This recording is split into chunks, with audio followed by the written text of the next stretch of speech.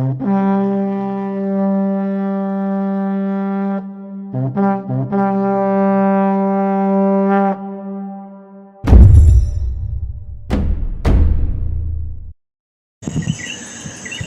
is SHAZZBARBARIC reading SHAZZBARBARIC, Truth and Narrative. Okay. Forward.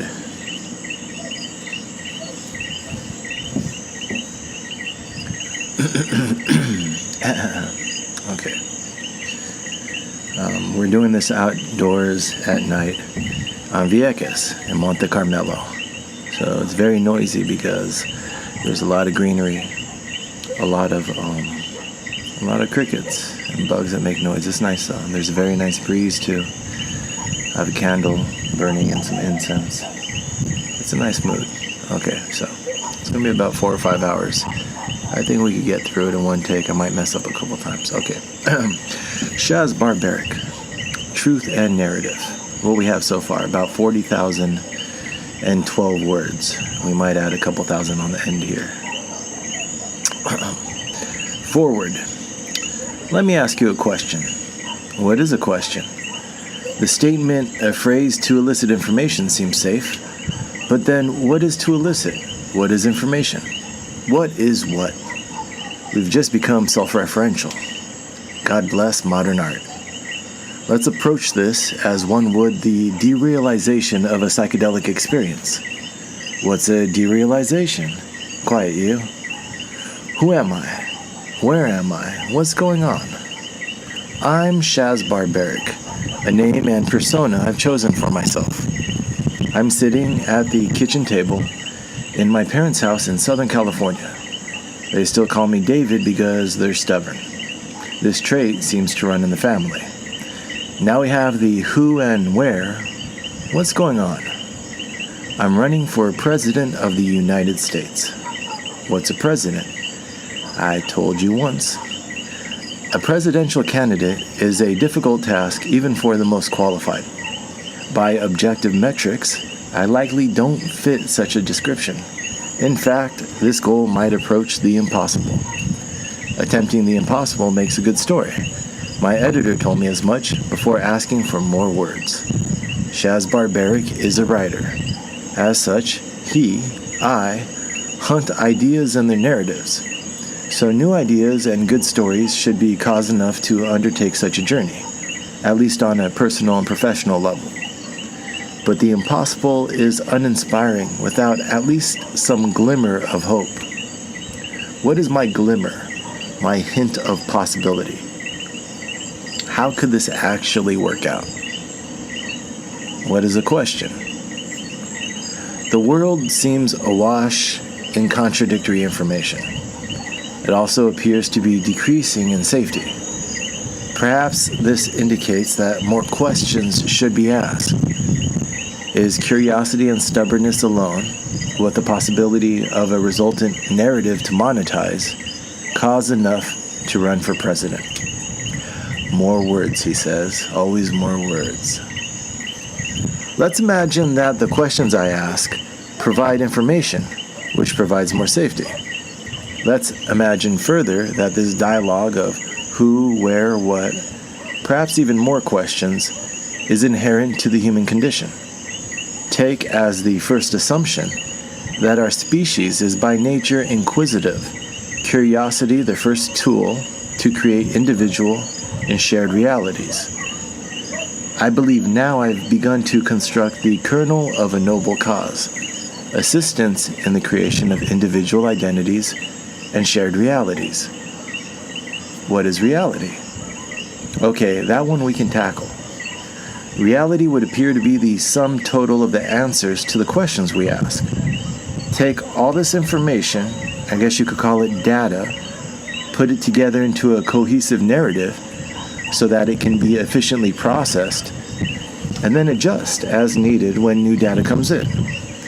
The effectiveness of this narrative in explaining the past as well as predicting the future places one's conception of reality on the spectrum between delusion and verified objective truth.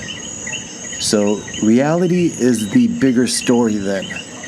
And derealization, it follows, is a confusion of this story, whether purposeful, as in someone taking mind-altering substances, or malicious, as in someone either corrupting the data, the larger narrative, or a mixture of both. Questions then provide information, data, used to construct more accurate stories of who we are. If not completely knowable, hopefully the above at least approaches a higher virtue. Let's call this higher virtue intellectual curiosity, or truth-seeking. So the cause is good, or at least appears to be headed in that direction. The glimmer has been sighted, however slight, among the impossible. Now we can proceed with the path toward the presidency, whatever that turns out to be. What is what? It appears as though you have a lot of questions. And by you, of course, I mean myself. And by myself, of course, I am us. Let us start from the general and walk to the specific, shall we? Then we can discuss what is the presidency and the plan to get from here to there. Thank you. You're welcome.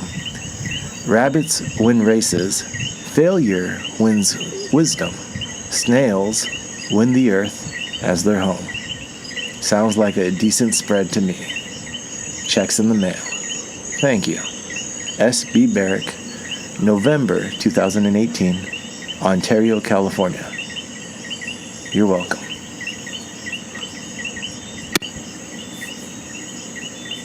Okay, where were we at? We just did the forward. HM 1300. HM 1300. Let's begin. How general can we start?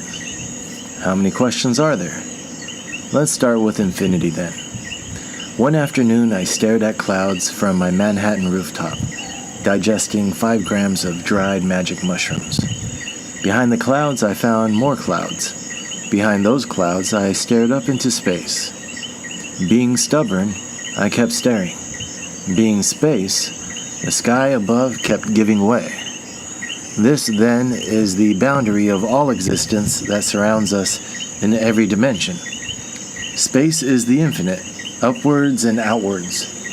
I suppose time is also infinite, behind and ahead of us. Our ignorance is infinite, questions outpacing facts. Experience itself seems bound by this infinity, the unknown which lies beyond what we can know, outwards and inwards. Otherwise, things would quickly become quite boring, no? But how does one deal with this unknown, these innumerable unknowns, the suffocation of a tiny existence bounded in every way and on every side by the unknowable? Easy, God. Right you are. So we have a name for the infinite then, a placeholder for the undefined, and a light out of the darkness of despondency. In spirituality, we call this God, the first mover, and worship him or her or it or flying spaghetti monster. In science, we call this the Big Bang, or whatever other less romantic nouns the clinicians are yelling while they orgasm, in an attempt to push this horrific boundary further away. Who acts more rational? The spiritualist who draws the unknown closer in worship, or interrogators who seek its dissolution? I suppose it depends on how your Monday's going. Sometimes the human condition involves the spiritualist exploring, while traditionalists offer reverence. But religious traditions have proven more static than the scientific when it comes to noodling the unknown. One side lends itself more to experimentation, at least in the modern age. At least one would hope. We need that glimmer of nobility of cause, remember, to give our pursuit some semblance of inspired worth. So ours being at heart an investigation into truth, let's try to stay on scientific footing. Your funeral. Indeed. Would actually be quite odd to have it any other way. So the infinite surrounds us, and we define it in order to either revere or explore its properties. What are those properties? Well, the infinite isn't just a boundary between what is positively known and what can never be understood. Infinity can also infect questions themselves. What in appearance is simple, but in actuality turns out to be unsolvable. The infinite can also be defined as endless repetition, a strange loop. A strange loop, endless repetition. So, endless repetition. Yes, a strange loop. Why strange? Well, self-referential questions within a closed system cannot solve themselves because they comment on both the question and possible solutions. This statement is false. Yes, I mean no, I mean good job. So, endless repetition. Yes, a strange loop. Why strange though? Why indeed? Perhaps these unsolvable puzzles intrigue us because they echo the origins of consciousness. Who looks back from the mirror? Where is the reference point from within the abyss? What asks what? Is identity itself just a hiccup? Data interpreting data? Just a record skipping before the power is finally cut from the console? Another question which cannot be answered by the questioner. Someone owns a black light. Regardless, these patterns of endless questioning can be labeled as easily as spatial conceptions of the infinite. Yeah, God. You keep using that word. I do not think it means what you think it means. We conceptualize the infinite through origin stories, spiritual or scientific, and patterns we conceptualize through shit. How do we conceptualize fractal patterns? Oh yeah, fractals. That sounds better than strange. Yes, indeed. It appears as though we have three tasks ahead of us then to categorize the infinite. 1. The limitless unknown, which binds finite observable phenomena. 2. Patterns which play out endlessly in the form of repeating fractals repeating themselves repeatedly. And then 3. Self-referential questions which are unanswerable, these logic fractals, if you will. I will and I have. Love the show. Can't go wrong with Muppets and a killer theme song. A strange paradox where you both agree with and detest audience participation. Speaking of which, let's stick to exploring the first two and offer a label of paradox to the third, which seems more scientific and therefore more useful, for now, than terms like strange or blind reverence, like theism. Perhaps one man's God is another man's paradox. That's actually quite fair of you. And of course, by you, I mean me. And of course, by me, I mean us. Yes, perhaps life is but a fuzzy fraggle, a poor puppet that struts and frets his hour under the rock. Rip. Rest in peace, Jim Henson. Using the power of literary acumen and the stress of financial deadlines, then, let me harness these fractal loops in the form of metaphor to tease shared truths out of dissimilar concepts. Then we can use the smaller patterns to explore the larger and shed light on the overall system. Earn that advance. I know. More words. I christen this metaphor then, History's Microscope, or for marketing purposes, the HM1300, and set its power to 250 million magnification, meaning that 1 year will equal 250 million in our thought experiment /metaphor /HM1300. Let us now flip the power switch to on and see what we can discover peering into time itself, or at least the origins of our galaxy, the planet Earth, and life thereon. First slide up. Dance your cares away. Worry for another day. Dun, dun, dun, dun, dun. Something fraggle. Alright. We'll just run into this one too. Eons to infants.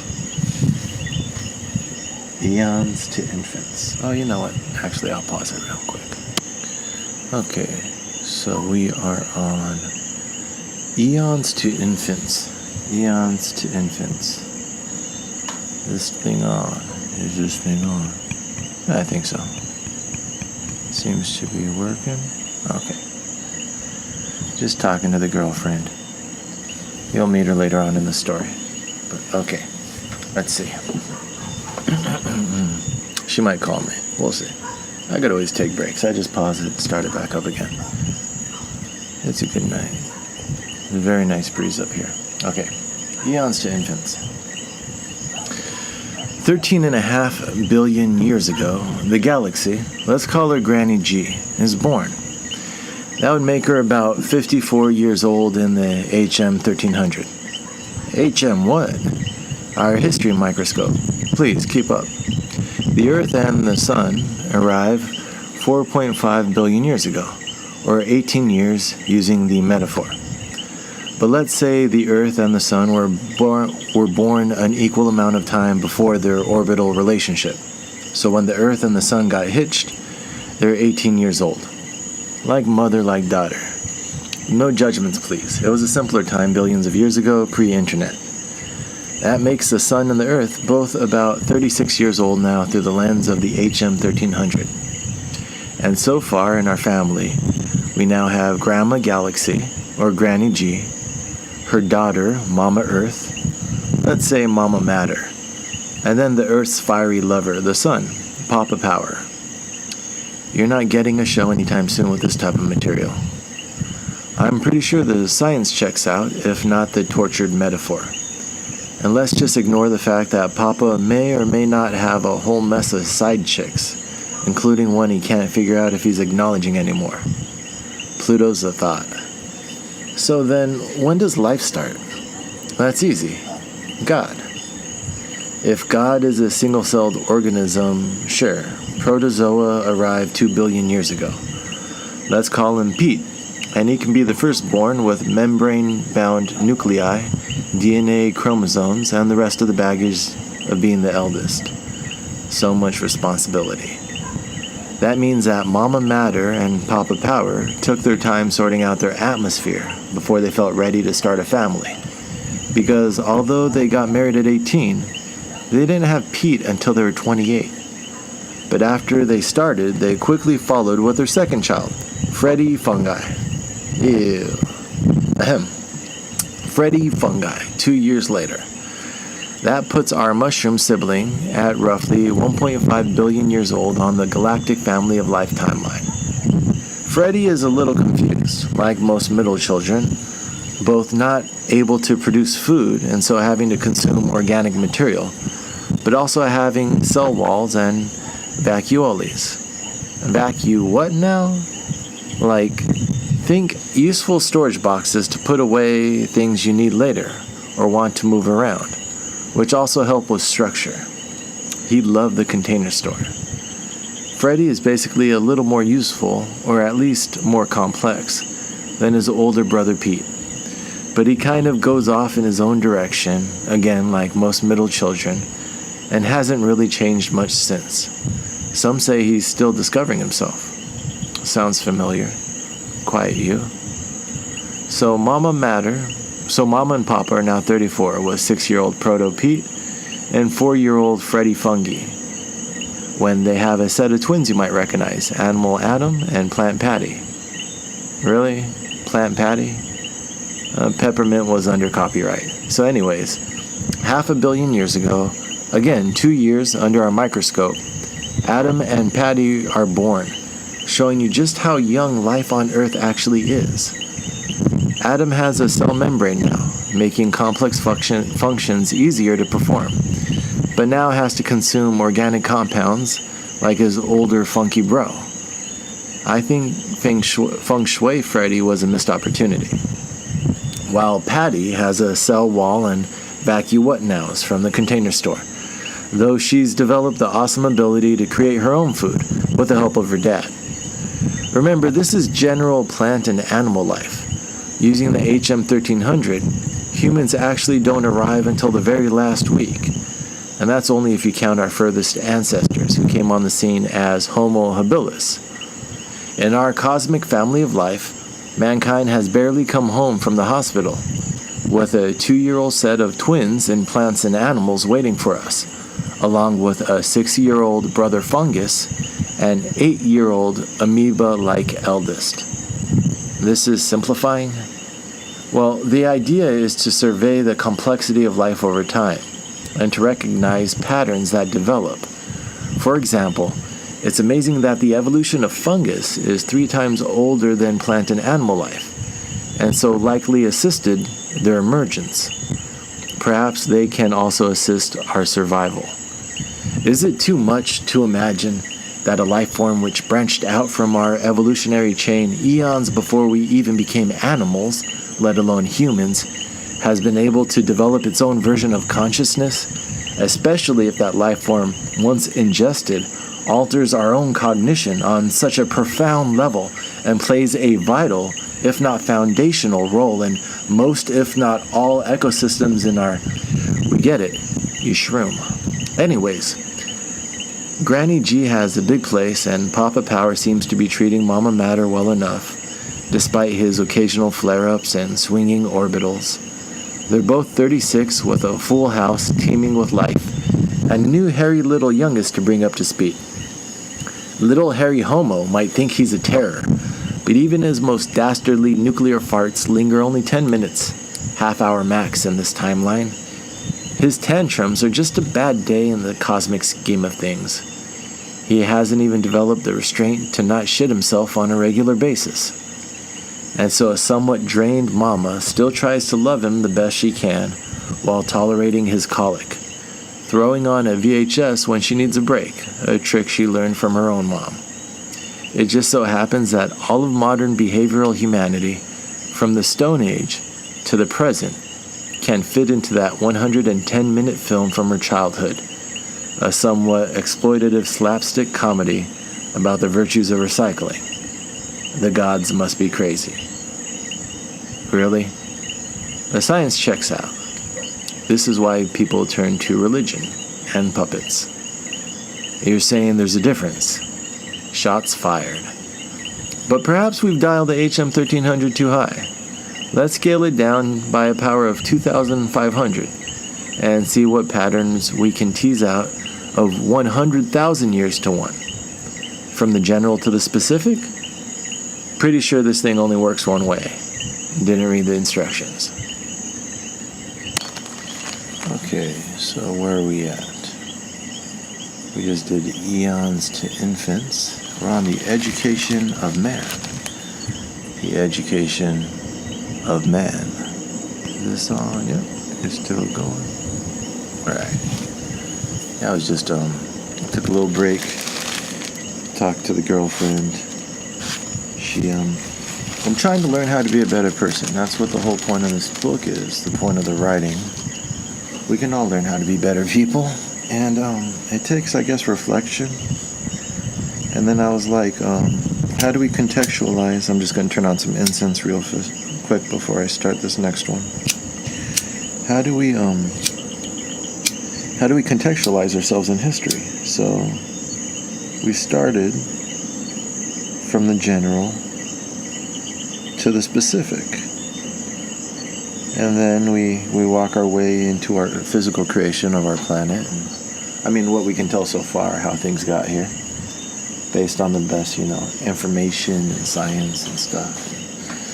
And then, and so I guess that's where we're at, the education of man. Now we're on to how man got here. And then we'll get more and more specific until I get to myself.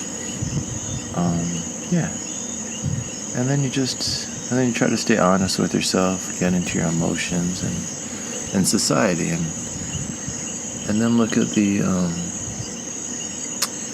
the forces, or I guess the people or the institutions. But it seems like there's some lies out there. There's some motivation for keeping you from knowing yourself, keeping you from knowing your context, how you fit into this world, to keep you from peace. I feel like I'm the strongest version of myself when I have peace. And so there's an incentive to keep people weak. And that comes from taking away your peace. So this whole practice, and that's why doing it tonight is pretty nice. Being out here, this is a very, very nice place to do this. And I read this earlier today, and it gives you peace. It gives you peace to tell yourself your story. So let's continue. Education of man, 2.5 million years ago. Oh, that's not a title. 2.5 million years ago, Homo habilis, handyman, hit the scene. Short and hairy with lanky arms, and about half the cranial capacity of modern humans. We're not expert hunters yet. Our stone tools are mostly used defensively, and we scavenge for our food. Wait, what was the setting again? 100,000 years to one. For perspective, Homo sapiens sapien, or wise man, shows up 24.5 years later at this scale. We now need to walk our way from the handy birth of man to his wise modernity. You mean wise man? I guess some are wiser than others. Back to the HM 1300. We have this little stone-toting fuzzball exploring areas previously too hostile to inhabit. Dance your cares away. By the time little Homo is around 6 years old, we call him erectus, upright man, that is, That is when pre-conventional morality develops. Consequences are spotted using a new organ which lets him track distant targets by measuring balance and movement. A good thing, because he's also begun to master fire, which requires a little more responsibility, wouldn't you say? Wait, are you mixing metaphors? Child or caveman? Moral or evolutionary development? Yes, he became a capable little hunter, shedding hair along with body heat to be more active during the day. Like first graders starting elementary school, he learns about complex social groups, language, and all the schoolyard gossip that comes with both. This is no way to teach anyone anything. But we did learn, at least our ancestors did, doubling brain size during those formative years. Although cortical gray matter peaked around 13, or Homo antecessor, our common ancestor with other humanoids. You're introducing robots now? Not human droids, humanoids, human-like species. We call ourselves wise humans because there are other wise human species that may have been comparable to us. It seems as though around 7th grade we started taking different classes. Conventional morality is setting in. Pick your metaphor. Ahem. Conventional morality is setting in. We're learning to satisfy the expectations of our social groups and that of society. Putting that bigger brain to work. We used to call this early moral socializing civics before we started merely teaching to test, but I'm getting ahead of myself. Wait, now you're getting political? I am running for president, remember, just walking my way from here to there. By the time our temporal lobes, which handle language comprehension and emotions, fully evolve, we're 18 and ready to start our future. Our classmates, however, are not so fortunate. We've made great memories with Neanderthals, Denisovians, and the rest of the high school gang. Neanderthal women easily beat the strongest bodybuilders arm wrestling, and Denisovians, well, we're still figuring them out, though I suspect they ate lunch behind the gym and had a lot of inside jokes no one else understood. I ate behind the gym. But we leave the freaks and geeks to towny fates, for the wise are college-bound. Once we graduate, despite best attempts at debauchery, our brains now consume a magnificent 20% of our metabolism. Really? Yep, I read it somewhere on a bottle cap. Per the HM 1300, we're physically modern at 22, if not mentally, and ready for a career. Or maybe we're going to take a gap year. I don't know what millennials are doing anymore. Do they still call them that? You've lost me. Well, the point is, between 20 and 24, our brain volume triples. triples. So the size doubled in high school, but the real jump in mass came during those experimental years in college, and those couple years of wandering shortly after. Some hypothesize that we might have hung out with our older brother Freddie, expanding horizons with strange Ziploc bags and cool tunes, to develop our own opinions on life. Some say he's just a bum. That rug really tied his room together. One way or another, between fungal cultures and countercultures, we became modern. We're somewhere between 24 and 25. We've decided to get a dog. Oh, and those townies with no prospects or career paths have somehow gone extinct. Wait, what? How? We might have killed them. Seriously? Yeah, we most likely killed them all, actually. Wise man can be a bit of an asshole. The third level in the theory of morality, post-conventional, isn't guaranteed. Consensus, universal moral principles, and ethics that approach the spiritual are earned through willful introspection. Some people are still doing the right thing into adulthood just because it's the law, or out of fear of shame, or punishment. God. Hey, Jesus is love, dude. Unless you don't accept him as your Lord and Savior, then you can go to hell. How lovely. To dig deeper into our possible sociopathy, we'll dial back the HM 1300 by a magnitude of 250, from 100,000 to 400 years. We're exiting the timeline of genetic mutations that allow species-to-species evolution, but only just stepping into the crux of the age of social evolution. It's almost as if innovation is now jumping time frames from life form to lifestyle, genes to memes. So kawaii. Perhaps we should keep this pattern of jumping in mind as we continue to push modern technology past the pace of anything Granny G's home and its family of life has yet seen. We've been hanging around Freddy too much. Just saying, you can't put the toothpaste back in the tube. Systems seek stability. We'd be wise to rethink actions affecting processes developed longer than life's even been around. Some things quickly done cannot be quickly undone. I can get the toothpaste back in the tube. It was a metaphor. You just need to shove it back in there. You're missing the point. Just scoop it up, and then you need like a pokey thing to jam it back in. But maybe blow the tube to inflate it first. Ideally, before you brush your teeth, so you don't waste the toothpaste. Next slide. That you're going to eventually get in your mouth. Totally doable. You're just being lazy. Next slide. I win.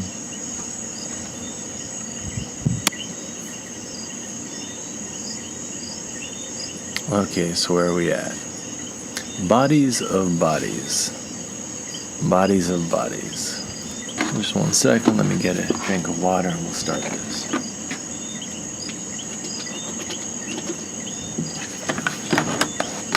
So far, we gotta do a little mic check.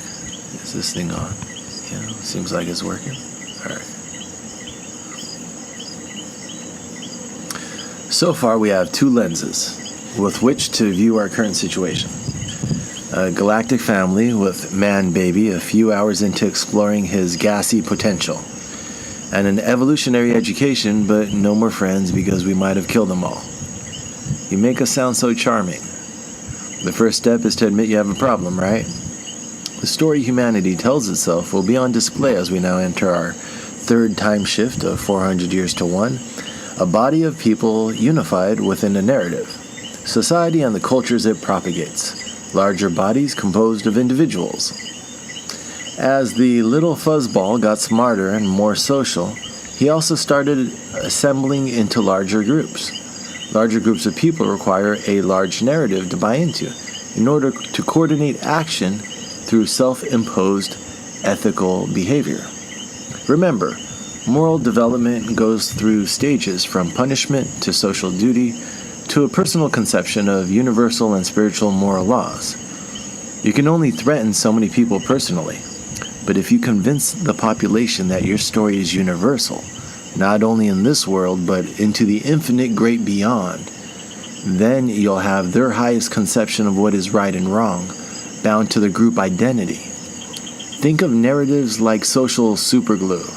Throughout the history of large social groups, as we watch people come together in order to confront their existential problems and, more often than not, overshoot the mark with a little pillaging and mayhem, pilgrimage and mayflowers. Good one. The catalyst seems to be a strong sense of group identity, whether displayed through financial, political, or religious systems, and usually incorporating all three: resources, safety, and those pesky unknowables: tithes, church, and prayer. This is why I don't encourage you, heathen. Rather than the quick fix of a certain three-letter paradox, our world's dominated by artificial bodies. Robots, it's time for the robots. Artificial legal bodies, which have begun to dominate resources, safety, and, if not conceptions of the infinite, then at least their institutions of reverence and investigation. Mega church meets mega endowment. Exactly.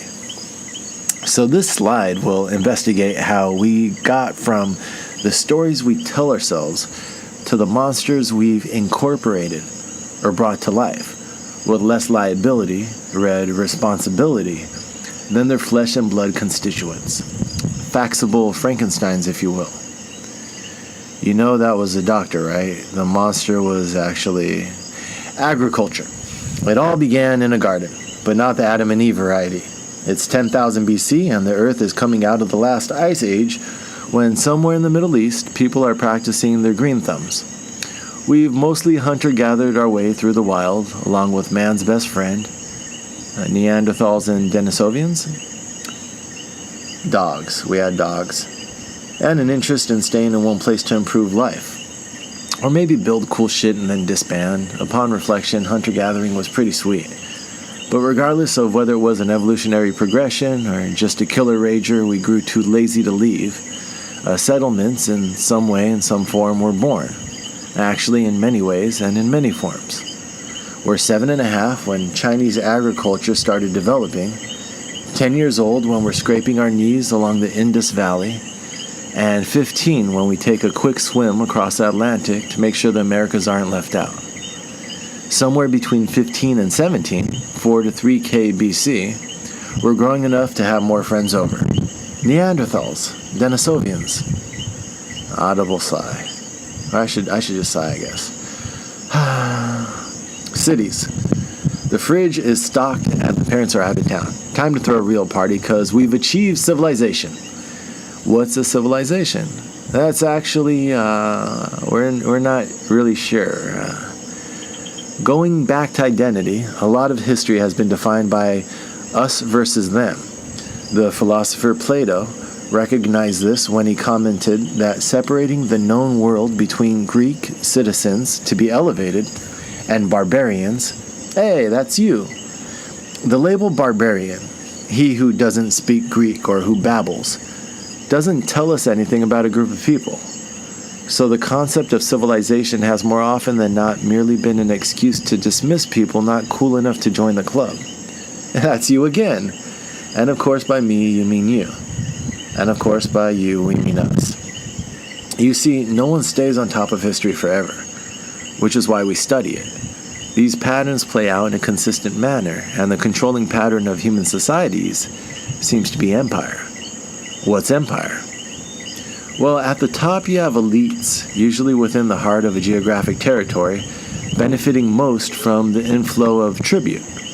Next you have vassals, not as powerful as elites, but benefiting in their own right, usually within spheres of influence.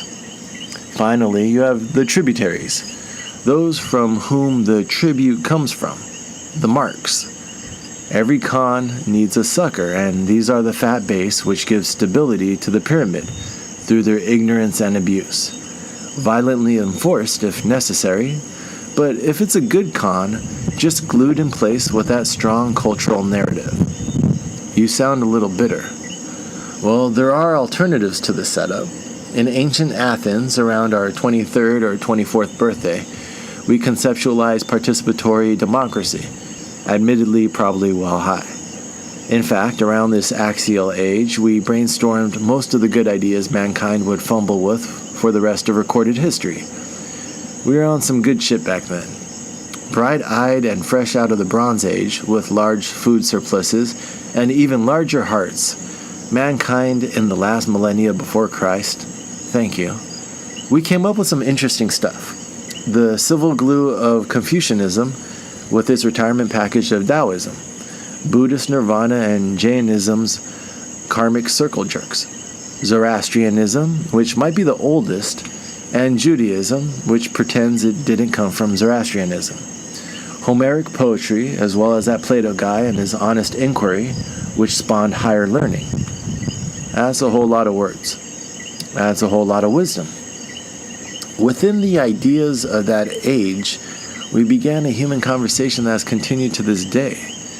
If, that is, we didn't constantly get sidetracked by a damn empire, violently shattering our Grecian urns only to glue them back together to carry water for elites. Wait, where does the barbarian fit into empire again? Wait, where does the barbarian fit into empire again? We didn't get an invitation to the party. Sometimes we crash it. Most of the time, it crashes our way of life. Think locals living in any college town. The rents climb higher, so the townies get rowdy. The controlling pattern of supposed civilization. I guess you can't kill all the townies. Doesn't stop us from trying, though, right? Seems like the working solution has been to keep them fighting amongst themselves, though. The old divide and conquer song and dance. Lie and prosper. The argument has always been that empire is the only company hiring, and so mankind readily put in his application to sign up for large agricultural centers, professional militaries, and advanced bureaucracies, feeling like it's his only way to advance cultures. Busy bees and MTV. I can't tell if you're really paying attention. I think there's an obvious solution, though. Does your solution involve an invisible man in the sky? Let's just say it doesn't not involve an invisible man in the sky. Do you have a moment to discuss our, despite their ideals, ancient Greece and later Rome gave in to the temptation of triangles. 500 BC to 500 AD was the time of warfare between regional empires. It was no time for idealism. We are in our early 20s, out of weed, and needing to pad that resume. By age 26, the Roman Empire's management was changing over to some Odo Acer guy from Germany. Wait, is it pronounced Odo Acer or Odo Acer? To his face or behind his back in the break room? Yeah, we started putting in resumes. After a couple months, there was a startup in the desert that said they had a possible availability. Experience in crafting political narratives from religious epiphanies? Check. Strong desire to secure regional trade overlapping with spiritual pilgrimage? Double check. I like these guys. Please be monotheistic with a decent health plan. Well, you'll be happy to have joined the Islamic Golden Age, where we transferred cultural knowledge from previous employment. It's called institutional memory. Look who reads the Harvard Business Review. So, Islam it was from 750 to 1258 AD, or whatever letters they throw after numbers. Thoughts on number 1, Jesus, and number 2, pre-existing conditions? First answer, they think he's a cool dude. And second answer, I think they have 2 plans available. Sounds good. And at least now we have hijab. You're sitting on that one for a while. Aren't you going to ask me why the date is so specific, though? Why 1258? ... The Golden Age ended in 1258 because that's when Baghdad was sacked. Just like that, we were headhunted, off to join our third empire in so many years. Our regional manager was mediocre, the printers broke, the rivers ran black with ink. It was a mess, and we were lucky to get out of there when we did. It's going to look like job hopping. Ahem. Empires, like startups, are often acquired. Besides, it doesn't matter if you're still under 30. How old are we now? Well, the Mongolian Empire stretched from 1206 ACE to 1368 ACE, about 28, I guess. You're going to fit all of modernity in 2 years. Oh no, the last half a year, barely to the Middle Ages. But first, the Crusades. Oh, so conflicted. We used to work there. Waged to stop Muslim expansion and reclaim territory, the Crusades, 1096 FML to 1291 FML, opened up trade routes from the Levant to the Baltic. English, please. From the sandpits to the chocolates. No snow to hot cocoa. And that's actually quite revealing, that a European country could specialize in a confection to the point that it evokes their culture, while the main ingredients come from the global south. The fingerprints of empire are all over every aspect of our identity, whether the stories we tell ourselves admit this or not. You're making chocolate political now? Yeah, I didn't make the world, I'm just trying to understand it. While getting our Six Sigma in genocide, I prefer an agile workflow, killing 1/10 of the current population as a part of Genghis conglomerated. The West was laying down the foundation for a renaissance, or a rebirth of European dominance in the market. We're good at killing people. Yes, mankind has become quite good at killing itself. Some may even say it's become our specialty. But back then it was still Mongolian beefs. You know, Mongolian beef was actually originated in Taiwan during the mid-20th Oxford University, 1200 SFY. Now we have a place to learn stuff again, like Plato always wanted. Or did he want us to live in caves? Or search for the lost city of Atlantis? The guy was a little broad. I see what you did there. Magna Carta, 1215 WWE. We're still up to our knees in slaughtering. No, really, the Mongols kill perhaps 3/4 of all Persians at the time. They can't all have been good people. And too soon. But the rest of the world is progressing. No longer would the king merely rule by divine right. Boo! His subjects were starting to claim rights including innocence, assembly, and speech. But then something funny happened on the way to the democracy. Funny haha, or... Well, power starts shifting from political narratives to financial ones. Crusades and the trade routes they opened, office rivalry at its best. Started sending money into Italian city-states, which developed modern banking during the Renaissance between 1300 and 1600. Age 28 to 29, just after we left Mongol Incorporated. All that slaughtering was giving me carpal tunnel. Just as the serfs were gaining rights before kings, power slipped into more obscure quarters, and thus modern finance was born in Europe. The creditor class would grow to become the more powerful than kings or nations, profiting from both sides of war and suppressing insurgents domestically as well as abroad when their debts weren't paid. So who do we go to work for then? Well, let's see our options. Dante's Divine Comedy was written in 1320. Comedy as in haha, or like not early Jim Carrey on helium funny, more like late Jim Carrey on acid funny. But there was a lot of important art too that if we went to Oxford, I'm sure we would mention. The printing press is invented in 1450. We're about 28 and a half. We skimmed the books and glanced at some paintings, knowing that we could catch most of it in a Ken Burns documentary if we wait another year or so. Are we working at this time? We did good, as the butchers of history usually do, our money making us money. There's a scientific revolution, which we watch with amusement around our 29th birthday.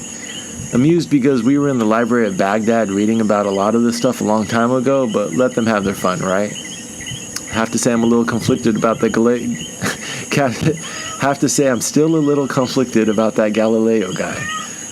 We've invested... Shh, I'm recording something. Stop meowing, cat. Shh. Shh. Shh. No. I don't have anything for you. I'm just going to ignore the cat in the background. Such a loud cat. We've invested in a little pilgrimage and Mayflowers on the side. Pillaging and mayhem. Luckily, the Treaty of Westphalia begins international law because we need to divest the sweet Columbian exchange gains into something less volatile. We've done well, but chattel futures aren't looking up. Well, some form of chattel. One stock we've actually decided to long is the Dutch East India Company. Actually, it's one of the first stocks ever created, and so probably our longest hold. Hodl. What? The Dutchies run 1602 to 1800, which is about half a year, a decent hold for someone in their 20s. But the real attendees are in our diverse portfolio, including Lloyd's Cafe, Starbucks meets Gecko ads to hedge risk, and the Bank of England to circulate paper currency in 1695. Wow, so paper currency dates to when we were 29. Another time we were amused because Mongols had paper money when we were 28, but let them think they were first. We've always been early adopters. Just wait until you hear how Incas tracked debts by counting knots of gum in your hair. Wait, what? A lot is flying fast and loose this last year, so try to keep up. Enlightenment 1700 to 1800 is decent copy to slap on a constitution. Americans do just that, knowing people will click accept without reading the terms of service. Good thing, too, because at its founding, only 6% of the population of the United States were white male landowners entitled to actually participate in their supposed democracy. I think the official term is preferred stock. That's a pretty good euphemism for racism, actually.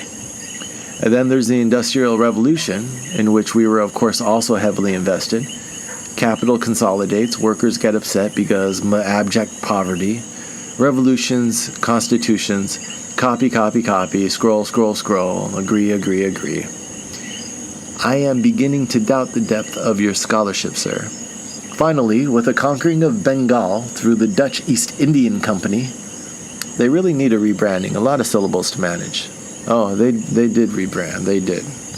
With their help, in the mid-18th century, Great Britain controls the Indian subcontinent and starts to break away from the pack. We bet on the right horse, unicorn. Actually, the British crest is a unicorn, so we're wrapping this up quite nicely.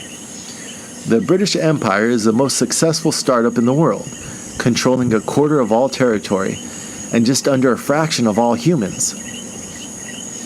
Are controlling a quarter of all territory and just under that fraction of all humans. I'm not so bullish on those numbers, low growth potential. Exactly. Once you control the world, where do you go from there?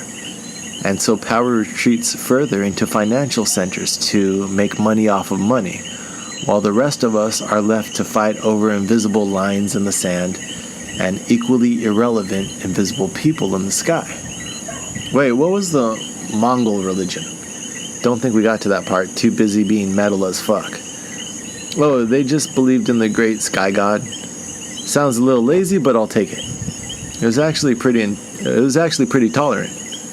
No inter-office marches of madness. Nope, just death and trade. Make money or die trying. Or die a lot of other ways. Probably a good chance we're killing you, but also make money. So all empires want is money. Well, it looks like they at least prioritized international trade even before nation-states were a thing. There's something to that busy bee culture exchange theory, and someone's been hoarding the nectar. But let's leave that to the economics historians. We're only 29 with a decent portfolio. Probably better not to ask too many questions. Well, companies and industry are a good thing though, right? Yeah, the concept of incorporation for one-off projects was a useful innovation for large public works that required complex financing and the hedging of risk. The Suez Canal, constructed between 1859 and 1869, was the largest stock-financed venture at that time and reduced trade routes by over 3,700 miles. Hooray for capitalism! But it was performed with the forced labor of 30,000 fellow human beings. More attendees. The Panama Canal, on our side of the Atlantic, was another large work that couldn't have been accomplished without complex financing. This time, the project was underwritten by the nation-state of yours truly. God? That term has never been used. Built from 1904 to 1914, this canal saved us 4,000 miles each way this time. Cautious celebratory yay capitalism? Well, the French only gave up 20 years prior because after starting with 40,000, over half their labor died. Let it never be said that a large loss of life can deter Americans from following where the French failed. It's too soon. Or the British into Iraq 100 years later. We're approaching our 30th birthday. Financial independence benchmarks are coming up, if not democratic ones. Heck, we might be in the bonus. But are we happy? To be honest, the last couple years of your example was a lot. Kind of waiting to stream that Jim Carrey movie before passing judgment. Ah yes, the Divine Comedy. Is that the story of mankind so far, a comedy? Funny haha, or funny as in just a long acid trip with a 56-year-old depressive? Wow, I feel old now. Though I liked him on Comedians in Cars with that Zoroastrian guy. Are we even reading the entire story? These empires in which we punch the clock, they all have a vested interest in keeping us glued to our cubicles for the company good, no? Traditions and canons, popes and their tropes. The Mongols were transparently vicious, while everyone else is more hypocritical than sociopathic. Well, again, the Catholic Church has somehow mastered both quite well, so there's that. Shots fired. Is that our only choice then? Lying or leveraging our brute force? Or do we wash our hands and say it wasn't in the prospectus? Do we wash our hands and say wasn't in the prospectus? Do we wash our hands and say wasn't in the prospectus? Thoughts and prayers and crisis management. Okay, that was a low blow. I don't want to change your mind. You have your names for your paradoxes, we all do. But shouldn't we at least acknowledge reality? We're 25 when China invents printing, but we wait a couple years to let our European company take credit.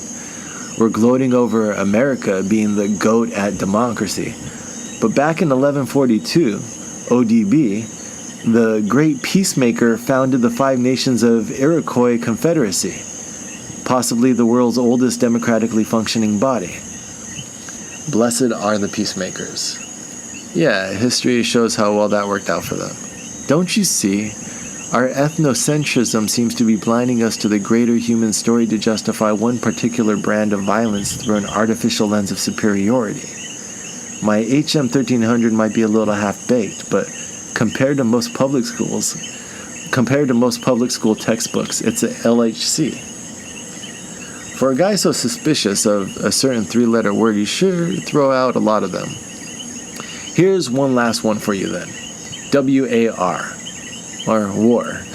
We are right, always and in all ways, merely because we belong to the club of us and not to that of our victims. Kill one man, you are a murderer. Kill millions, you are a conqueror. Kill them all, you are God. Had me until the last one. From the Iroquois to the Iraqi, America has functioned more like Frankenstein than friend. You know that was the name of as technology increases connectivity, the reality of the human species as a superorganism becomes harder to deny. Our world suffers from a dissociative form of psychosis. It's said that a democracy must include the following four tenets to be functional: free elections, civic participation, human rights, and legal equity. Democracy is overrated. Give to Caesar's what is Caesar's. The divine right of kings, however. Broken politics all rely on conventional morality as their highest denominator, using reward and punishment framing over any universal concept of right and wrong. Consensus is supposed to be a bridge to a more equitable society. When practiced, it actually feels a little spiritual, because discussion grounded in universal ethics feels infinitely healthier than emotional catharsis based on our biases. Snowflake. It's buying into shared values to create a group identity, and then holding individuals accountable to that group above their selfish interest. It's how peace is made. It's also kind of how man escaped the animal kingdom of pure savagery, if civilization means anything at all. The Oreste, A trilogy of tragedies we would binge on when we were baked back in the Axial Age try to talk us out of reciprocal cycles of violence, and into community-administered justice. Do the stories we tell ourselves these days have the same high-minded aims, or are they just used to justify current power hierarchies, echoing our worst aspects like greed, vanity, and violence? Culture needs a narrative. Instead of gluing selective pieces of the past together with opportunistic reasoning, we can create our future together. This old glue isn't holding. There's too many cracks. Our stories are failing us. All empires eventually end, and psychosis leads to self-harm. If human progress is narrowed to these easily identifiable patterns of manipulation, we've sealed our fate, which I fear, sadly, has spawned the fatalism of the current age. You might just be throwing stuff together to sell a book, though. And perhaps. The nice thing about objective truth is that it's the largest set which includes all others. The best explanation, if you will. I will and I do. But to really make my point, I'll have to drill deeper into the last half a year and expand it into a larger timeline. Thank God. Was feeling a little cramped there. We now have to move to a framework not of growth, nor morality, but specific behavior. Now it's time to talk about our addictions. I don't have the problem, you do. But then by mean, you mean you, and by you, we mean us.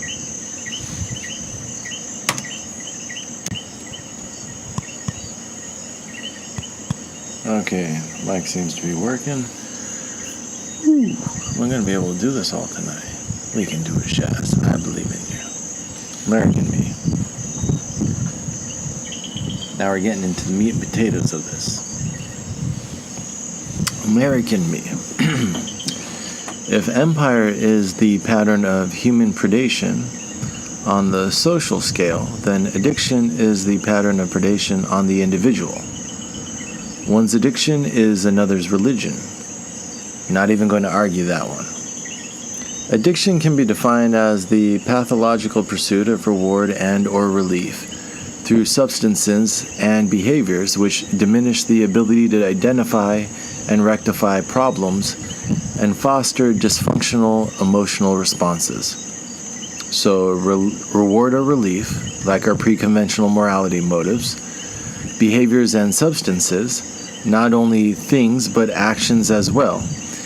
And the important part, the fact that it must be a harmful relationship, specifically harming problem solving and emotional stability, which seem like important life skills to foster. You're the asshole. Where are my car keys? Yes, the addict is often swinging from dysfunction to projection, with their habitual use being the small eye within the storm where they find temporary peace, usually in secret, and usually with enablers on standby to sell them more.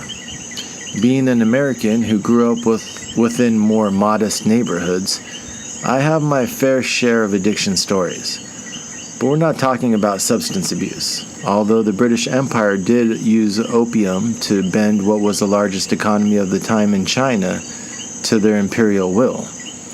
The imperial will that invented the central banking system, which underwrites the current global hierarchy, which is enforced through American militarism, which goes unchecked partly because we're too busy dealing with, wait for it, an opiate epidemic.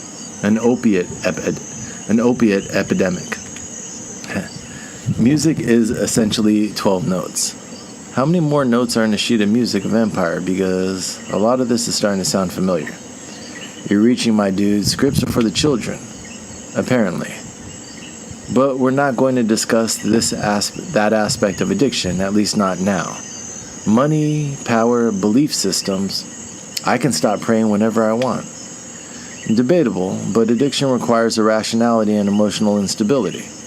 Religion actually can help mature you if it's used as a tool for self-correction. A spiritual path which humbles oneself to the unknown within and without. Cults prey on membership. Americanism that claim that all of our actions are right because we're us, a strange loop, operates as an addiction. So let us take the HM1300 down another scale, this time 16 years to 1. We're slowing way down, general to the specific. So we have 15 years, according to our newest metaphor, to explore the United States from 1776 to 2016 and determine if a society indeed exhibits the traits of its constituents. That is, have we developed unhealthy relationships which are leading to self-harm? But we're not going to start with age 0 this time, because as you pointed out previously, our developmental years might be hard to explain. Partying at 7, there's the unreliable and there's sloppy. Then let us instead borrow from real life and lay the history of the United States over an addict I personally watched develop from her first cigarette at 17 to her finally quitting heroin just last year before her 32nd birthday. Not too personal? All I know is what I've lived. I just speak my truth. Look who's addicted to melodramatic. Look who's addicted to the melodramatic. And quiet you. The 5 commonly described phases of addiction. We've gone from scientific to commonly described. I found them on a celebrity rehab website. Anyways, here we go. Use, abuse, tolerance, dependence, and addiction. Courtesy of Seasons in Malibu. World-class addiction treatment in luxury resort settings. They accept most major insurers and are standing by 24/7 at 866-780-8539. Really? Maybe we can parlay a sponsorship. I should call them right now and have their answer machine pick up. That's a real number. If you have the money and you want to go get clean in Malibu, I don't know, looks like a good place. It looks expensive. I mean, make sure you got the money or your insurance will pay for it, but it looked like a decent place. Anyways. So, maybe we can parlay sponsorship. I have bills, man. On to the first phase, experimental use. Not sure how but tell them Shaz sent you. If you're going to call Seasons in Malibu, feel free to drop my name. So, on to the first phase, experimental use. Not sure how I feel about opiates. Might need more data. Blues are the good ones, right? 1776 to 1824, our first phase of American history, covering my friend when she was 17 through 19 years old. She tried a lot of drugs before I met her, but I know she hadn't done heroin. She transitioned from cloves to cigs, and then other things. We fell in and out of contact those early years. I remember teaching her how to drive, the jumping hug she gave me when she passed her test, stealing a kiss and her getting mad. I probably talked too much, always verbally processing. I was still figuring out how to approach girls without freaking them out with my intensity. Let me guess, you were the guy sending novel-length emails. Anyways, while I learned how to chill out, she was figuring out, I shouldn't really speak for my friend. All I can say is what I saw. Something motivated her to experiment with a lot of substances, some mind-altering and some highly addictive. Some I tried with her, and some she increased her volume and frequency of use on her own. So my problem is, when I'm crushing pills, I can never get a fine powder. What was the USA doing during this time, you ask? Coinciding with the Industrial Revolution, the first years of our country experienced rapid economic expansion. Manufacturing, particularly of textiles, was mechanized through factory production. Although, funny thing, we were an agrarian economy rather than an industrial one. This owed in no small part to our peculiar domestic institution, of course, that we didn't get around to abolishing until our next phase in addiction. And even when you get a fine powder, how big do you make the line? Straw or dollar? Benjamin, perhaps? I say you gotta go with those foreign currencies. There's a reason why they're plastic. Yes, Franklin himself testified to the land speculators on the frontier. Perhaps it was a risk-taking of youth, buying stuff of questionable quality from shady characters. The Louisiana Purchase from one French dealer, free Floridian samples from a guy with a Spanish accent, Like I said, questionable quality. I'm here, but I'm gonna be a minute. Do you, as America itself did its own due diligence in exploring its newly acquired territories. But our addiction isn't in territorial acquisition. That's so Genghis. No, we live in an era of modern finance, remember? So let us trace the roots of our own central banking system, going back to the first bank of the United States. Pushed through in 1791 by Alexander Hamilton, and they wonder why someone shot the guy. I thought you were checking out. No drug can overpower this level of banter. I have a friend named Fentanyl who might say otherwise, but let's save that for our final act.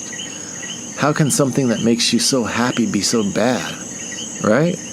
Money might not buy happiness, but it sure buys a lot of things that seem to provide it, and it sure as hell can become addictive. The First Bank of the United States, modeled coincidentally enough on the First Bank of England, had its 20-year charter expire in 1811. This is partly because it only ends up controlling 20% of the nation's currency, with state-run banks making up the rest. And then also possibly due to the fact that it was partly owned by foreigners who shared in its profits. Wait, what? Really? Sometimes the pattern is undeniably clear. First, country A wins independence from country B. Then country B insists that country A create a central bank they can profit from, which they do until it expires. Then, 1 year later, both countries go to war in 1812. Without a central bank, the United States resorted to issuing treasury notes. English, man, are these bills, and can they be rolled into the shape of a straw? Treasury notes were a debt instrument issued during financial stress, hand-signed and in larger denominations and dimensions. Larger straws are good. Bearing the owner interest, usually within 3 years, a financial crutch our nation used to heal. Ever notice how pens and straws share similar qualities? They didn't seem to work so well the first time around, the notes, not your inventions. I'm not sure how I feel about opiates, but I definitely like the way they smell. So, to combat rapid inflation, a second Bank of the United States was chartered from 1816 to 1836. I'm here, but I'm gonna be a minute. And thus we close our first phase of addiction, experimentation with central banking. And war, of course, the most debt-incurring of any state activity. Let's see. We had all of those Indian wars. They're not going to genocide themselves, you know. And then those pesky rebellions over credit and taxes. Luckily, most of those suckers can't vote. Lol. Barbary wars and Pirates of the Caribbean kept us busy with 3,000 attacks between 1815 and 1823. Remember, empires need those open trade routes. It looks like militarism was our gateway drug, with war-dealing financiers on the standby to offer the harder stuff. Huh? Where am I? We could still stop at this point, though, right? I mean, I'm asking for a friend. We all seem to have friends these days. Maybe we could have stopped if we had really thought about our destiny. If we had really thought our destiny was only to extend across the continent, or if we'd put more effort into peace than warfare, or perhaps stop to look in the mirror and learn how to love ourselves sincerely and completely, as a human family. I look in the mirror every time I bend over my coffee table. Like safeguards against any addiction, energy flows where attention goes. Positive sources of esteem insulate against self-harm. Gardens of self-worth you water daily with habits that develop emotional and intellectual maturity. Are we allowed poppies in our garden? They say... Are we allowed poppies in our garden? There's an addiction gene, they say, but it's also a disease. The sixth step is actually relapse. It's more of a circle than a progression, a warm, happy circle. Why am I so itchy? Can I borrow that 20, though? I got to see a man about a horse. As long as you're still functional, you're still in phase 2, or regular use, transitioning into abuse. Totally in control. The years are 1824 to 1876. 1824 to 1872, with the U.S. totally in control as well. Remember that second central bank expires in 1836, again not to be renewed. Andrew Jackson was elected president, and he really hated the central bank idea. Something about corruption, speculation, foreign powers profiting off domestic turmoil, a bunch of antiquated ideas like that. Good old Andrew. Not as fancy as Ben, not as quite as sad as a dusty George. This time, though, we didn't get war a year later, rather a financial crisis in the form of the Panic of 1837. There were a lot of contributing factors, including Jackson's own well-intentioned but short-sighted idea to require federal payments to be made in gold and silver. But the Bank of England, holding the world's reserve currency and expanding credit freely for 2 years previous, before raising rates, tightening global credit markets, probably had just a little bit to do with the crash as well. The boom and bust cycle, totally natural. Totally. Banks collapsed, businesses failed, unemployment shot to 25% in some areas. Naturally, I moved in with my friend. What? She was like around 20, 21. This phase in American history would cover her from 20 to 22. We lived in a 2-bedroom apartment in the Inland Empire for an hour outside of Los Angeles. She liked to do the music festival thing. I was working at my parents' insurance agency. We both smoked weed while I crushed on her, and she crushed multiple boyfriends between pills. Or maybe the other way around. But the boyfriends became less frequent. Long trips more so. Then the lighters and the spoons. I found a needle in the bathroom, which was the definitive proof, taking it with me as I moved out. Which was a cruel thing to do. Persecution doesn't stop addiction, it just makes it more dangerous. What, are you suggesting giving them clean needles? Actually, yes, this goes a long way in keeping people healthy and gaining a chance at interdiction where they can be helped. Treatment instead of incarceration decreased fatal overdoses in Portugal by over 50%. What was Portugal up to back in the early 1800s? Empire, of course, and then something weird going on with the king giving his son Brazil, but the kid called no backsies, but he made his dad emperor as a consolation. Let's stick to America for now. So, I knew at this time my friend was definitely on heroin. Your friend is not America. Debatable.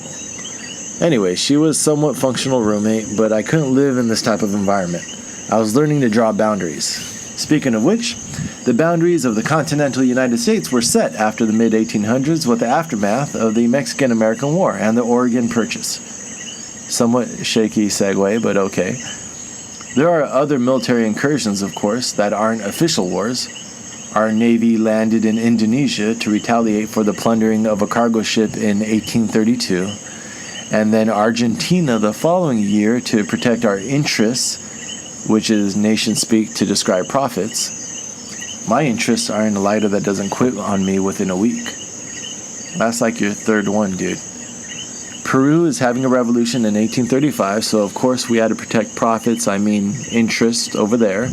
Sumatra, 1838, Fiji, 1839, Samoa, China, and Africa, revenge, pride, and piracy. And then the Mexican-American War, of course, from 1846 to 1848. Wait, are you trying to frame American militarism as just a corporate protectionist racket from its inception, and you have no more lighters? Oh no, that would be sloppy scholarship. We haven't quite invented the modern corporation yet. Many of these might be partnerships or even sole proprietorships. Thing about veins is once poked, twice shy. I'll take your latest nap to go from our Mexican kerfuffle to a nation divided. Mexico had population issues with their territories to the north. So at first they welcomed foreign settlers, but then they soon had another issue. How to incorporate these new, mostly white slave-holding citizens into their culture. One easy solution was to outlaw slavery. Most Mexicans are against it by now, Time to get with the program, gringos.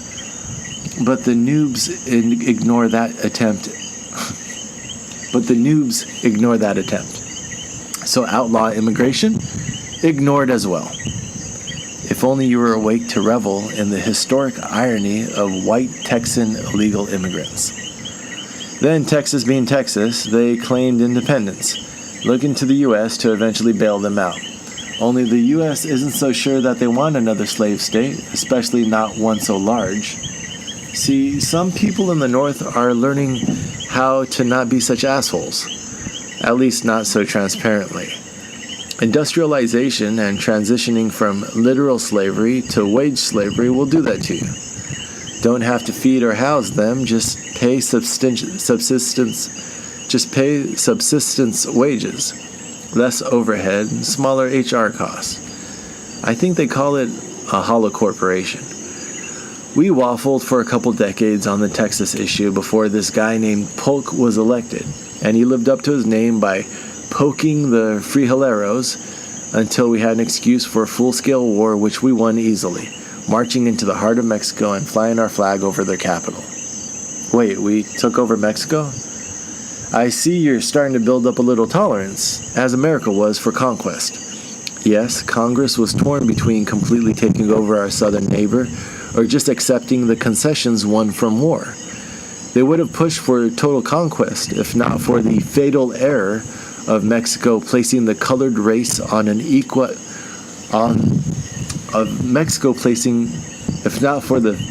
they would have pushed for total conquest if not for the fatal error of Mexico placing the colored race on an equality with the white.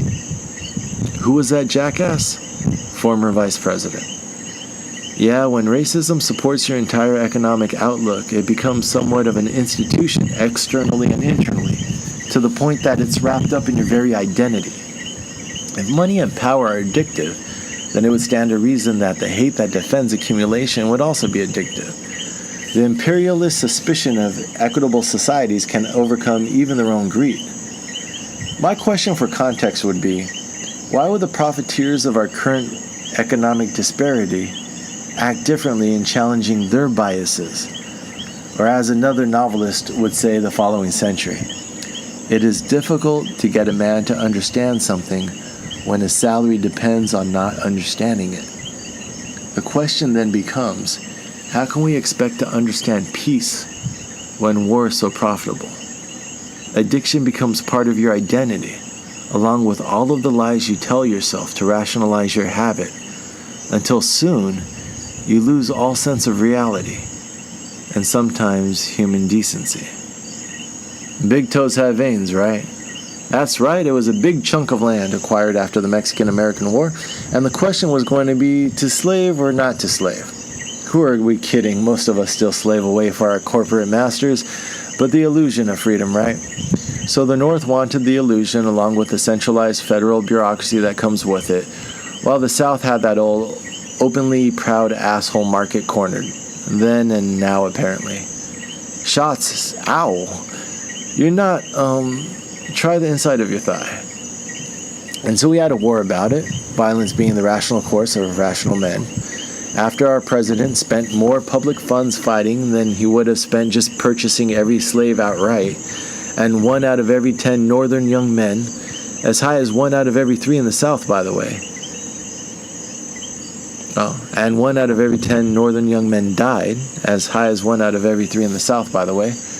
The Union drove Old Dixie down to earn the right to legally discriminate against former slaves nationwide. Look at Abe trying to put up Mongol numbers. Precisely. More than just slavery, at issue was the concept of who controls the country. Which brings us back to our banking history. Armies do not build themselves soldier by soldier any more than churches do brick by brick. If you remember our previous lesson on empires, they require large agricultural centers, professional militaries, and advanced bureaucracies. I'm here, but I need a minute. Chasing pirates to protect profits was fun, and Mexico was a good dry run, but a professional military on the scale of the British Empire currently bitch-slapping the rest of the world would require a much more advanced bureaucracy. So it's no wonder that during the commotion of the Civil War between 1861 and 1865, we passed the National Bank Act of 1863. Along with de-incentivizing state banks, creating their national counterparts, and establishing a currency, this act gave the federal government the ability to sell war bonds. As they say, both power and vice, easily acquired, are often not so easily relinquished or distinguished. Slow clap, not praise, just really drowsy lately. The same law was used in 2004 to bar state attorney generals from oversight that could have prevented the recession. What good is a laboratory of democracy when the labs are neutered? Okay, that's definitely mixing metaphors. On the brighter side, we do get the official end of slavery with the 14th Amendment declaring all people born in the United States deserve equal protection under the law. Progress, which was quickly used 20 years later to justify corporations as legal people. This paved the way for the concept of these limited liability creatures to completely infect civic life, just as we are running out of continent and headed toward risky use, or actual bona fide empire. I'll be in the bathroom for a while. Yep, 1872 to 1920 now. Changes in behavior around one's habit due to increased tolerance. You okay in there? My friend, she's 23 to 25 around this time. She told me that people overdose because they try to stop and then forget their tolerance and take too much. I don't know if she actually ever overdosed. Never told me that.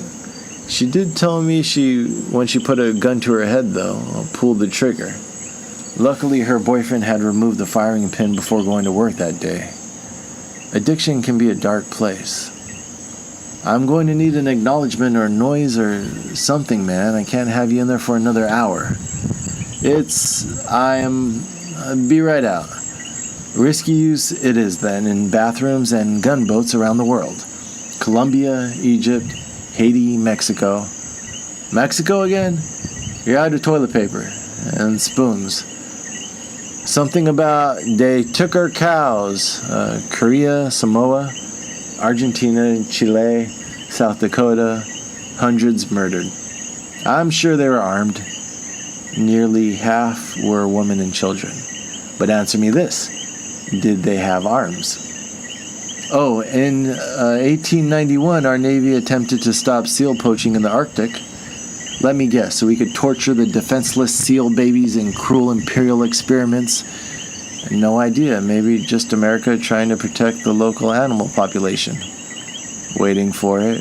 Before it wages its first imperial war of conquest abroad in 1898, occupying Cuba, Puerto Rico, and the Philippines, and strangling nascent independence movements within all three.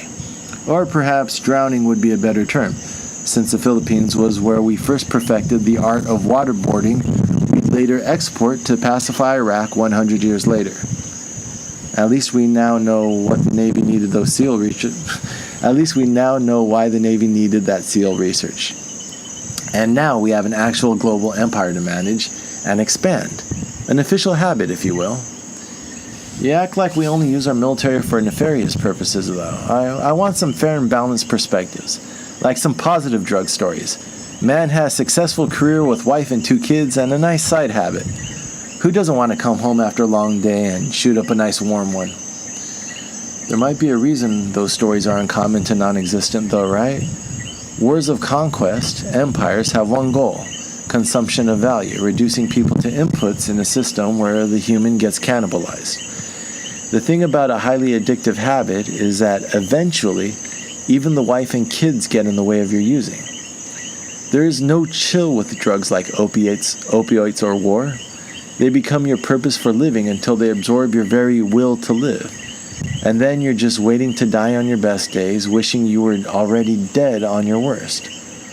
But enough about millennials. We still have to walk our way from the turn of the 20th century to the present. Wasn't this the Gilded Age? Yes, industrialization brought concentrations of capital, which mimicked the centralization of national authority. The common worker protested for his fair share, or at least a fair workday, only to be quickly beaten back by private armies, national armies, or often a mixture of both. We are dicks to the world. No, this is here in America. Why? Why was my friend living with a guy who kept a loaded gun in his house? You're really trying to wedge in her narrative. And you're really using your shoelace to tie off your arm? She was a dancer of some sort this time in Florida. I think he kept her doped up as a way to get with her and then to keep her with him. From the micro to the macro, human behavior follows the same patterns. Only the imperial powers weren't just keeping China addicted to opium as they defied laws to import chests of the stuff into her country. They were growing addicted themselves to their standard of living and the violence required to support it. By the way, fentanyl comes from China, just putting it out there. The very product that's causing our spike in overdoses in the United States is coming from the country which the world powers humiliated a century and a half earlier using these same tactics. Just saying, power has always been the real addiction. Power for the financiers of the ultimate disposable goods, things that go boom.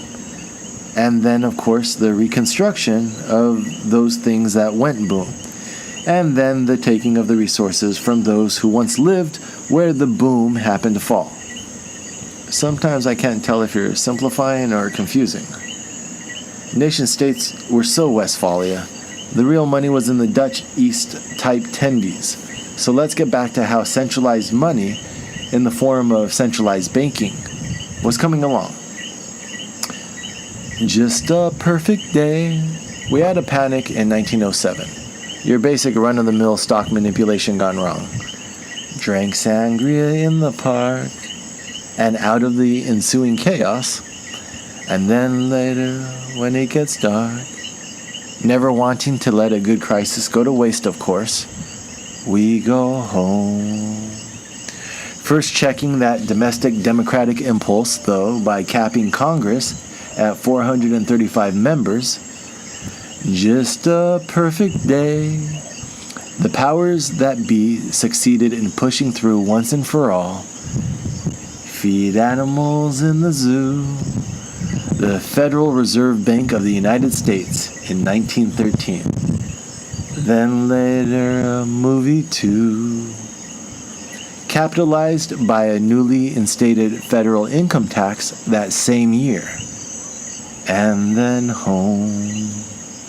Finally transferring the control of our nation's money supply into private hands. Oh, it's such a perfect day.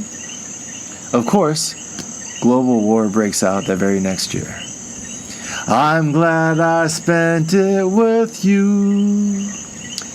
The imperial addicts who feasted on China had turned on each other. Oh, such a perfect day. And their newly automated weapons, previously used to pacify weaker fledgling nations, you just keep me hanging on, created the savage brutality known as trench warfare. You just keep me hanging on. Da, da, da, da, da, da, da, da, da, da, da. Almost half of British and Italian soldiers were killed or wounded, and 3/4 of French and Russian forces suffered the same fate. 40 million dead or wounded human beings. For what? America got off lightly with only about 500,000 casualties. We had control of our habit. And so with our big stick in hand, and banana obsessions in our own backyard, so we're just not doing phrasing then, we swore we'd never crash. Which is exactly what we did, of course, in 1929. It's kind of funny how depression fits both contexts of your metaphor. I wonder if they do that on purpose.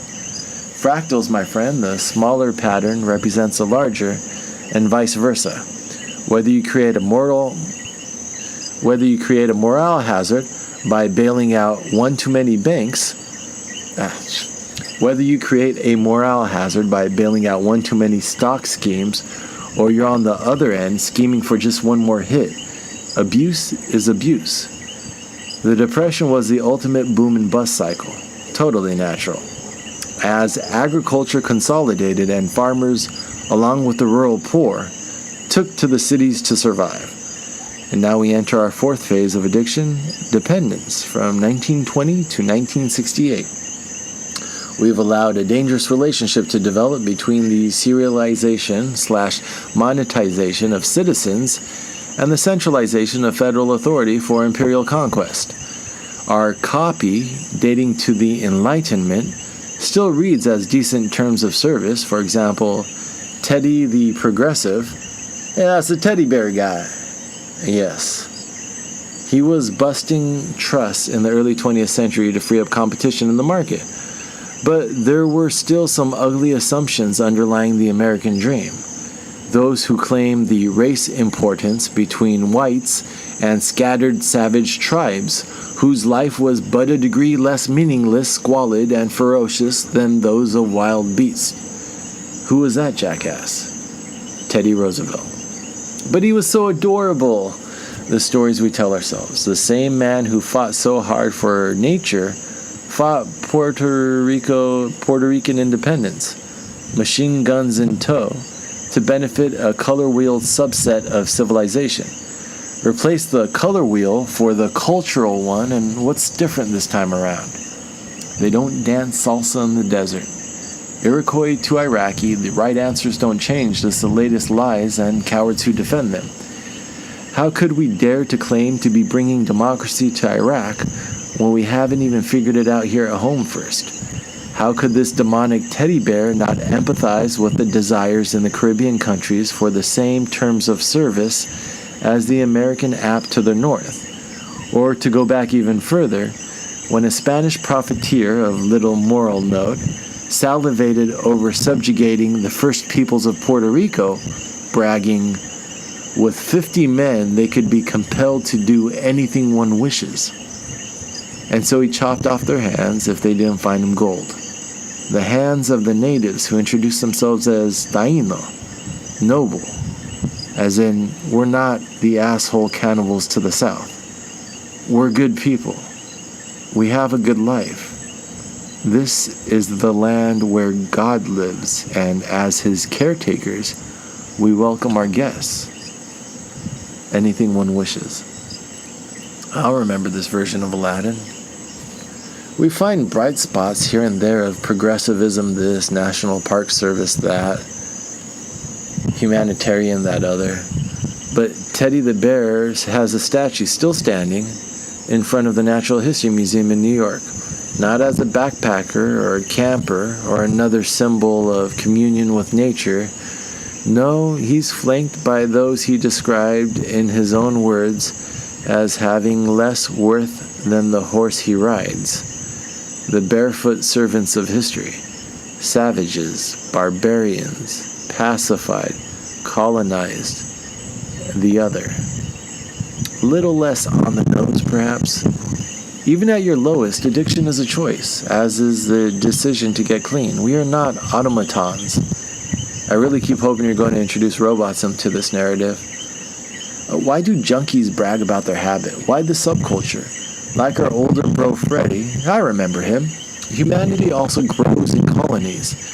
This is the face of our addiction. These are our fruiting bodies, the hate of inhumanity that mental gymnastics rebrand as necessary components of our national identity. There could have been no other way, we tell ourselves as we cook up one last time. Everything happens for a reason, we mumble and make our peace with death, checking out, drifting further away from our moral compass. We escape from connected humanity into solitary bliss, continuing our suicide pact with one habit we can't give up, the subjugation of our fellow man.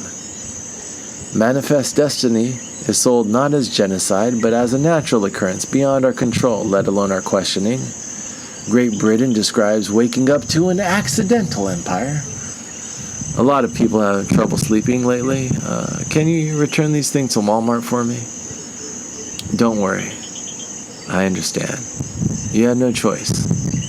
Admitting choice allows for possible alternatives. Yours is a noble path, even. It's a big company. They won't notice. They're screwing us anyways. It's better than you hurting someone. Addiction becomes the absolute around which the addict constructs their worldview. And if you have to hurt someone to get what you need, then you'll need to imagine a worse action you could have taken to soften the blow against your conscience. At least we gave them reservations. At least we didn't nuke Iraq. We're always rational and benevolent. In the end, our victims deserve what they had coming, if only because they happen to not be us. We are right. Always. In all ways. There will always be a reason to continue using, and so the cycle continues from the micro to the macro. One doesn't become an addict instantly. The lies they tell themselves along the way hide the inhumanity of the journey, until by the end of their path, they're doing things they couldn't ever imagine doing at the start, like felony larceny. At this time in my friendship with our other side of addiction, I'd graduated from insurance in SoCal to real estate in Manhattan. I was only hearing from her sporadically. After the suicide attempt, I made my peace with the fact that each haphazard communication might be the last I heard from her. Then she said she wanted to get clean. It wasn't the first attempt I'd witnessed, and it wouldn't be the last. But I hadn't given up on her. I opened up my apartment to the nobility I still recognized. She hit the couch while I hit up dating apps to keep my personal interest out of her life. You start to realize that the last thing addicts need is more compulsion. Romance requires an honest foundation. Perhaps democracy does as well. I could see she was teetering on the edge as she would groan and sweat into the night. But she got better, at least I thought she did. Enough so that I loaned her my car that winter to keep it out of the New York snow, letting her take it to Florida to visit family for the holidays. Questionable quality, questionable judgment. When the spring came and I asked for the car back, the texts became less frequent.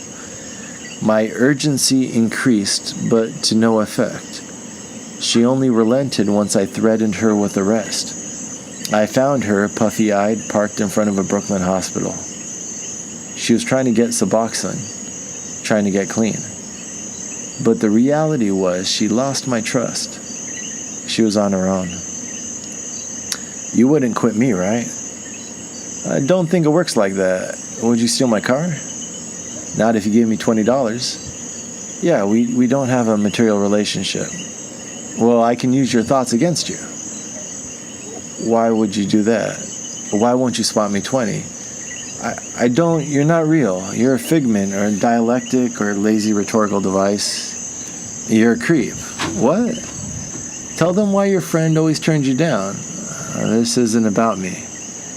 Isn't it though? Aren't you going to admit that you tried heroin yourself this past September? Didn't the girl who hooked you up overdose earlier this month? The one you're trying to bang? Dude, you're fucking up the linear narrative. You're bitter she didn't fuck you. You freaked her friends out by chasing them in your car when she was 17. Stole kisses because they weren't offered. You didn't move out because of the needle. You felt rejected. This isn't the time to analyze myself. We still have 2 sections of America to go. You enjoyed her addiction and gave you more control. You didn't even need to fuck her anymore. Just bring tender thoughts home so she could sweat her regrets out on the couch. You wanted to rub her nose in it. You wanted her to suffer. This is dark, dude. You gave her the car out of guilt, knowing she wasn't responsible enough to handle it. You knew that she was gonna fuck this up too. You suspected this was the only way she'd ever get clean, locked up like an animal, just to make you feel better about yourself.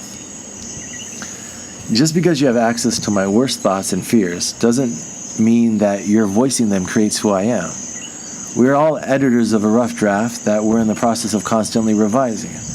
Honesty and sincerity correct toward the truth, and every day is a new page in the story. I'm my own creation.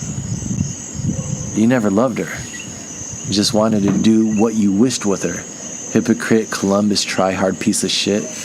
You're addicted to avoiding your loneliness. There's no truth to you, only clever justifications. You can't hide from yourself. What right do you have to judge anyone else? I see you, motherfucker. This is unsustainable. We have 2 more phases left to go in this section. I'm going to try this next one alone. Boundaries. That was weird. Our 4th phase of addiction, 1920 to 1968, dependence, describes a national mind and body reliant on our fix.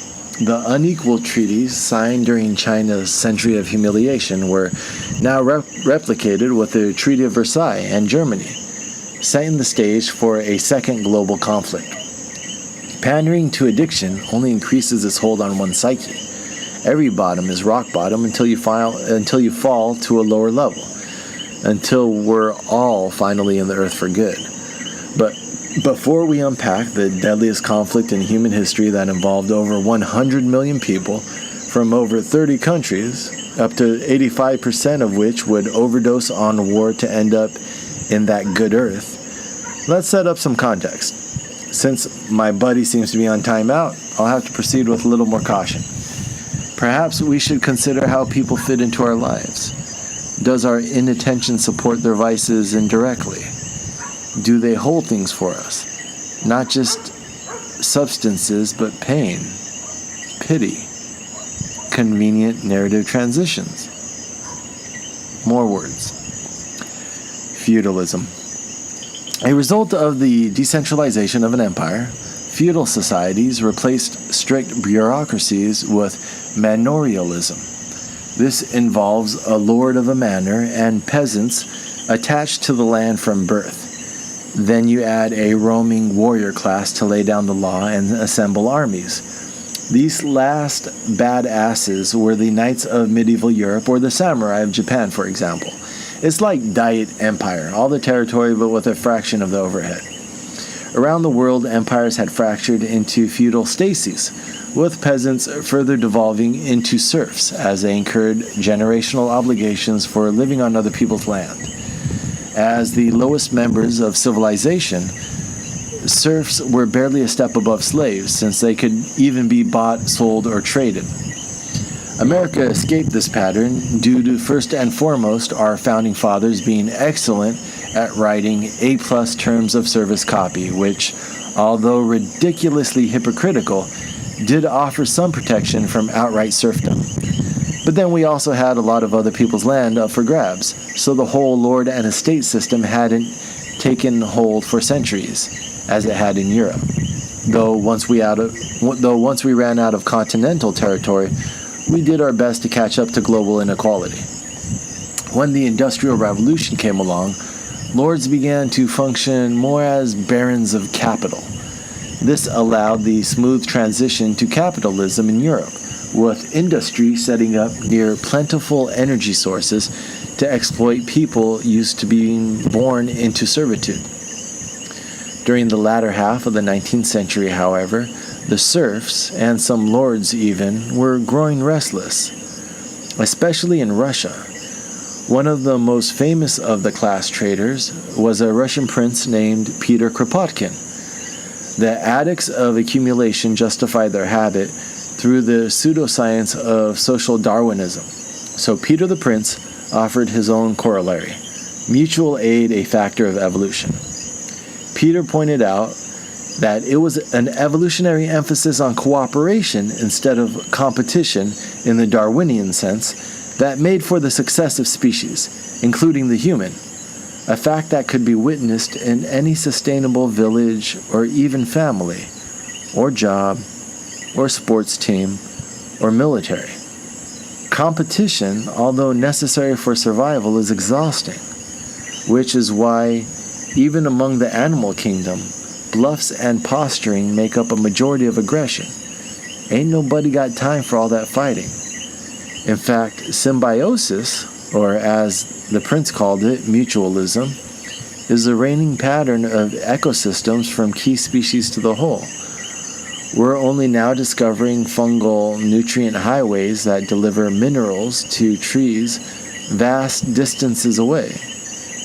I know, I shroom. How does this relate to American history? Someone might ask me if they were here. Sigh. Or I should just sigh. The lords turned capitalist, exploiting the skeletons of feudalism, needed more land for more industry, along with more labor and energy. What had been historically held in common was now closed to the public, further solidifying class consciousness. Why do we remain poor generation after generation? Why should we give up another river or even stream to power the greed of the few? And now our heir, and now my child. Doesn't nature belong to all? Don't children belong to their parents? Shouldn't progress benefit the common good? Our earth could be held in common for the enjoyment of all if we just stopped abusing it, abusing each other, abusing ourselves, really, if you look at the bigger picture. Why do we keep allowing fractured identities to become so reliant on these hateful excuses that only justify the assholery of an elite? The oppressed class saw cooperation as the key to survival, with the earth being held in common trust for the species. But then their oppressors claim that might makes right, and only the strong should survive. The logic of self-justified habits and intellectual infants, who defend so many hands in the global cookie jar. The response to this fracturing of our world into private fiefdoms to be exploited was conceptualized as socialism, a hope that social good could one day be held above personal gain. Socialism, in all its rainbow variants, is merely a belief in protecting what we share in common. Enter communists, stage left, offering communes and bureaucracy to fix things, basically saying, great idea, guys, just put me in charge. Which is how you get an ex-bank robber running things in Russia, with it working out as well as one would expect, including scripts full of death and chicanery. Then you had the anarchists with their great idea of let's put no one in charge solution. Prioritizing sincere expression over collective effort, they were sometimes shouty but at least more participatory. Half a century before WW Part 2 Electric Boogaloo, the anarchists split from the communists on the global stage over the use of authority. But the communists, to their credit, succeeded in overthrowing Tsarist government in Russia.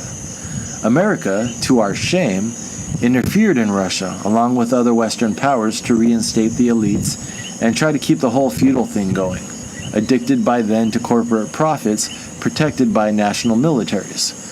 But the U.S. wished on the wrong shooting czars, with a Dog's Day afternoon guy winning the day.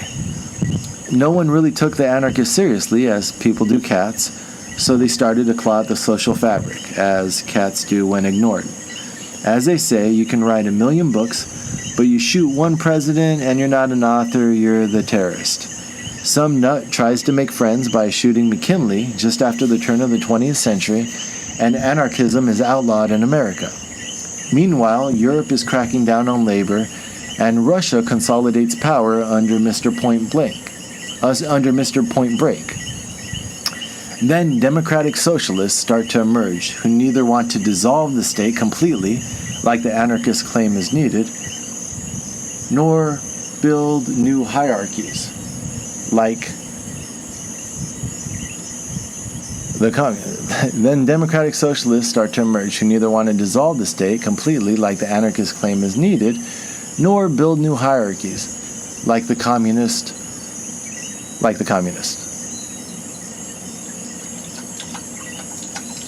The dog just walked up, and I was just checking it out. Animal walks up to you, and I'm in a place with not much light, so it's very dark here. Animal walks up to you out of the dark while you're describing 20th century history. Is interesting. All right. Meanwhile, you're... Okay. Hey, what's up? What's up? What are you doing? What are you doing? Okay. Where are we at? Then democratic socialists start to emerge, who neither want to dissolve the state completely, like the anarchists claim is needed, nor build new hierarchies, like the communists. These social democrats propose that democracy should protect the things that should be shared in society, such as healthcare, information, the environment, and even markets. Yup, even capitalism can be socialist if you accept markets as natural human expressions. Social capitalism can be considered a market economy with oversight by the affected parties. Remember, socialism is just the concept of a general welfare beyond individual greed. The use of authority required to uphold their ideologies is where they separate. For example, zombie libertarians might care more about protecting their property than improving society. That's all about what your values are. Personal liberty or the social good, or just maybe a healthy mixture of both. As far as the communist, it was always about power and promises borrowed from others. In that way, their obsession with deceit and authority mirrored their crony capitalist counterparts, instigating a false dichotomy which would dominate the world for the next 100 years. But before we go modern, first we have another world war to grossly oversimplify. Another president, cousin to Proud Boy Ted, headed off the proto-hippies by introducing a New Deal to bring economic relief and reform in industry, agriculture, finance, water power, labor, and housing. Elites saw what was happening in Russia and said, maybe we should ease up on creating our own domestic serf problem, lest we start experiencing homegrown heat. Although Roosevelt made sure to also consolidate federal power as he placated the serfs. And now the world was set up for us to join the largest excuse for violence man's addiction to wealth had ever conceived, that great multinational Axis and Allies piñata party known as Risk Without the Game Board but way more drinking. No, seriously, Winston Churchill was a lush. This whiskey mouth-washing cubicle cowboy was once so drunk by noon he fucked up Jordan's border with Saudi Arabia in what's excused as Winston's hiccup. The world has always suffered from illegitimate authorities, and man has always played God drunk. America's terms of service was supposed to have addressed this. No, not the alcoholism, the checks and balances on power. Otherwise, you get a pyramid a barfly can climb to draw your maps and shoehorn his way into your textbooks with half-hearted quips. Church the Lurch secured BP their first oil field in the Middle East to build the world's largest refinery on the Gulf and fuel British imperial might from the 1920s to 1940s. By the time an art school dropout capitalizes on the Schadenfreude of the Versailles fiasco, the fix is in. Dealers aren't surprised by 3 a.m. texts. They expect you to want more. Financing war between empires is a captive market. It was only a matter of time. Although it didn't hurt that Germany's central bank head was very close to Britain's central banking baron. That would be a Mr. Montague Norman, the self-described currency dictator of Europe. Every now and then, an asshole is stupid enough to go on record for the sake of vanity and a Time magazine cover, and the world is offered a glimpse into the higher echelons of inbred power. So, Germany rearming surprises no one, especially the United States corporations who helped Nazis unapologetically throughout the war, Associated Press. Fascism played the foppish Fall Guys for a huge free-for-all which takes out Great Britain's main competitors to daddy-dicking the world. A world order which since inception was a stock venture to socialize costs for private profits, succeeded in keeping nation-states addicted to the suicidal habit of militarism. Some might not agree with this interpretation. But then how does one explain the Congo Free State not referenced in the common narrative? Through the alchemy of violence, King Leo took externalities to the next level, murking 2 times as many Congolese as the Jews who died in World War II. Where is their outrage? Their Holocaust museum. It's not the right narrative. No great man of history to scapegoat the world's problems, because this is a natural result of addiction unchecked. You make a bust, which makes the papers to justify your authority, which is actually just a protection racket to keep the con going. And the bagmen, well, Schalmer Schott died peacefully in Munich in 1970. This is a financier who visited J.P. Morgan in America and was basically related to Montague, the man who invented the MIFO bill scheme, which allowed Germany to illegally rearm. The member of the global finance syndicate pushing our collective habit. Money making money. The Belgian Congo was our first genocidal overdose, before even the Jews and Armenians. Yet we disrespect these victims of inhumanity by excluding them from the stories we tell. We have not been informed, merely indoctrinated to support the power structures which prey on humanity. Worshipping at altars to spoons and needles, it's claimed that this habit of avoiding actual reality is the highest form of love we deserve. What does chicanery even mean? I see you rejoin the discussion then. A little ranty without me. I am not alone. There have been many rants in the modern age against the predatory behavior of the 20th century, most falling on deaf ears. Charlie Chaplin. More than machinery, we need humanity. More than cleverness, we need kindness and gentleness. Without these qualities, life will be violent, and all will be lost. Anne Frank. Everyone has inside of him a piece of good news. The good news is that you don't know how great you can be, how much you can love, and what your potential is. John F. Kennedy. What kind of peace do we seek? Not empire won by weapons of war, not peace of graves or the security of slaves, genuine peace, the kind of peace that makes life on earth worth living, the kind that enables men and nations to grow and to hope and to build a better life for their children, not merely peace for Americans, but peace for all men and women, not merely peace in our time, but peace for all time. Maybe it's true that only the dead have seen the end of war. He sure got his peace. Yes, he did. Somewhat prematurely, I suppose. I'm glad you're still with us, friend. And of course, by me, we mean you. Hopefully, our destiny involves a higher peace than collective suicide. And time will tell.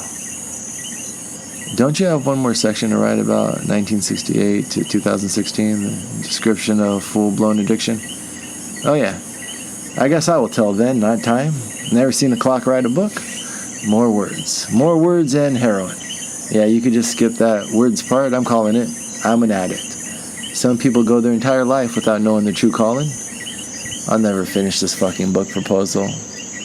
Wait, I thought you said we sold the 1968 Democratic Convention in Chicago. MLK in April, RFK the following month. Earlier, John and Malcolm. Cultural and political icons. Uncoordinated bullets. Totally natural. Were these overdoses related to America's addiction, or just the natural risk of being in the public eye during violent times? But why so violent? Why send the police into the street to beat the crowds, as their union t-shirts would tongue-in-cheek proclaim 40 years later, when they reenacted the same aggression to intimidate the latest generation of anti-war activists? How could this be the face of the supposed opposition party? What, are you Republican now? What are you, Republican now? No, I'm creating a political after-party grounded in verified reality to audit our government, starting with these needless, endless wars of aggression. What makes you an expert? So you have to be an expert to figure out the truth these days? Maybe you're just confused. Maybe it's all these liberal colleges and that mainstream media that are brainwashing you. Maybe you're addicted to narcissism, playing the hero in your own morality play. Ah yes, the final stage in our process, the deep throes of addiction, where the reality of nature is questioned. Perhaps the addict is the normal one, and the rest of the world is crazy. How would we know how you feel anyways? We don't know where you've been. Off the page, man. Blank docs and blinking cursors. With the pretext of checks and balances discarded, my government decided to go full beast mode. A couple of Wall Street lawyers invent a covert paramilitary organization without a budget or accountability to terrorize the world in the name of profits. Korea, China, Greece, interference in democracy, the Philippines, Egypt, Italy, anti-communist Muppets and forgeries, Syria, Iran, Guatemala, Laos, Indonesia, Lebanon, Iraq. Wait, Iraq was recent though. Who originally backed Saddam? CIA assisted Hussein in his failed coup, then hit his ass. So you're going to defend America's enemies then? Because it sounds a lot like treason, and the subway keeps telling me if I see something, I should say something. Edging close to the T word. Who is the terrorist? Is it the propped-up dictator when he's doing our bidding? The nationalist trying to stop foreign interference? What is our moral code? When you refuse to recognize the right to self-determination by people within their own borders, the terrorist becomes a guy with a smaller bomb. Meanwhile, the hero sells the movie rights to embed their authority's version of the truth within our historic narrative. Why is America's main export to the world culture? Is it to justify our unspoken export? Violence? Why was the CIA depicted defending Wakanda in the Marvel Universe? They admittedly provided the intelligence to kill Lumumba, the Congo's first democratically elected president. Like the addict, we seek nobility through the lies we tell ourselves to avoid actual reality. Our culture is founded on avoiding any introspection that could lead to growth. We wash naked aggression with selective victims while instigating cycles of violence. Our rationalizations strain sanity. From Nixon to Reagan, our elected officials prolonged conflicts to gain political advantage over domestic rivals. An old rock bottom in our collective spiral downward, treason itself became a partisan political tactic long before the orange buffoon cheese-puffed his bouffant into the presidency. Indonesia, Bolivia, Chile, El Salvador, Nicaragua, Grenada, Panama. I refuse to be in your story as the addict. You're a rapist. I'm your conscience, and you've created this entire format of a political book to run for president in order to come clean and earn peace of mind for all of the awful things you've done against women. That's a dangerous metaphor to play with. I'll take it. You've thrown away your life. You project insecurities. You're a failed writer and a druggie who's about to be Me Too'd out of existence. So that's the leverage of the cornered addict then. To grab at straws, pun intended, I'll allow it, in a desperate attempt to hide vice behind hypocrisy. Details are conflated in straw man, objection, recycled material, arguments used to discuss anything other than consequences of specific behavior. Don't act like you care about my behavior. You wrote 2,000 words without me just fine. My existence is merely a crutch for bad writing. You're not actually trying to flesh out a partner in a discussion. You gave me this habit to amuse yourself, like you've been amused by all the junkies in your life, minding their real suffering for your shitty little projects. With the advent of cinema and then television, reconstructing reality has become elevated to an art form. Facts are laid over dramatic arcs to influence audiences through emotion. Tell them how you broke into her room to compare her dildo to your cock, nice guy. What the fuck's wrong with you? How you would volunteer to wash her clothes so you could smell them first, creep. What about the girls from Tinder who didn't want to have sex, but you kept insisting, right? Because guys are the gas and girls are the brake, you laughed. Did she laugh? What did you tell your roommate? Some girls make it so hard you feel a little rapey. What did your ex tell you? She felt pressure the first time. She regretted it, didn't she? You're the opposite of a good man. Shock becomes a standard procedure to graft narratives into the social fabric, leading to a bland cultural pace tuned to the lowest common emotional denominator. Thus, the need for increasing stimulation of our pop confections. You're going to get Me Too'd so hard, you're going to deserve it. Because you're a pig, a fucking hypocritical, misogynist pig who can't change the fact that you weren't loved by a distant mother and now have to seek female validation through your wannabe playboy ways. Paint-by-number psychology is layered over tropes, which support authority figures, from local police to foreign adventures. Paramilitary operatives are mysterious rather than symptoms of unaccountability.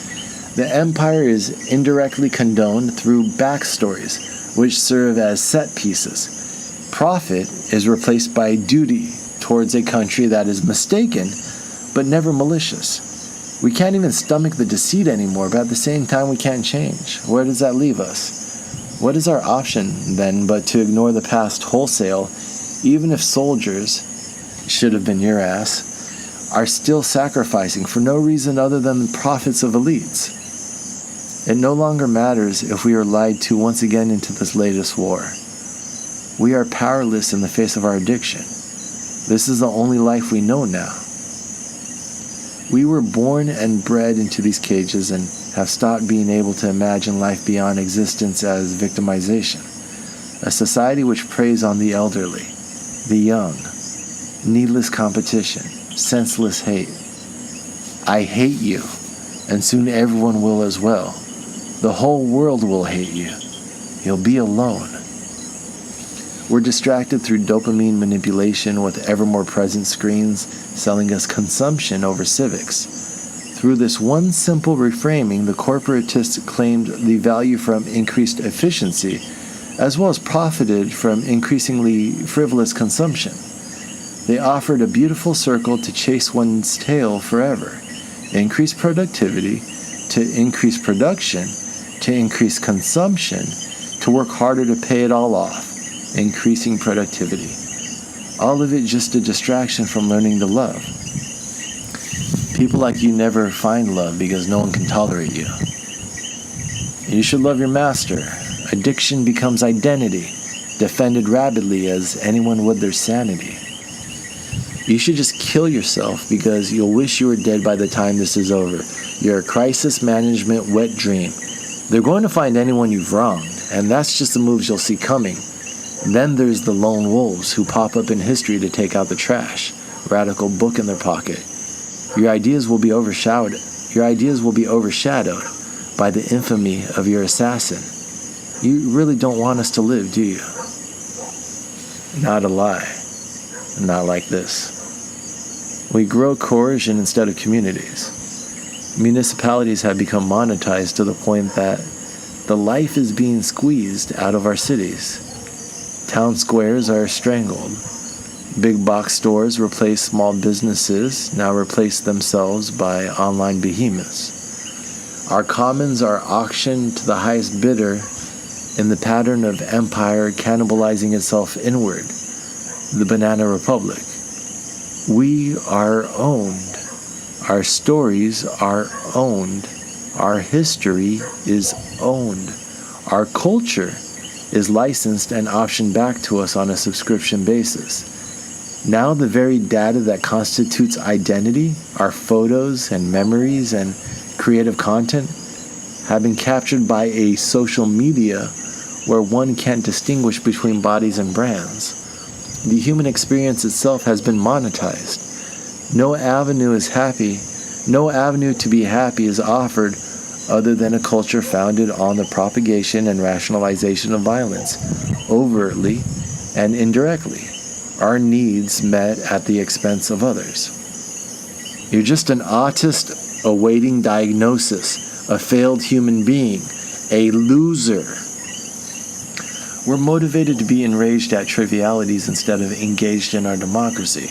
Our conversations compete for the most superficial of emotional triggers to rally predefined, sequestered political bases. We create more bonds with fictions than flesh and blood. We rattle off our latest fave shows while remaining ignorant of our neighbors, children, partners, ourselves. Power props itself up through stories. With each additional false narrative we ingest, our forced fed, we stray further from objective reality in both concept and substance. Thus, we experience the alienation of modernity, rationalized by the cheap cynicism of the abused. The window into a new world that the internet promised us through its revolutionary connectivity is closing. Censorship is rising. The left and right, labels born out of the French Revolution and now bludgeoned into meaninglessness by cults of political power-mongering, broker the interest of empire while claiming absolute authority over truth, whatever that means anymore. I can't help you because you can't help yourself. You don't offer any answers. You're worse than useless. You're the liar who pretends he actually has something worth saying. You are a fraud, sir. You have truly wasted the time of anyone who's listened to the scribblings of a drama-loving, solipsistic man-child. I give up. What I learned the last time in New York, before I finally gave up on my friend and sent her packing, was that you can't save people. You can only share what you've learned. We are the stories we tell ourselves. She is a part of my story. The world has only ever suffered from a lack of love.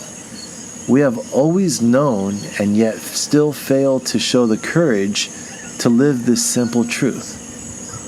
I am you, buddy.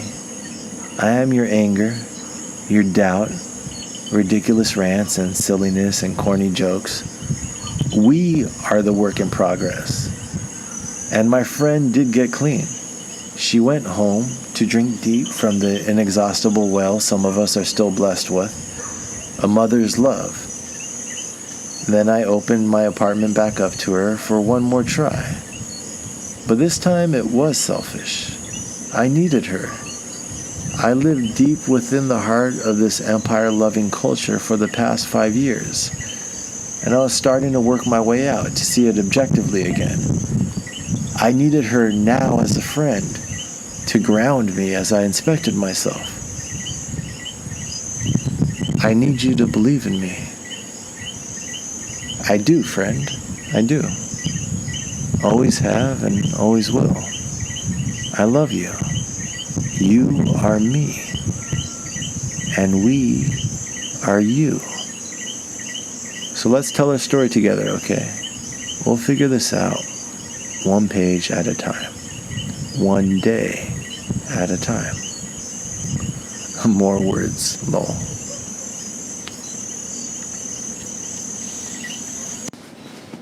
Hello.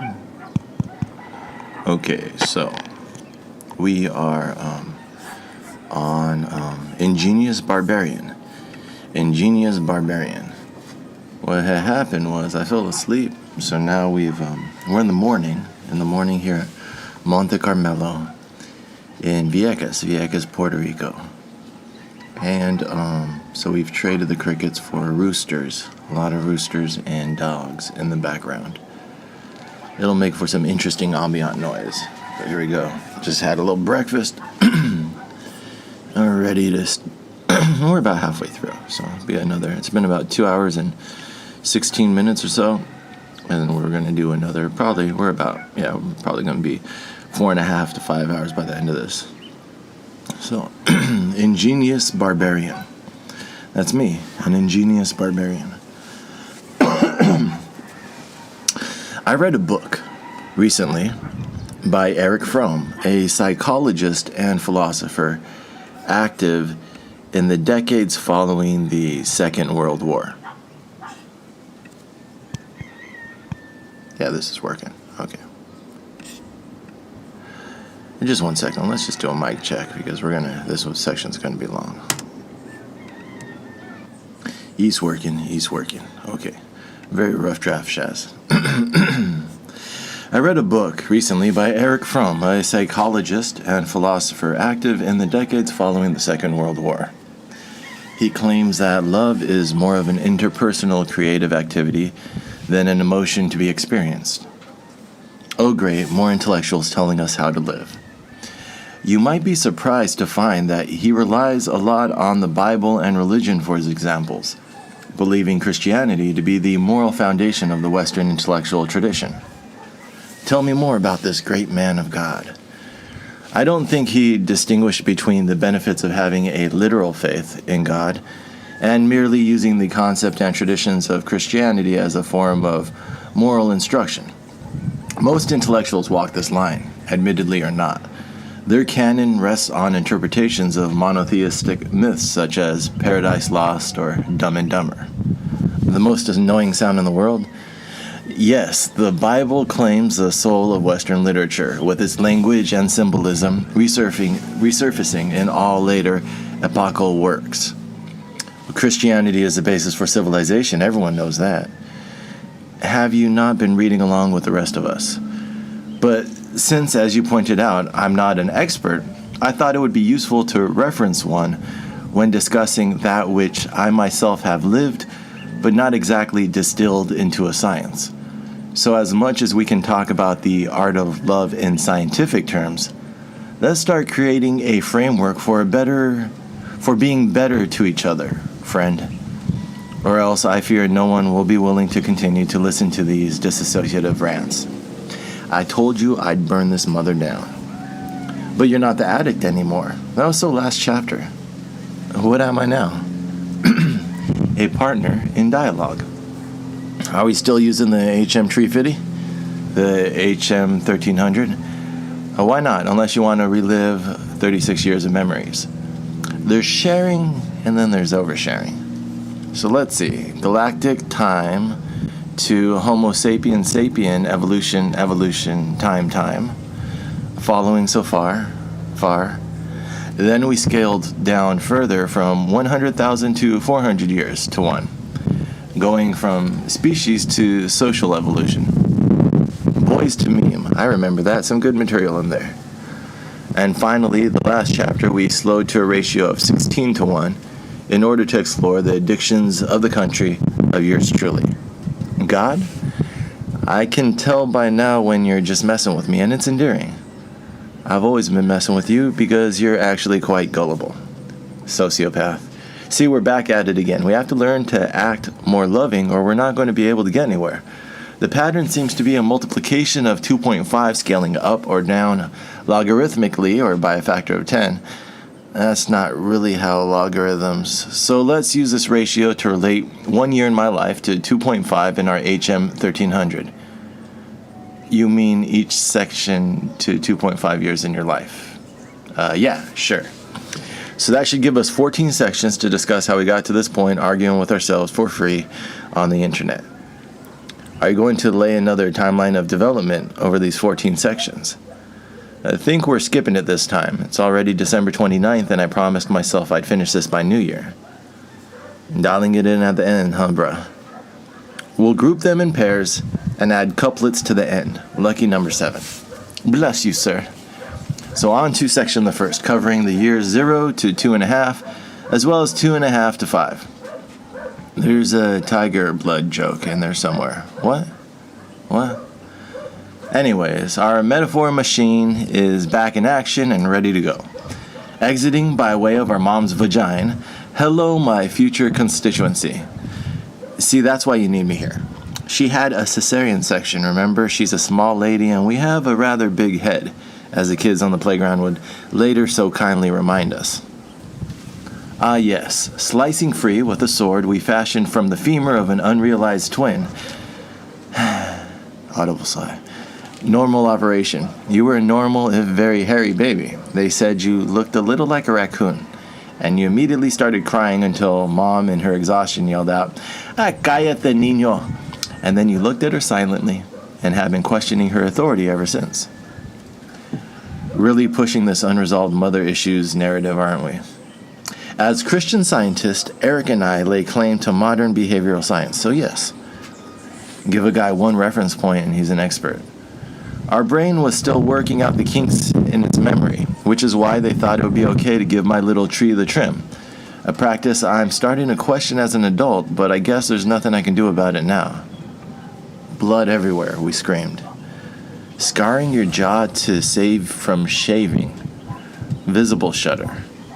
It's interesting how many historic patterns of violence are executed in the name of cleanliness and conformity. We were on Grandpa's lap at 3 months. He called us Rigoberto. I saw that picture. Gramps offering babysitting duties to free up the folks that birthday party. No one expected him to die of a heart attack 3 months later. I hope we appreciated him. We did. He told us about family and the war, how he was a Navy pilot, then an instructor, then the commander of an entire base in Hawaii. Talked about courting grandma, disarming and then kicking a would-be mugger off a Los Angeles city bus on their first date. I remember that story. Grandma said, "How could I not marry Bob?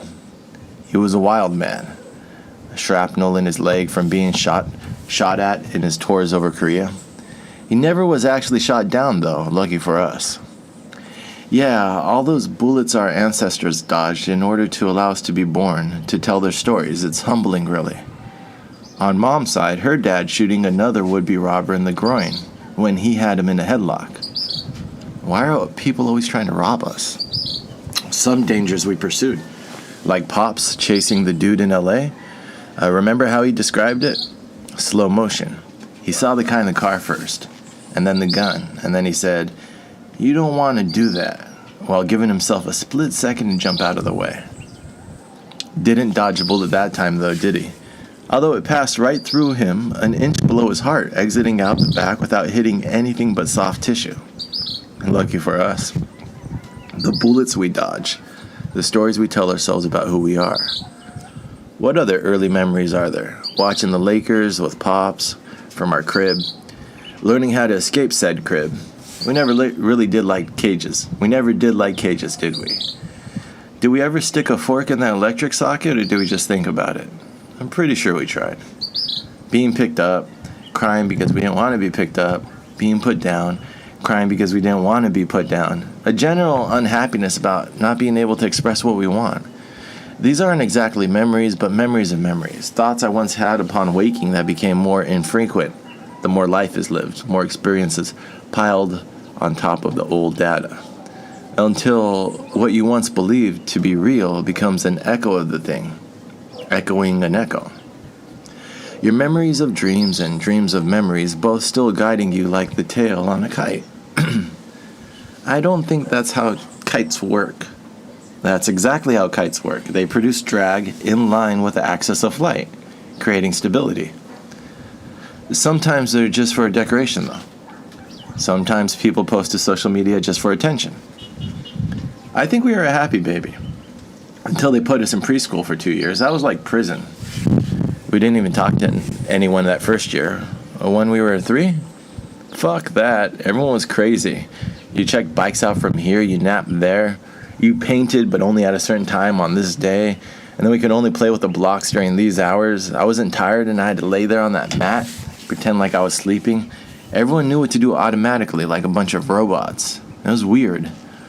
So we hid in that cement tunnel thing on the playground and just watched them, right?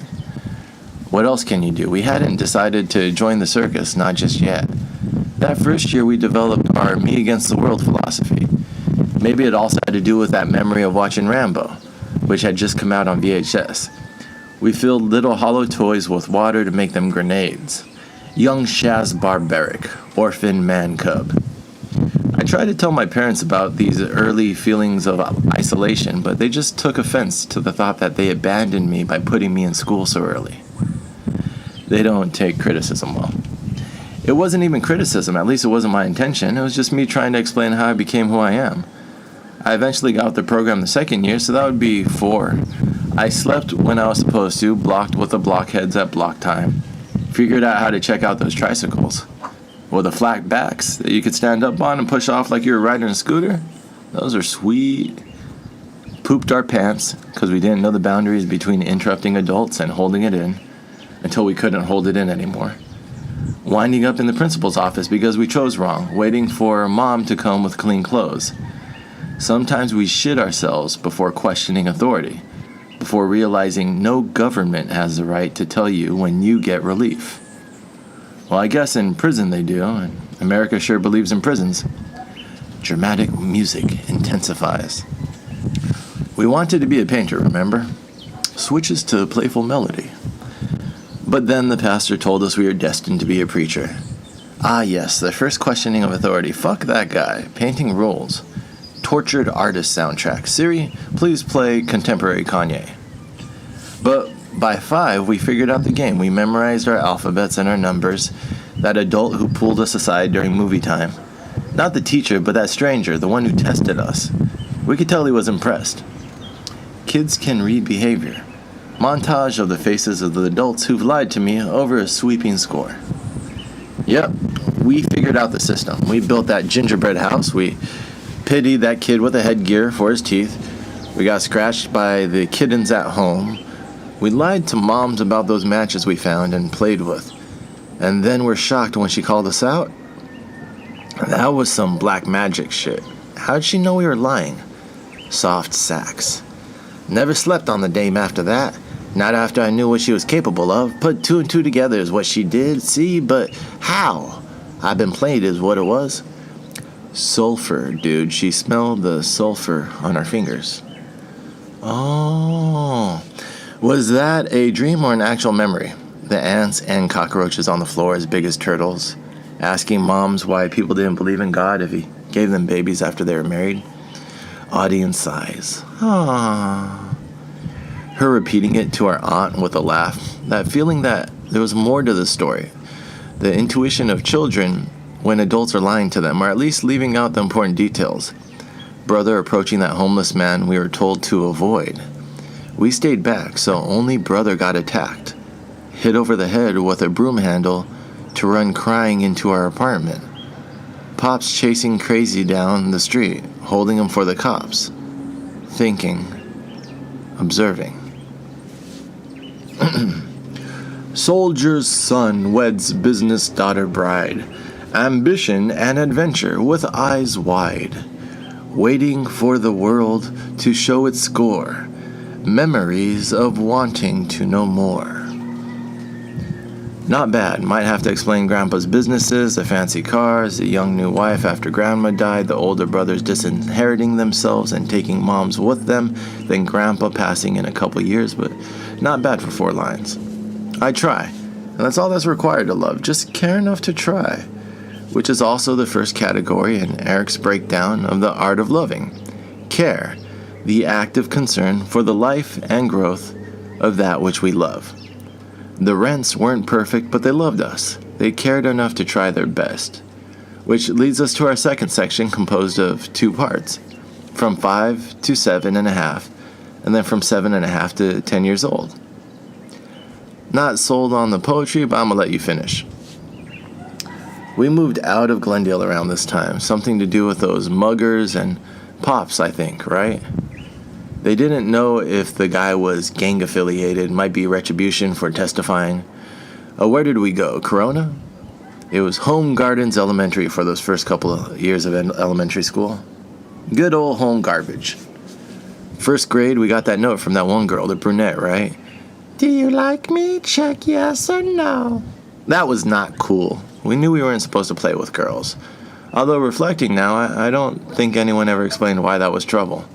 Kids dating and kissing and shacking up and all the stuff people lost in the world did who were going to hell. Siri, play classic Kanye. Yeah, we ignored that girl's note for a reason, right? But maybe it wasn't so much for religion. Kylene Christoph was a girl. Or was it Kayleen Christofferson? Something like that. She was blonde like the movies and she smiled a lot. Super white like Elmer's glue and we were twice as stuck. She had her crew and we had ours. We'd play near them at recess and pretend to trip over gopher holes until we actually tripped and broke our collarbone. Back in the principal's office waiting to be taken to the hospital. Wait, that was 2nd grade, you're skipping a whole year. Oh, how could I forget our house in Moreno Valley at the end of the cul-de-sac? Jumping off the roof into the pool, The Legend of Zelda for Christmas, New Kids on the Block dance routines with the neighbors, launching off that bike ramp, doing a flip and landing on my face. And we were apparently made of rubber.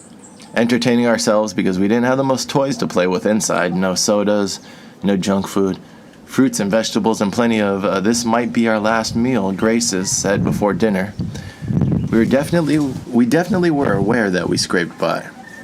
But the folks had that business down the street, the mailing service with the post and parcel. Pops also selling insurance. We were maybe like lower middle class during this period, I'd guess. That's the last house they'd own until after I joined and was kicked out of the military. Montage of first grade to the military. Wait. We have more memories to go before then. Record scratch. Remember when Mr. Microwheels flipped his mom off from out of sight downstairs because she wouldn't let him play outside? And how he said, "Don't I'll flip your mom?" And he got grounded. Don't put that on me. See, shit like that is why we got into fights. We countered his mall karate well enough, though. Pop's trying to talk us down after one scuffle. The kid giving me that compliment. I never took him seriously. He was a wannabe bully. His family didn't go to church, and he had way more toys than us. It was always interesting going over to other people's houses. Most people seemed to have more stuff than us on that block. Most of the parents spoke nicer to each other, too. Or at least didn't escalate to the level of yelling matches that ours would with or without friends over. The frequent threat that we were going to be taken by family services, Pops going for cigs and coming back a couple days later, Mom staying with her family, learning how to explain the fam to their friends. It's just the way they are. So stressed about money, we sell the house and move to that apartment in Corona. So back to my point, our first crush was that girl with the braids we called Burnt Biscuit. I don't think we should call her that anymore. No, she didn't care. She was the smartest kid in class. Well, the second smartest since we got there. We had to let her know what's up. She was round-headed and beautiful, like a perfectly formed biscuit, only burnt. We came home singing that playground rhyme we'd memorized, and Mom stopped us, again with the face adults get when they're not quite giving you all the information. Yeah, what's up with that? Say that in front of Brother Benson, the pastor of our little church who inadvertently killed what could have been our early artistic period, who was also an African American. A fight, a nigger and a white. What's the big deal? It's just poetry. How do you think Burnt Biscuit would take to us calling her that now? She'd crack up, burnt-ass biscuit, always talking in class, chasing me all over. We were friends because we sat at the smart table. Though just because I could put people on blast didn't mean I wanted to be the class clown. We learned not to say everything that immediately comes to mind. Eventually. To some extent. Perhaps. Or perhaps we should allow for the unrehearsed. Perhaps character is the earned right to be spontaneous. We did recognize that there were rules to the school thing. We were suspicious of the attention that talking too much brought us. We played the quiet observer for the most part, when we weren't trying to impress girls. The Simpsons had just started. We were younger than Bart, but next year we'll catch up. And we've passed him. And now we've caught up to Marge, quickly gaining on Homer. Cue existential crisis. Save that until we're approaching Grandpa Simpson. The show will probably still be on. Stay-at-home mom with a single wage earner holding down a mortgage and 3 Rugrat fantasies are becoming more delusional each market cycle. All of these stories we tell ourselves are like markers in our declining standard of living, even as technology and management improve economic efficiency. Mr. Burns blocking out the sun to charge the inhabitants of Springfield for merely existing. Speaking of which, have you heard of a Dyson sphere you can build to capture the sun's energy? Is that the guy who makes those vacuums? I think so. We're getting sidetracked. 3rd and 4th grade, we're in these combined classes with a grade higher. Insider information, a year ahead of those other losers in normal classes. We're starting to get ahead of the curve. We read a lot, didn't we? And we were proud that we read so much. Always trying to make sure the numbers on the back of the books were a couple years above our reading level. That's when we read through the whole Chronicles of Narnia series, which seems a little preachy upon reflection when I reread that first book a couple years ago. Don't you dare besmirch the good name of C.S. Lewis. What other books were there? Moms would take us to the library often. All of the great brain books, those were fun. Stories about being smart, but also being tough. We wanted to know what was going on, but we still had images of Rambo in our head, huh? Jumping off tall things because he jumped off that cliff, then sewing up your injuries, so badass.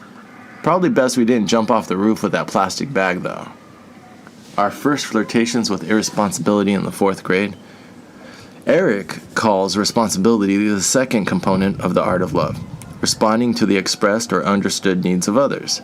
School, on the other hand, calls responsibility finishing our first long-term project. Fuck that. We had a good topic, though, ring-tailed lemurs. But then we had to write a whole bunch of stuff. There's just so many other things to do. We read and learned about them. That was good enough. Good enough for that first parent-teacher conference. The lesson learned was that we can't just ignore school. These adults are taking it all very seriously. Counting down the years to be done while we waited out this latest crib. Time until we're free. Time for more let's. Eyes that wandered to the fairer sex, broken bones that kept one's own perplexed, stresses unseen, authority hidden. We learned how to act what was forbidden. 7 out of 10 with rice. Way too much internet. That's where the people are. Where were we from 10 to 15? Ooh, our edgy teenage years. I think we were pretty laid back though. Sure, we just made enemies with a classroom bully within the first week of 5th grade. Ah, yeah, Mike. Good people. Eventually we became friends, sure, but first we made the mistake of sticking up for a kid he was picking on at our table, right? Probably trying to impress that Dina girl. An ill-timed "your mom" tagline to Mike's comedy routine, after which he followed up with a clearly escalating, "What'd you say about my moms?" Lights dim. Cue the birds. Pull focus across the table, passing Dina on the left and dorky kid to our right. Voiceover. Narrator. I didn't realize it at the time, but a little piece of my childhood had slipped away. Forever. Beat. It was one of the many red lines our mouth would help us discover. Him spotting us after school, his first volley of, "That's yo ass," before we countered with an, at the time all too clever, "You'll have to catch me first." And we were off and running like a little brown TIE fighter. They were black, and Mike was as big as a Death Star. He throws us up against a carport, and we have one last move to play. Why were we fighting again? And then he pauses, his crew in the background instigating. "Get him! Beat his ass!" And the Mike was all like, "I don't remember," and we laughed about that forever. I think Mike did eventually whoop our ass for that. He was way bigger than us. I wasn't worried, I'd said it. He was just showing me what he was all about. Don't talk shit about the black kid's mom. Life lessons. Mike would say that he believed in Greek gods and made fun of us when we said we were going to stay virgins until married. Sleepovers were educational. Staying up late to watch Chris Rock joke about the N-word, a word I couldn't say anymore because Mike and the rest of them took it away from me. And then it fell out of practice. And then I just accepted the censorship. But not without a fight, though, which is why we had that running joke about, "What's up, my nigga? Ow! I think you broke my jaw." Some parts of Mike's identity were that was a very funny joke. We said that always. Some parts of Mike's identity weren't accessible unless you're black. Was what it was. Clowning him for saying he had to brush his hair. What hair, fool? He didn't know white people had to brush their hair. Said he thought it just fell in place, all natural and shit. How do we learn if we don't ask questions? And then some of us are destined to always be in the middle. Where are you from? Always asked within the first minute of an introduction. Yep, the good old "where are you from?" as in, not from this white-ass town. There were a bunch of Mexicans and Filipinos, though. Not in the classes we took. The Loma Linda Hospital gave the area a bigger influx of immigrant kids for sure. But we didn't necessarily hang out with the children of doctors. Mike's mom worked at the post office. She recently survived breast cancer. Whoa. Remember when you showed us that porn? Plumbing, or some other reason for them to be in the same room at the same time. Maybe it was a pizza delivery guy. It looks like he's hurting her. But she tipped him. We couldn't stop talking about it the next day. The girl who knew my family overheard us and told on me. Why would she do that? Moms talked to Mike's mom. Everyone got grounded for life. By then, we enforced our code with the sleeping bag of horrors. Not the sleeping bag of horrors. That old military sleeping bag that Mike had that we'd zip one of us up in. Chicken out of truth or dare? Act like a bitch, get the bag. Every sleepover we got someone into that bag. Everyone eventually got their turn. Pretty sure we got Mike in there at least once. Justice doesn't work unless it's impartial. We all feared the bag. It was more like a rough massage. You learned to turtle up well. In 6th grade, that girl liked me and let people know about it. Seemed like everyone was all about the gossip back then, those first relationships people begin to talk about. learning vicariously through the experience of others, good choices and bad. That girl who dated the senior in high school, yeah, that was like a 6-year difference. And then she had that baby the next year in 7th grade. But that one girl who liked me, I made a deal with Mike one day that if he'd forgive a sleeping bag of horrors debt I owed, then I'd prank her. So I walked up to her with him next to me and said, yes, I'll go out with you. And then we hit her with that psych. Man, that was classic. We need to bring psych back. I wondered about her. She seemed chubbier next year. Your rejection did not give some middle schooler diabetes. Don't be too hard on yourself. What effect do we have on the people we interacted with when we were younger? How about you and Mike competing for the same girl? Wrote more during that letter war over her than any of my classes. We still made the academic pentathlon because they wanted underachievers like us who are smart. We set a record with all those trophies. We were pretty smart for the amount of stupid we acted. Eventually we just stopped going to class. This is only middle school though, 9th grade. This is only middle school though, 9th grade though. Oh, this is only middle school through 9th grade though. We were still trying back then. Yeah, I guess we were. Remember that one teacher who looked at us into the eyes and called us a flake at the end of the year? Yeah, what was up with that? People were shook by our confidence, I guess, or perhaps a better term would be irreverence. We didn't do anything in most classes, but we were still in with the advanced kids. I think she took it personal that we didn't try. I always assumed it was a tool of hers to inspire, some kind of motivating shame. But the thing is, a cheap trick understood no longer has the same effect, just kind of felt sorry for her. Thought it was kind of an immature approach. I try not to do stuff I don't want to do. Don't know what to tell you. We have always taken our honor into our own keeping. Maybe it was just laziness, but then again, what is that concept? Who gets to decide the important tasks in your life? We eventually proved we knew how to put in the effort, the benefits of hard work. All of these questions seem to come back to authority. School was clearly about following the rules, not discovering your own path. Then you're shamed when you question those rules and these supposed guidance counselors. We were all about breaking rules. Well, testing the boundaries for sure. Children want to feel secure in the authority that governs their lives. We checked truth as it came in. Truth of the bully turned friend. Legit thought he was going to catch fire when he came to church. I saw steam coming out of his head for sure. Truth of God, Brother Benson. The truth of school. Calling out truths, as we let her say on mushrooms. Call out some couplets, son. How to dance with wolves and when to run. What words once they're said can't be undone. What friends once they're made will last for life. What others expected from our life. 13 out of 10. What else we lifting from Eric? I'm sure that Eric would respect our purpose. Respect is a concern for the autonomy of others. In other words, a lack of exploitation. We're not exploiting, we're exploring. Columbus was an explorer. But that's a good point. Each of these categories of the art of loving are left to interpretation. Who's going to measure a person's act of concern? How can we make sure that people are responsible for themselves? How much should we be responsible for others? Doesn't the very nature of any relationship involve compromise? Isn't exploitation embedded into our society, into society itself? Love is complicated. Eric's last category was knowledge, penetrating to the depth of a subject or being, the union of the lover and the loved. Maybe by growing all of these categories, we grow our capacity to love, which is possibly what we talk about when we talk about character. That's quite moving. Viagra for the soul. 10th grade saw us joining the wrestling team. This section covers years 15 to 20, high school through the military.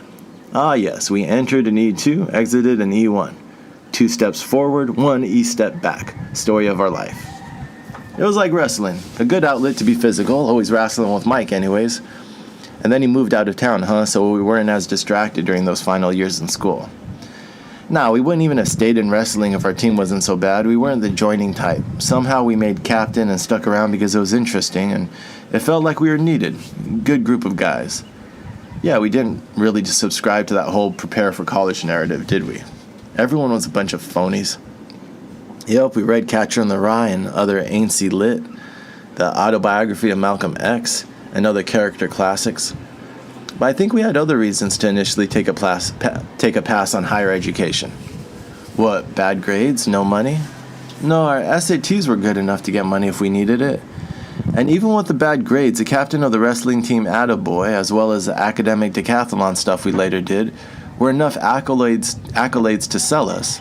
The University of Hawaii, as well as UC Santa Cruz, both offered us some sort of packages from the few envelopes we actually opened. But the same way I'm exploring my character now, that's all I seemed to care about back then. We didn't identify with the people going to college. We've seen where they've ended up. This is a half a lifetime ago. We're 36 now. People have made decisions and lived through their consequences. The ones who went to the Berkeleys, the Harvards, the ones who decided to have children or careers or both. What were our decisions? Well, there was that Army recruiter, but we wanted to get into the military before he contacted us, right? We were in economics class when we read about how old you had to be to run for president. We made that calendar of what we could do with our life before then. Step 1, currently 18. Step 2, question mark. Step 3, president 2020. Or we could be like that Asian girl, so excited about becoming a dental hygienist. Were people really this happy to become so many square and round pegs in such predetermined square and round holes? I don't think we said as much, though. There was that one time we were walking down the hall and we thought, I guess I'll be president. The old adage, if you shoot for the moon, you just might blow up on launch and save yourself the trip. What did Skip say when we borrowed his sister's bikes to ride through the mud after the rain? If you're going to lose, might as well lose big. No, that's a question. If you're going to lose, might as well lose big. So we jumped those bad boys into the pool. Yeah, that was epic, man. We terrorized that apartment complex. But the Army didn't work like that, did it? Our shenanigans were not appreciated in the military. They weren't even appreciated in high school. Remember that restaurant? Remember our underground newspaper? That was epic. The internet verified that the stories we were told were garbage. No context, relevant facts purposefully omitted. At least they stopped those cannot tell a lie founding father myths. About that, the one underground issue I still have exposed George Washington as having died from pneumonia caught while visiting his lover. Politicians have always been horn dogs. But the thing is, I'm not sure if that's true. I looked online and I can't really find much to corroborate it. Georgie boy wrote some spicy letters they found, sure. But it could have just been his own sexual frustration. White House letters. And does it even matter? I've noticed this about being lied to from youth to school to later on when we learned about love hands-on. Injustice creates an ecosystem of the abused. There are those that are empowered by the lie, then those who are deceived. But then there are those who are empowered in a different way, wielding secret knowledge like our own feeling of moral superiority over America's first president.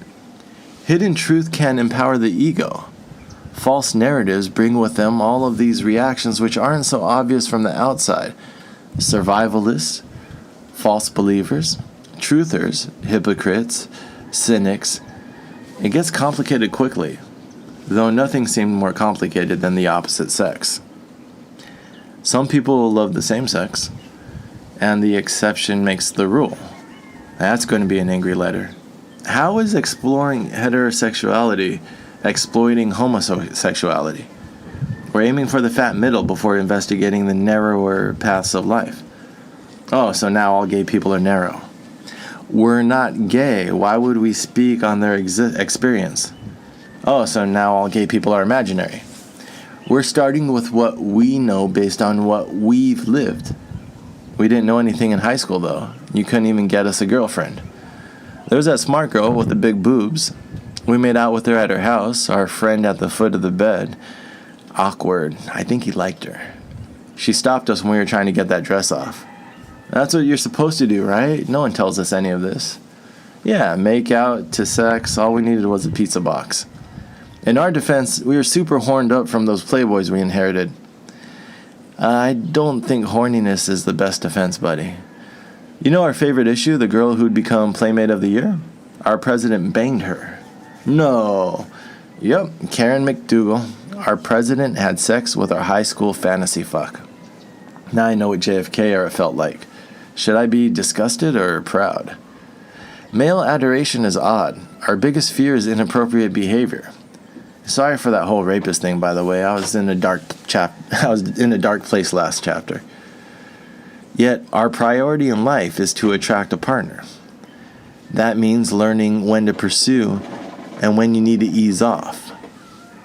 Maybe that's why they have the round the bases analogy. But how do we stop it from becoming a cheap competition? How do you stop anything from becoming a competition? I thought we were talking about character. You do your best, let it shake out in the end. Relationships are between the parties involved, not to be litigated in the court of public opinion. But then the concept of the public is where relations clash with autonomy, as in your rights end where mine begin. The idea of society seems to have a lot in common with the idea of love. Both lead to nagging questions of authority. Whose judgment is most valid? Should the state concern itself with modifying human behavior? Do we really want to institute a morality police? And character is earned, not gifted, no? So there will be times when our best judgment still hurts other people. Doesn't life already have a way of punishing us for living outside the accepted code of conduct? Is there such a code still? Was there ever one? You just think you hurt that girl's feelings, huh? Nah, she was probably thought I was a jackass. She shut that shit down real quick, and then we didn't hang out again. Someone tried to mediate, let me know she still liked me, but it was just going too fast, that she was still into me. I think she wanted to go to a dance or something. She definitely didn't look like the girls in my magazines. I was just trying to do what my body and mind knew how to do up to that point. Have the sex. And maybe the pizza after. We were admittedly judgmental asshats back then. The way I'm starting to piece it together, kids are sensitive to aesthetics. Without good role models, feral like we were, just bouncing off of experience, learning as we went, they mimic patterns. We digested a specific pattern of beauty in the media from an early age, and that's what we then valued, competed for. It took correcting from life to mellow out that asshattery.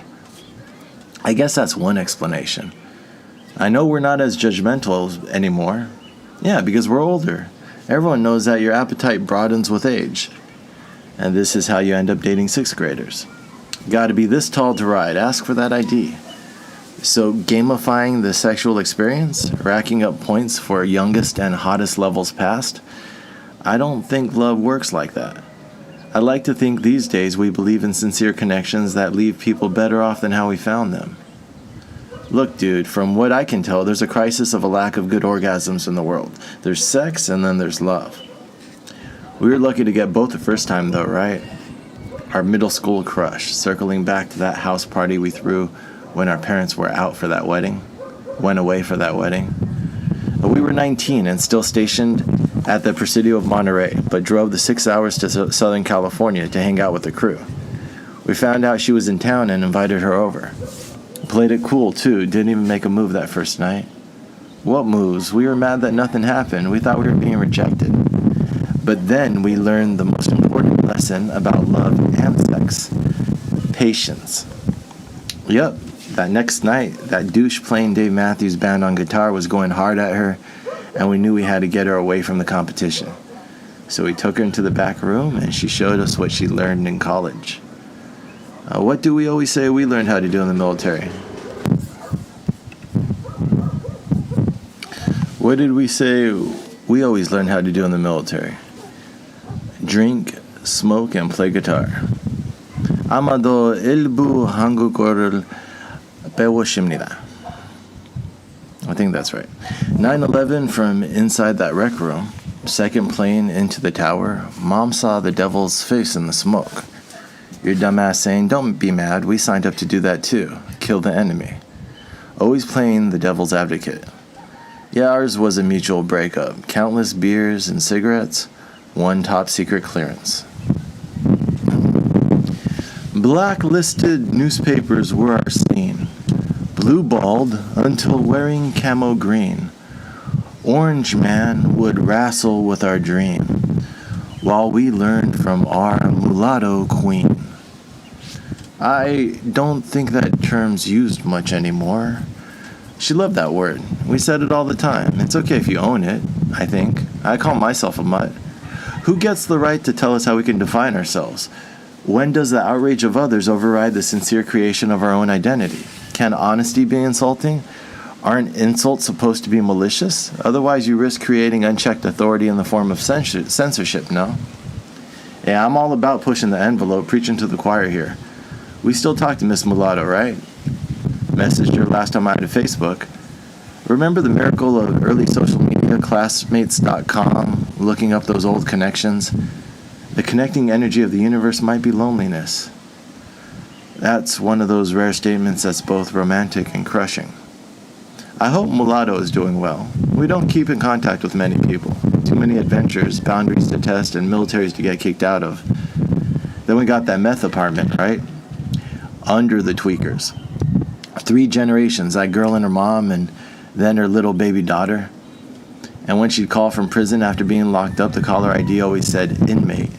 Damn inmate, always monopolizing the phone. But we tried to help her out, our peoples in the more humble neighborhoods, until no one was paying rent anymore, and then it became your peoples. I ain't invite everyone. A handful of recovering addicts from high school, not the best place for them. There was also that one girl who had been living out of her car. Oh, she was cool. I think she's in Venice now. Still on the street? What options do townies have as their towns go down the drain due to historic patterns of predation? How can people live well if they've never seen what well means? Is happiness comfort? Or is it a level of care, respect, responsibility, and knowledge of yourself and others? Can people believe in love if they've never experienced it, or if they're forgetting what it once felt like? Are we replacing mature love with infantile desires to control? Grow your heart when you get that itch, scratch away and say 10 Hail Marys. So Christianity is cool with letting the boys be boys. Oh yeah, totally. Mary's a virgin, all the dudes are players. King David spotting a tent showering was straight out of Porky's. It's true, you do get a completely different take on the subject if you ask the random religious man or woman. How long until we have the courage to break from bad ideas? I flipped a switch, at least, from saving myself for marriage to fuck it, quite literally. One of the few things in life that weren't overhyped. But Eric says that erotic love isn't the highest form of love, but rather it's the union of man and woman in some kind of vulnerable co-creation of spiritual, insert buzzword here, jambalaya. Maybe one seeds the other. Scratching that itch sure feels like heaven. And that's how bites become scars. Hot water, all the pleasure, none of the blood. Sometimes I think you make sense, and sometimes I think you're just rationalizing your own impulsive behavior. And then sometimes I'm afraid to give you praise because I can't tell which is which. The clever recklessness of young masculinity. The Iraq War started around this time, 22 and a half through 25. We'd driven 17 hours to pick up Mike in that Texas town and take him back to SoCal. He took us across the border, but you wouldn't pay to let us go on any of the rides. We ran out of money. Yeah, spending it on girls for the other guys. We were still romantic at heart. Didn't yet equate sex to bug bites. Eat your meat and have fun, boys. I remember the day we caught homegirl's eye in her brother's hotel room. She had just come out of the bathroom in that towel and was doing her hair in the mirror. Then we got that house with him in Ukaipa and she started to crash. We played guitar with her that night after everyone passed out drunk, ended up cuddling and shit. Asking her for a number the next morning and she was like, I live with you, silly. Always tripping over our words. And then for a couple nights that became our habit. They'd wait for the house to fall asleep, then sneak into bed, cuddling. Staring at each other in the morning under the sheets. That was cute. Innocent. Yeah, because she had a secret boyfriend at the time. We almost caught her in that lie when we chased her in the car. We almost got the cops called on us. We'd never get laid if you hadn't learned to chill the fuck out. So you're the laid-back, cool me doing what seems to work for everyone else. I'm whatever you need me to be, buddy. I'm your rhetorical device. Then help me process the time we flew to Florida because our cuddle buddy we thought was our girlfriend tried to commit suicide. Borrowed $500 from Matt, the mathematician, to make that trip. And the look on her mom's face when we showed up in the trailer park in Gainesville? Same look our own mom gave us when we made that comment about God and babies. We didn't have all the pieces to the puzzle. And then it started coming together. She'd driven out to Cali with Dude and then went back to Florida with him. We'd had a couple nights, but this girl was double dipping that dipstick. Above your pay grade, soldier. Top secret clearance. So she took our gifts in the hospital and she told us to go home, huh? What are you doing here? You shouldn't be here. Go home. Yep. Kind of get a reputation after stunts like that. Still trying to figure out what kind of reputation, though. By then, our army bros were done with their enlistments. We were always advanced. And so we went up to Santa Cruz to put some distance between ourselves in this episode. And also because it's freaking gorgeous. Once you visit, you never want to leave. They warned us about that Indian curse. We brought some friends out from under the meth lab and created a nice family by the beach, before abandoning it to go live in Big Sur for the summer as a park aide. And got fired from that job too. I'm pretty sure that job and the army are the only ones that fired us. I did this before. Mac subscriptions, army, pizza delivery, Night Stalker, lol, Night Stalker, East Bay Express. I forgot about our short stint in Berkeley. That was before Santa Cruz, but after we flew to Florida, I think. We rented a room in that one frat. Homegirl we took to that one ballet said she was date raped. That was like, there was this like entitled male buzz to that place. Didn't really sit right. And their chef was fucking amazing. They're just so sure of their path, those college kids. Or maybe we're projecting because we didn't have any clue how to round those bases. We were striking out as soon as we opened our mouth. We weren't even swinging at a lot of those. That psychologist grad we'd watched Gilmore Girls with, we had a vibe. Another one where she had a boyfriend. And that one was not over the plate. And he was a drummer in a local band, too. She friend-zoned us with a vengeance. Maybe we should have kept in contact with some of those friends, though. See, this is a problem with those competitive sports metaphors. Despite the context of how we got to know each other, she was actually a really amazing person. You can enjoy someone's company, someone's spirit, without having to immediately sexualize the relationship. Cuck says what? You said yourself you can leave it as a seed. I say a lot of things when I'm hard up. I thought you were clean. Take heroin, subtract guilt, and add a pair pumping cravings 24/7. That's what having a dick feels like. And I'm the reason we never got laid.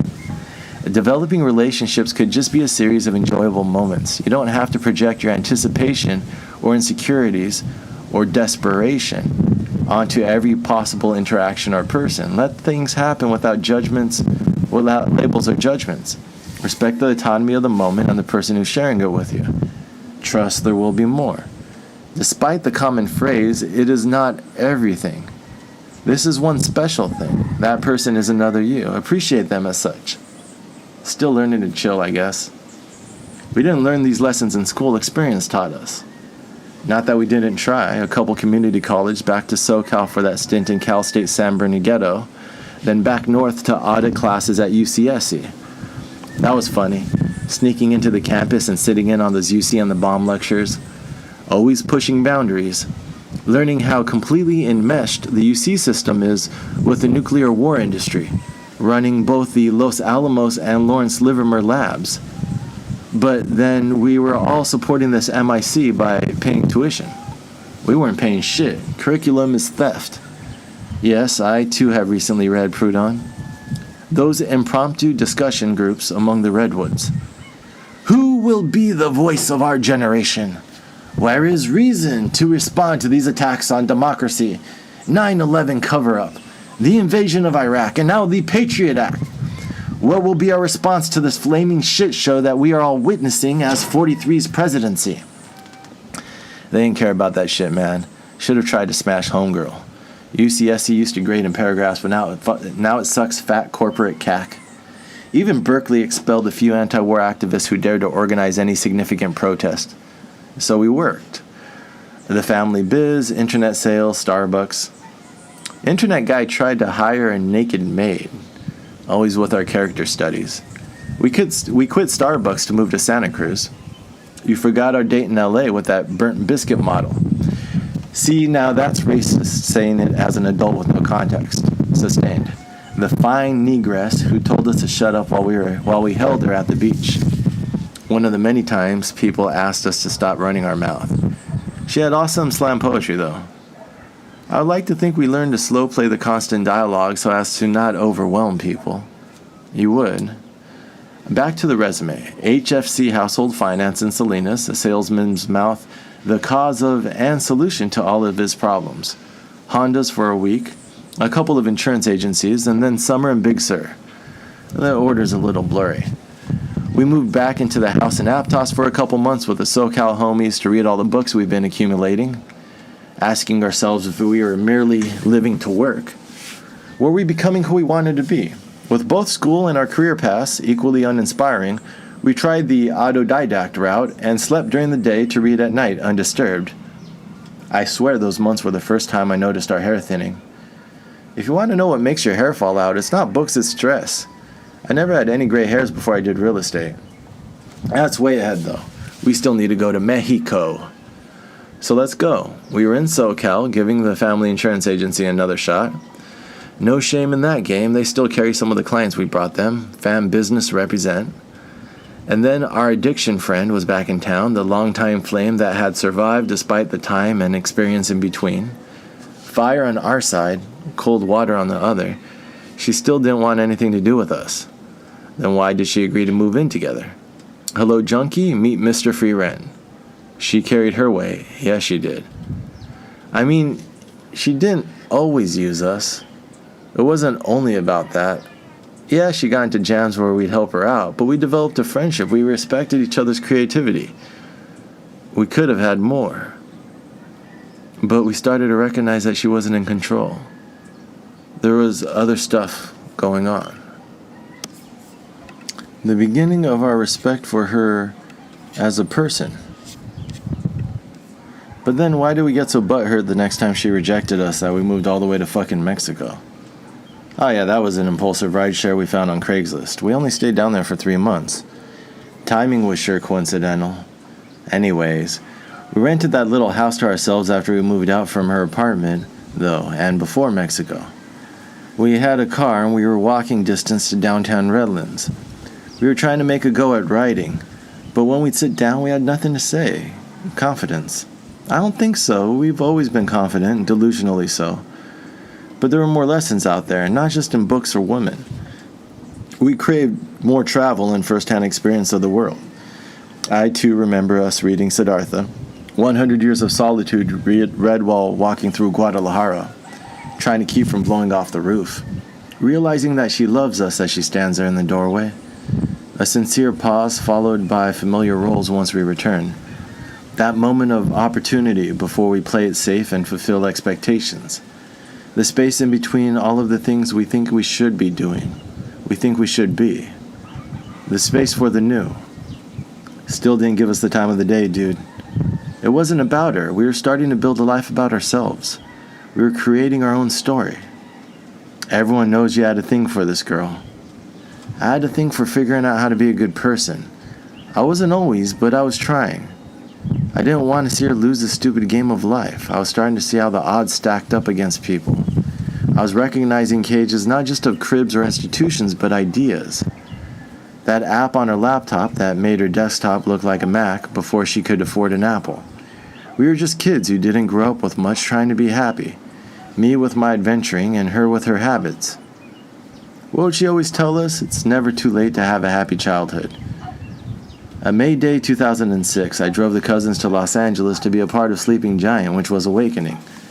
And then the immediate ice crackdowns that followed. Back to bed with you, brown giant. I was learning how to actually see a woman. And at the same time, I was witnessing millions of people overlooked by their own government, the supposed keepers of our story. My friend risked becoming another statistic, and my complicity was evidenced by the simple example of how I had no idea what or where was Puerto Rico. She had said that's where her mom was from, but her history hadn't made it up through my public education. She claimed she was half Spanish, but she didn't look Mexican. I'd always dismissed it. Why dye her hair blonde? Why drive to LA? Why does history have losers? I don't know, but I think we are still trying to bag Shorty. The world's been fucked up and stuff for a while now. At least from my perspective. Least for my people. Am I myself the exception or am I the rule? What are the rules we live by? Hero fighting for his heroine. Colleges, careers that let us in. Cynics and the cowed who let us down. These beings couldn't compete to what she'd found. Props for fitting the whole of our insane Mexican road trip with a rando off the internet into one word choice. Cherish economy if nothing else. So we're what, 25-ish? Then on to the big 3-0? Sounds right. Do we try CSUSB again? I'd have to check the transcripts. Probably dropped all of our classes right before finals like last time. We always had a flair for the dramatic, huh? Burn those bridges because Jesus knows we'll be back. Does he, though? Checking your blind spots means sometimes revisiting previous decisions to make sure you made the right choice. And the time we got a DUI? Jesus, take the wheel. Going to have to go with bad choices on that one. Pitchers and playoff games don't mix, apparently. Not when the game starts at 6:30, but the bar closes at 2. I was in SoCal trying to spread my sexually frustrated wings. You're a peacock, they gotta let you fly. And bars are where you meet people. We met homegirl with a baby. Ah yes, another junkie. I don't think she was a junkie yet, she just lived in a junkie apartment with junkie friends. Ah yes, the angel who walks like a duck and talks like a duck. Life was hard on her. That guy had knocked her up in high school and her family wouldn't help her. His family wouldn't let him marry her because she was an Indian. But then they had that gas station empire, so they paid for her apartment. He came to visit and fuck her when he wanted. She didn't need a drug habit to make it tragic. To make a tragedy, but it was probably on the path ahead of her, I'll give you that. Her bathroom had mold from the tile to the ceilings. Although if she had a habit, there's no way those 1,000 beer cans would have stayed on that patio. Them shits would have been recycled. She was just a kid fresh out of school, used to be a cheerleader. We went through her old photos with her, remember? She was gorgeous. We hit that, right? After bringing some Pollo Loco for the kid, yeah, we would get down. What'd she say that one time? What, you trying to be the dad of the year? Nah, honey, little man's hungry. People who aren't used to love can be cynical as fuck sometimes. Playing the hands we're dealt, how did she slide across? Sipping our beer, smiling. Queen of Hearts with her 2-year-old. Doll-faced card, full house on the river. High-low split. But we needed to fold and reshuffle this hand, so it was off to Manhattan. Bro came through and let us crash on his floor in Williamsburg. We had that lead on a Greenpeace job, street canvassing. More sales, more mouth. A little smarter this time. We cruised the internet for more booty and less baby duties. We weren't able to avoid tragic, though, were we? But Shaw was wild. Let's see, where was it? But Shaw was wild, not tragic. Craigslist ad she posted mentioned killing herself. That's how the kids talk these days. It's provocative. She didn't sleep with us right away, though. See, I'm going to both compliment and criticize you back then. It was smart of you to give us options before that date, but Shaw had way more options, and we needed more urgency. You almost got played before you closed her. And then she cried. Do you even remember that first time? She just rolled over and said, "Condoms over there." She was tired of fighting it, tired of our whining. And then she just quietly sobbed after. And then she got addicted to this day. If we'd pushed sooner, we would have just been another asshole in her life, though. It's all about patience, my dude. Why not fill your life with as many special moments as possible? At some point, impatience becomes avoidance. Any longer, our nuts would have exploded. It's cuddling after sex, but foreplay before. The damn thing leads somewhere. This ride goes one way, into the tunnel. Want to be like the guy who slapped her while she rode him? Didn't she say that was the greatest orgasm ever? Then why did she quit being a dominatrix? Because you made her soft, and you're afraid of not being hard. Something phrasing. We navigated friendship and romance, eventually finding ourselves in new territory. Anal. Love, dude. She did follow us back to Cali. I couldn't shake her. I get this whole trying to reconcile all the different paths and parts of your own identity. It's really cute, it really is. But let's just take a minute to appreciate Shah's journey. She went from wild party girl tearing up Williamsburg to domestic housewife without skipping a beat. Shah really was willing to be anything I needed her to be. We ended up in Berkeley after my tour of the areas that shaped who I was becoming. I stayed home working on my leads for a future insurance agency while Shah worked. Her friend was mortified when she found out Shah was just working to hand her paychecks over to you. I'd done the same for her in Santa Cruz. We trusted each other completely. They'd throw on men's shirts and call them dresses, stay at hotels on cards of admirers. Feral as fuck. She was tamed.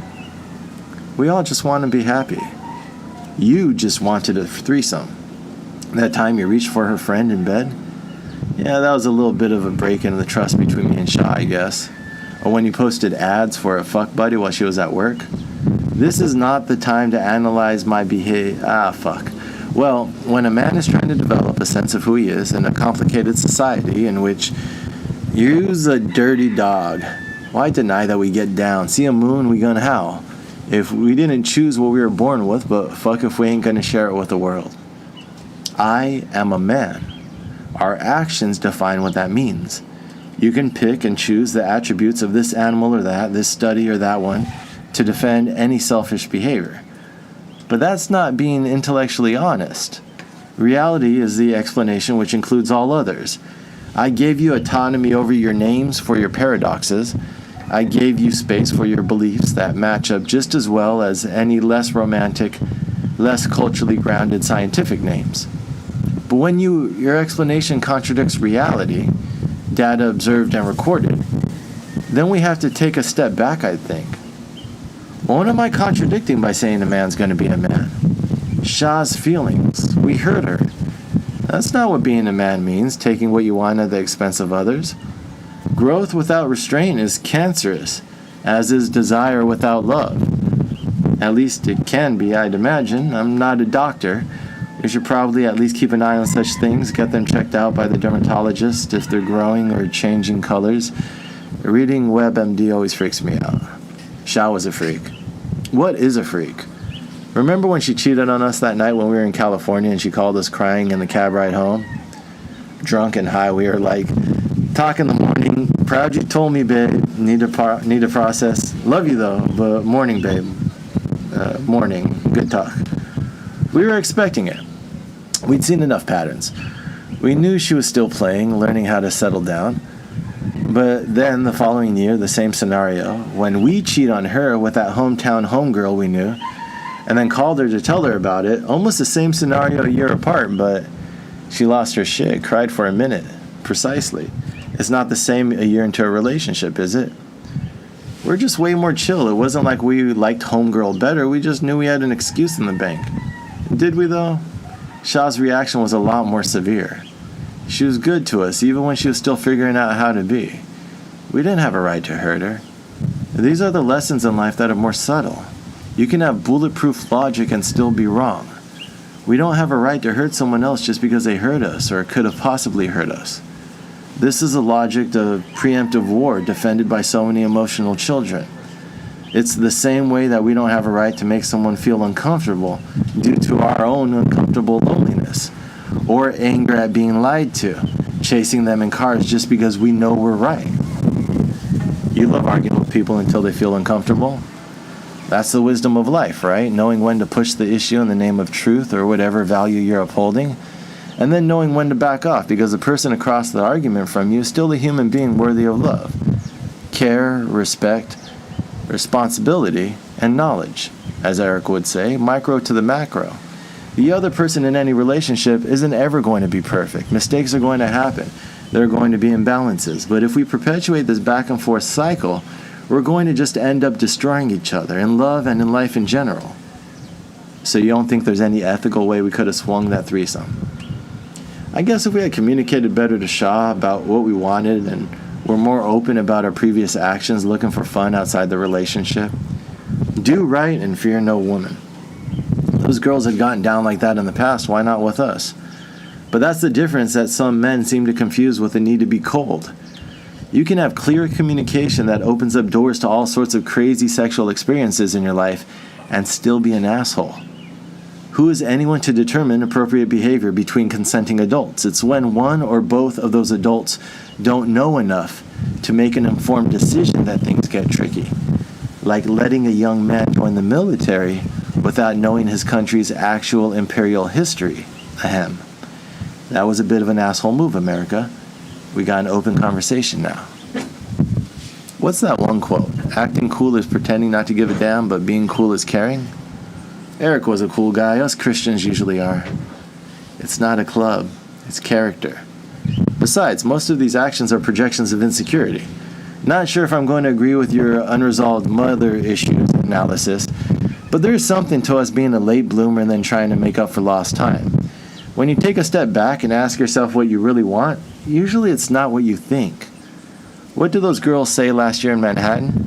The dancer we were dating at the time and her friend, they were all flirting, and you asked dancer's friend if she'd be your girlfriend too, joking, not joking. They both whispered to each other and then said, "Can you afford 2 girlfriends?" Those girls were more down than 4 flats on a dump truck. Another time you slow played our ass away from the table. If you always got our way, our dick would fall off. Both sides have their own motivations, male and female libidos. But if you lead with the instinctual desire, you can get played by others, or worse, by yourself. The blind spots you never investigated. The desires you never questioned that kept you running in circles all your life, kept you distracted, because you never stopped to wonder what actually makes you happy. Perpetuating the same bullshit patterns of endless war to fuel mindless consumption that requires endless war to function. 2 girls, dude. How long is sex as a fraction of any interaction? Hey, don't put us on blast like that. I mean, what do we want out of a relationship? Those couple minutes, more than a couple, don't do us like that. Compared to all of the intimacy before and after, all of the memories, the inside jokes, the mornings where you wake up first and you're just simply happy. You're like, I get it. This is it. Enough. And you'd rather cut off your arm than wake her because you just want to keep watching her sleep like that. Drooling on the fucking pillow. The beginning of a little galaxy family. Your own universe. Now, how long does peace last compared to our idiotic organized murders? 2 girls, though. 2 more unique human beings. 2 more possible projections avoiding themselves. It's not as simple as your lust would leave you to believe, my energetic friend. This is why we don't have fun. We have fun, dude. We're just trying to be as honest about the consequences of our actions so that we don't have blind spots that allow us to be manipulated by others. Manipulated by our own biology when it comes down to it. As wise man, shouldn't we spend more effort to live up to the name? Shah did do the whole citizens audit thing with us. Those were good memories. That was a romantic time, sleeping out of the Honda Civic when we drove across California with a half-baked idea about running for governor. We were mostly baked, if I recall. Nah, that was a mostly sober writing project to stop in each county seat and interview people. It was the perfect storm of not being satisfied in the relationship or maybe even monogamy, as well as our chosen career path and our disgust with American politics. Electing sons of governors and kids, spouses of congressmen, mayors defying term limits, dynasties everywhere, mold from the tiles to the ceilings. Shah stuck around for that quixotic ride despite our frequent dumbassery, sitting in that Berkeley apartment, admittedly probably high at the time. We watched that documentary about Granny D running for office and thought, maybe we're making it too complicated. I want them to make our little cars, not our laws. Maybe we were caring too much about the right answers, drowning like seals in orphan facts. That was a confused callback and tortured metaphor. Tortured like Iraqis by orphaned seals? Mentally waterboarded by our own watered-down history. See, it's not that hard if you just put a little effort into it. I was totally about to make that line blue. Maybe democracy just needs to be used like a tool to create the truth instead of like a toy to distract us. We envisioned the solution to our pacifier politics. We needed a practice run for 2020. We had grown our love from a seed, even if it was probably now being neglected. Maybe we could grow a response to the bullshit around us the same way. Maybe we could start a podcast to shill fleshlights and supplements. That's what fuck you love will do too. That's what fuck you love will do. Give you the confidence to take on the world. Shaw stuck with us for 3 months and on her dime until the money ran out, and we sent her packing back to New York. Told you we should have sold those pocket pussies. There are enough pocket pussies in the world. Some of them even started by shilling... There are enough pocket pussies in the world. Some of them even started out by shilling fleshlights and supplements. Shots fired. Sometimes you only realize you've taken too much when you can't defend your actions. Hello, Boundary. I'm Shaz. How we earned perspective? Well, you finally let us out to play when we went to live in Puerto Rico. Finally got that threesome. Holla. What, me being shit-faced next to some guy fucking his girl mumbling, "You're doing a great job." All that was missing was the thumbs up. Our hand was on her thigh, so it counts. And there are more creative uses for her thumb. Or for our thumb. Anyone's thumb, really. And we never spoke of that night again. Until now. Shout out to my Baltimore freaks. Life isn't always as sexy as a copy claims it is it? But all our tourist hookups, like the one we tried to follow to Seattle, you can't just turn off your heart. Can't deny the universal human craving for intimacy beyond conquest. Love. What could have been if we weren't arrested? What could have been? What could have been if we weren't arrested en route? Yep, another plane ride to Florida, another suicide attempt. Same story, different boyfriend, both deep into pills. Are you going to say we were the only trying to smash this time? Because we had that flight already booked to Seattle the following week. This one was clear-cut friendship mode. Why you still try later in New York? Why you always trying to skip the linear narrative? I went to Florida. That's my story and I'm sticking to it. Methinks thou protest too much. I protest getting arrested because her punk-ass boyfriend called the cops saying she was trying to kill herself, and then they busted into the apartment SWAT style. That wasn't cool. Getting locked up for 2 weeks for $20 worth of weed until the public defender sprung me wasn't cool. The friends she set me up to crash with were cool. Miss Seattle waiting alone at the airport because we were in jail was definitely not cool. We had a very nice physical connection. That's the wisdom of this time in life, right? Learning how different aspects of ourselves interact with each other. When was it just horniness, and when could we trust that we were actually being inspired? Oh, when it was just horniness, and when we could trust we were actually being inspired. We've learned to call it quick. We learned a lot from trying to interact as honestly as we can with the world, taking responsibility for ourselves and the people we love in our life, defining for ourselves what constitutes being a man. Homeboy overdosed. Who, our friend's boyfriend? Yeah, him too, but also the kid we crashed with while we were down there. Remembering that story he told us, his mom asking him for some smack. He didn't want to share. An hour later, he hears a shotgun blast. New Year's morning. Why did he tell us that story? So it would outlive him.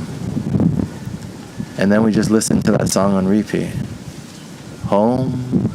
Let me go home. Home is where I'm with you. The real dude. They wanted to bail us out, but they didn't have the money. We broke back into the apartment and scared homeboy's girlfriend, threw on her dress before going drinking downtown that one night. He gave us his dad's kimono to take with us on his travels. Another one disconnected from his narrative. I don't think we should transition to OWS on this note, so let's combine age 29 with the last section, shall we? Consequence of actions, ours and others. Live the single life with single mothers. Eventually got wise and took our lovers. Caribbean skies and star-crossed brothers. What did we first think when we arrived at Occupy Wall Street? Calcutta. Never been, but for some reason it came to mind. There were a lot of dirty clothes. Yup, it definitely had that worn and squat vibe with sleeping protesters everywhere. So many hippies we cut our hair. We weren't there to blend in, we were there to witness the movement firsthand. Sometimes your passion aligns with circumstance in life. We'd been working on that book proposal in Puerto Rico, The Complete American's Guide to Revolution. It was the latest iteration of that California trip I kept coming back to. Our friend paid us to drive his car from Chicago to Cali, good old Matt the mathematician, and we picked up those ride shares. Anarchist hip-hop head and Miss Fat Booty. Miss No Booty, she rejected our ass, because we didn't have a condom. She said, no, dude. She mounted us, whispering in our ear and shit. No, I can't. No, tee-hee. She did not tee-hee. And yes, there were mixed signals. But she was upset enough later to say we took advantage of the situation. She didn't speak to us the rest of the drive. Because we stopped. Because we started. Then why ask for the condom? You're going to have to ask her. I was high as fuck. She was sober as fuck. Well, I'd feel violated if I just didn't confuse myself. We flew to New York to grab the lead role like Robert De Niro. Pacino. Always go with Al Pacino. She's got a great ass! And we had her head all the way up in the revolution. We really need to rewrite the Communist Manifesto sometime. Milton's Dumb and Dumber. Would mention Don Quixote, but I think you already got that covered. You're going to say our time in Occupy Wall Street was mere tilting at windmills? You're going to say that anyone took us seriously? We changed the narrative, dude. People were using the language of class consciousness. This is what democracy looks like. Goose-stepping in the street like good little brown shirts. And goose-step? Like a two-step, but with more waddle. You make a person want to get back on drugs. Back on topic, OWS. What can we say that hasn't been said? That girl gave you an STD. I think I've told that story plenty of times already. We came, we saw, we got it checked out. Thousands of people violently arrested for protesting on Hopi Changey's watch, and no one seemed to care. Thousands? There was at least us. Fusion centers were used to eliminate protesters with plans that included targeted assassinations per the FBI. Already done in the Ukraine, but the Ukraine happened after some talk show host did a bit dressed as Che Guevara. They called it. We were a joke. Because we went after their fucking bosses. No, didn't you read the paper? It's because we didn't have any demands. Besides, like everyone says, they were just a bunch of college kids. We weren't in college. Our folks were losing their home at the time. No, I mean the rest of the protesters. The kids we met at that squat we stayed at weren't going to college either. Remember the one girl who came in off the streets only to get turned out? She wasn't even in high school. I think legal is going to want us to remember she was well out of high school, dude. Dude, she was young. She got tricked out real quick. And now these are officially unreliable memories. The city came to test us for diseases, and half that house had hep. Told you if you had your way, I told you if you always had your way, it would fall off. And if you always got your way, you might as well not even have a dick. The protest movement, dude. We came, we saw, it fizzled like a solitary sparkler on the 4th of July. A whole lot of solitary sparkles. At least we got some decent documentary footage. That was genius. This time I hired a real cameraman instead of just sleeping with one. 17 hours of high def behind the scenes. 17 hours of high def behind the scenes. Only for YouTube to steal it. They didn't steal it, they just disabled our account. We had like 4 videos of copyrighted content and hundreds of our own. What gives them the right to deny us access to our OC? It's our website, dude. It's like we're on their property. But didn't you say if elites own all the land, it's called feudalism? A specter is haunting the internet. We're not rewriting the Communist Manifesto, dude. Besides, you can create new online property easier than new actual physical land. Then why do the peasants stay on these fiefdoms? You have to ask them. I'm high as fuck right now. That YouTube serfdom smackdown was a blow to our creative ambitions. We'll get our content back, though. We just first have to prove it has value. No one cares in this world until money's involved. Look who's being cynically unloved now. I was traumatized, man. So much so that we went back to PR to clear our head. Check in with Shah, who was living there now. Try to rub those familiar sticks together to get some of that home cooking. The love that keeps us going. The gardens we're glad we tended. And then we returned to New York to compete within the capitalist arena and be boring like everyone else. We're incapable of being boring, dude. It's been a tear these past couple years. I guess it has. Took us 11 apartments and 4 hostels to find the right one to get evicted from. I think the original goal was to create a real estate empire, but yeah, you shouldn't always take my advice, by the way. Are you why we stopped working last year and started writing again? I suggested we look into those military documents. You're the one who turned it into a complete life review. Well, my old friend was the one who gave me the idea of turning my apartment into a lily pad, inspiring me to return to my old squatter ways. We created a place where artists could come to just live and create. But it was also a reversion back to our romantic self, how we went after our first love, how we later turned Shah's heart, not with our whining, but with our words. We was smooth. How we knew we'd have to be if we wanted to earn dancers' love. We're our best when we're our sincere self. So is this all a ploy to marry Yaya then? I don't know, dude. I haven't written 2020 yet. Still trying to close out this year. Actually, the year before, so I can finally tackle 2018. Shit. We've run out of time. Just came back from a joint and a walk. There were fireworks. Your folks were praying in the living room. I didn't want to say anything, but I also didn't want to be rude. So I kind of closed my eyes. It was like a really bad game of hide and seek. As are most religions, I suppose. Wait, I thought you were a voice in my head. I should have taken you with me on my walk. And I thought you were a Christian. No, I was just fucking with you. I think we've settled on me being your rhetorical device thing. Second perspective, saintly insight. Devil's advocate. Those 5 years where we built ourselves up from 2012 to 2017, from 30 to 35, we started holding our cards a lot closer to our chest. But the macro has been starting to remind us of the micro more and more. The world's been getting a little funny for sure. Society's devolving emotionally. Maybe we're maturing. God forbid. Always knew you'd come along. Jesus. The lily pad idea always seems stupid. Like, I know how these things go. We'd had that first apartment under the meth house. And then how about those hostels that fell apart when people stopped paying? Until that Russian lady gets smart and hired a heavy. Human nature is just a take. I thought we were trying to write a positive story. Operative word trying. We didn't invite strangers, dude. We invited our friends. And I can honestly say we didn't have any ulterior motives this time. A loved lion becomes a house cat. It became a good house. I think we all healed a lot. My friend cleared her head. I finally finished some writing projects. Did we sell anything? Yep, finally finished some writing projects. I'll take that as a no. It was nice to be able to read and write full time until we got evicted. Because your ass stopped defending our case in housing court. I thought you said we were winning. Why would I keep fighting for a cockroach-infested apartment I didn't even want anymore? Why were we sneaking onto the roof to sleep after eviction? We were homeless. Eventually we crashed with friends, but you even slept on the landing once they locked the roof, just to be near your precious already re-rented apartment. It was hard to let that life go. Took a lot of work to get to 13 Carmine number 13, New York, 10014. Since we first started real estate, we had wanted to live in the village. Sold Pop's guitar for the money to get that license. They said, get a job and occupy, so we set out to do just that and make a lot of money.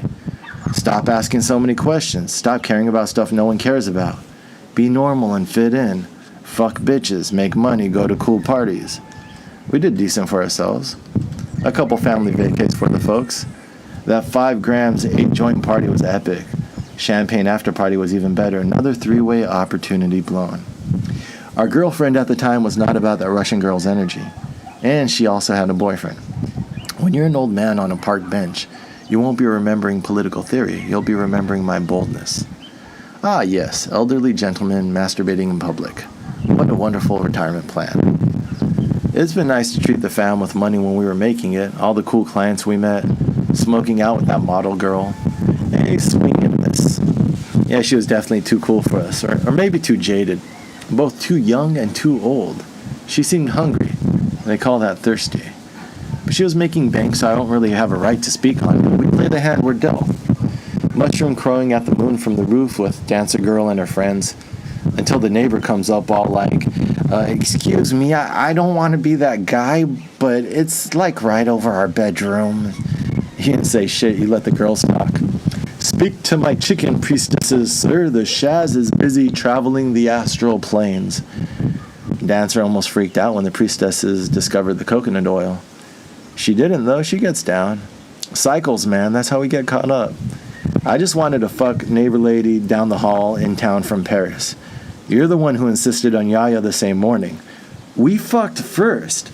Dude, you knew that was the last night for the Parisian. It was then or never. We hadn't put in the time in the Real Housewives for nothing. We already knew we were liberating the furniture she was leaving behind. That entryway shoe bench with the cushions was everything. You know that real estate money is what gave us the stability to finally become Shaz, legally and all. I've always been the Shaz man. America's the invention. And finally pay off that DUI, clean up our credit, which we've again ruined. Those nights we went shirtless with that emerald necklace we'd put on when we tripped. The soul that straddles all worlds. Bet neighbor guy wasn't upset we got evicted. Our landlady seemed pissed. She never gave us a lease. She could wait for her money. So how many open conversations does that make? Let's see. YouTube, America, the landlady. I made some enemies on Reddit. That's not too many loose ends to tie up. How much we making for this proposal thingy? About that, see, this is a new innovative concept where you work before you're paid. Wait, what the fuck are we even doing here? It's kind of like a minimal viable product. Remember all those tech clients we had and those buzzwords they used? Or a third party, or pacifism, or just an alternative to individual and collective suicide. Haven't really decided the reason. Are we running for office or selling a book? Yes. Saving the world or getting laid? ¿Por qué no los dos? I hate it when you sound like me. You should be proud. I got the poems this time. Calcutta with butt-ass rot and squats. Turning thoughts at crossroads in our life. Gave up on our dreams just to survive. Scheming for more threesomes, 'cause why not? Yaya, will you marry us? Dogs chasing cars. Oh, and you don't have to misspell words to rhyme.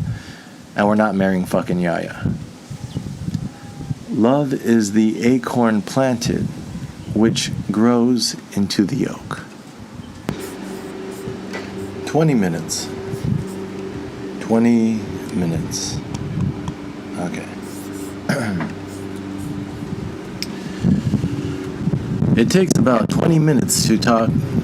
It takes about 20 minutes to walk from the men's intake shelter to the main branch of the New York Public Library. Who am I? Where am I? What's going on? I'm SHAZZBARBARIC, a name and persona I've chosen for myself. I'm sitting in the lounge of a shelter. Now that we have the who and where, what's going on? I'm trying to get vouchers. What's vouchers? Look, no one likes to pay rent. But it turns out if you really don't try, the government just gives up and pays your rent for you. So we're homeless. Any comprehensive theory of society requires inspection at every level of the social stratum. The folks booted us. We had a nice visit with our parents, yes. But as December extends past the 31st, we have to start thinking about wrapping 2018. Manhattan is our meal ticket. Literally, as in the meal ticket which let me into the shelter. And figuratively, as in the ticket to launch our presidential campaign. Oh, we're still doing that? Dude, that was the whole point of 2018. It's just, you change your mind a lot. We're beginning like year 2 of a 3-year plan. What's our platform? We're beginning like year 2 of a 3-year plan. How do we end up with the folks again? After a year of introspection, we ended 2018 meditating on what's most important in life. Breakfast? Family.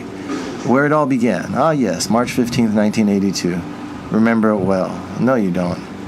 But we've added many formative experiences since our birth. Pops, the son of a vet, met Moms on an LA city bus a couple years prior. She was an orphan, no? And basically, with her parents dying shortly after she was born. Rapist, murderer. Yep, she came here from Mexico. Illegally, I'm pretty sure. At any rate, marrying Pops made it legal. And then we moved to the IE, right? San Bernardino, meth capital of the world. Be good at one thing. We were good at school until we weren't. Fuck homework. Fuck homework indeed. Never bought into the school thing.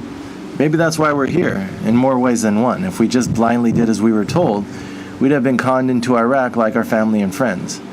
You're saying ours was a calculated discharge? Choice or chance, we've managed to stay ahead of the bullshit. Fuck war. Fuck war indeed. So if not war, then what? Well, we tried some college. Fuck college. Yeah, that was pretty much our sentiment. Let's get rich. We weren't quite there yet. We made some money, then we would read a bunch, then we would make some more money only to read some more. We went to Mexico. We went to a lot of places. It seemed like we moved every 3 to 6 months in our 20s as we explored possible footholds in society. What did we want? Well, George Bush Jr. was elected in 2000 and he seemed like kind of a dumbass. And then the Iraq-Afghan wars seemed kind of illegal. The Patriot Act seemed kind of un-American, and the Twin Tower collapse seemed kind of suspicious. Are we truthers? As in, do we believe in scientific inquiry? Or are you asking me if we buy the dominant narrative? We bought into Occupy Wall Street. Well, they seemed to challenge the narratives. Were we just reacting? We believed we could change the world through new conversations until we got arrested. And then we just decided to make money. So how'd we do? We got up to about $170,000 a year before we stopped filing taxes. Fuck taxes. No. We plan on catching up. We're just taking a mental health sabbatical. So how'd we make it? Cocaine, women, real estate commissions, which we then spent on cocaine, women. God bless America. Nah, ours isn't a cautionary tale of debauchery. More of an inspiring journey, really. Borrowing $200 from a friend, we slept in Central Park, storing our work clothes in a gym locker until our first commission paid for a hostel. Rags to riches, bags to bitches. I do not think you should be in charge of writing our presidential platform. And by me, you mean you? And by us, we mean who? I'm sensing a narrative here. I hope so. Young man distraught over a country which would send him to die for empire and then kick his ass for protesting, decides to join the cynical fucks in the race to distract us from ourselves. But then 2018 happened. Perhaps it's time to unpack what happened last year, this year, tomorrow. I think we just scored a bet on Bowery. Back in the game.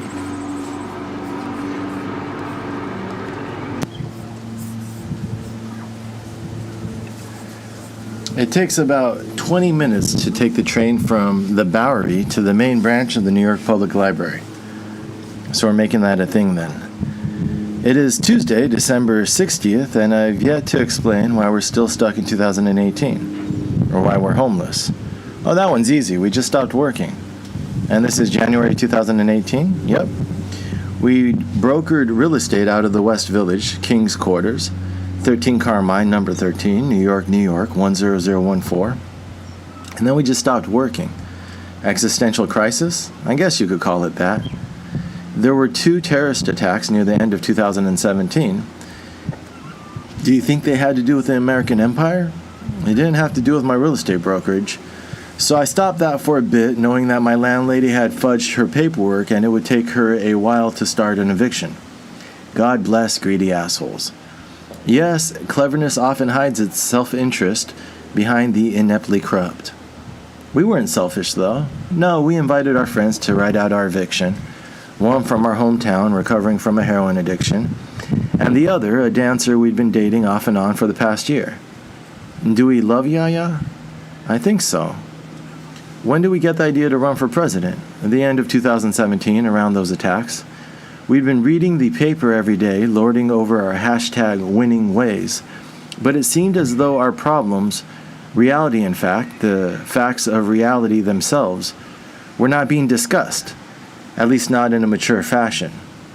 Are we really in a position to define maturity? Are we not?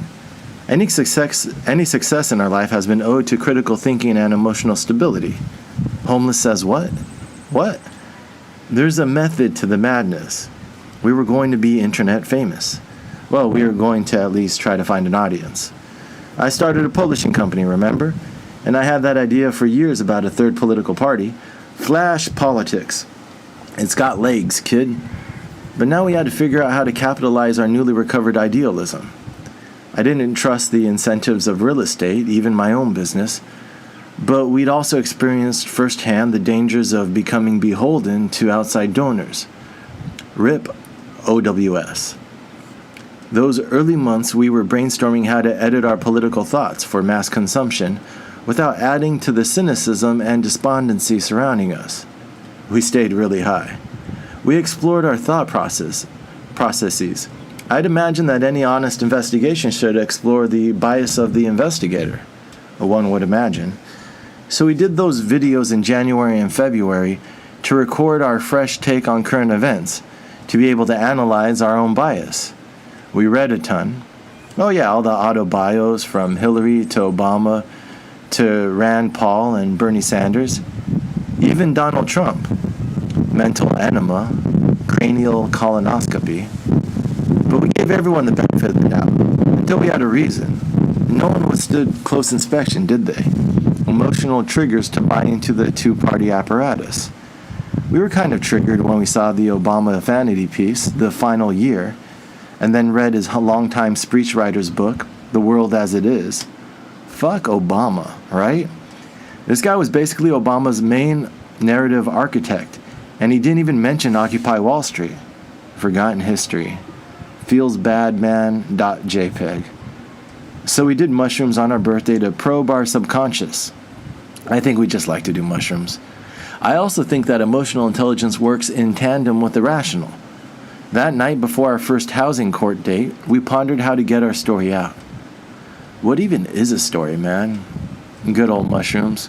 Well, based on the latest science from another book we read, How to Change Your Mind, mushrooms interact with your default mode network, or basically your resting state brain function. English, please. Psychedelics interfere with one's perception of reality. Somebody give this man a Nobel Prize. Obama, you're not using that. From my reading and first-hand experiences, I discovered a lot of misinformation infecting society. And when I did psychedelics, from low-grade substances like marijuana and to acid and shrooms, it helped me question the bullshit. But drugs are illegal because they're unhealthy. And we invaded Iraq to bring them democracy. And then Libya, and now Venezuela. So let me get this right. You want Americans to cure themselves of suicidal imperialism through ritualistic drug use? No. Maybe. But I took a safer approach than possibly breaking the collective consciousness. Let's get rich again. In due time, friend, in due time. But first, let's get religious to create a benchmark for universal morality and finally hold ourselves accountable for our actions. Theocracy, then? Morality. The difference, I'm finding, is the authority required. Takes about 20 minutes for the beautiful blonde to be approached as she suffers the frozen drizzle of a dreary December 61st. We were late because you wouldn't stop talking to that chica.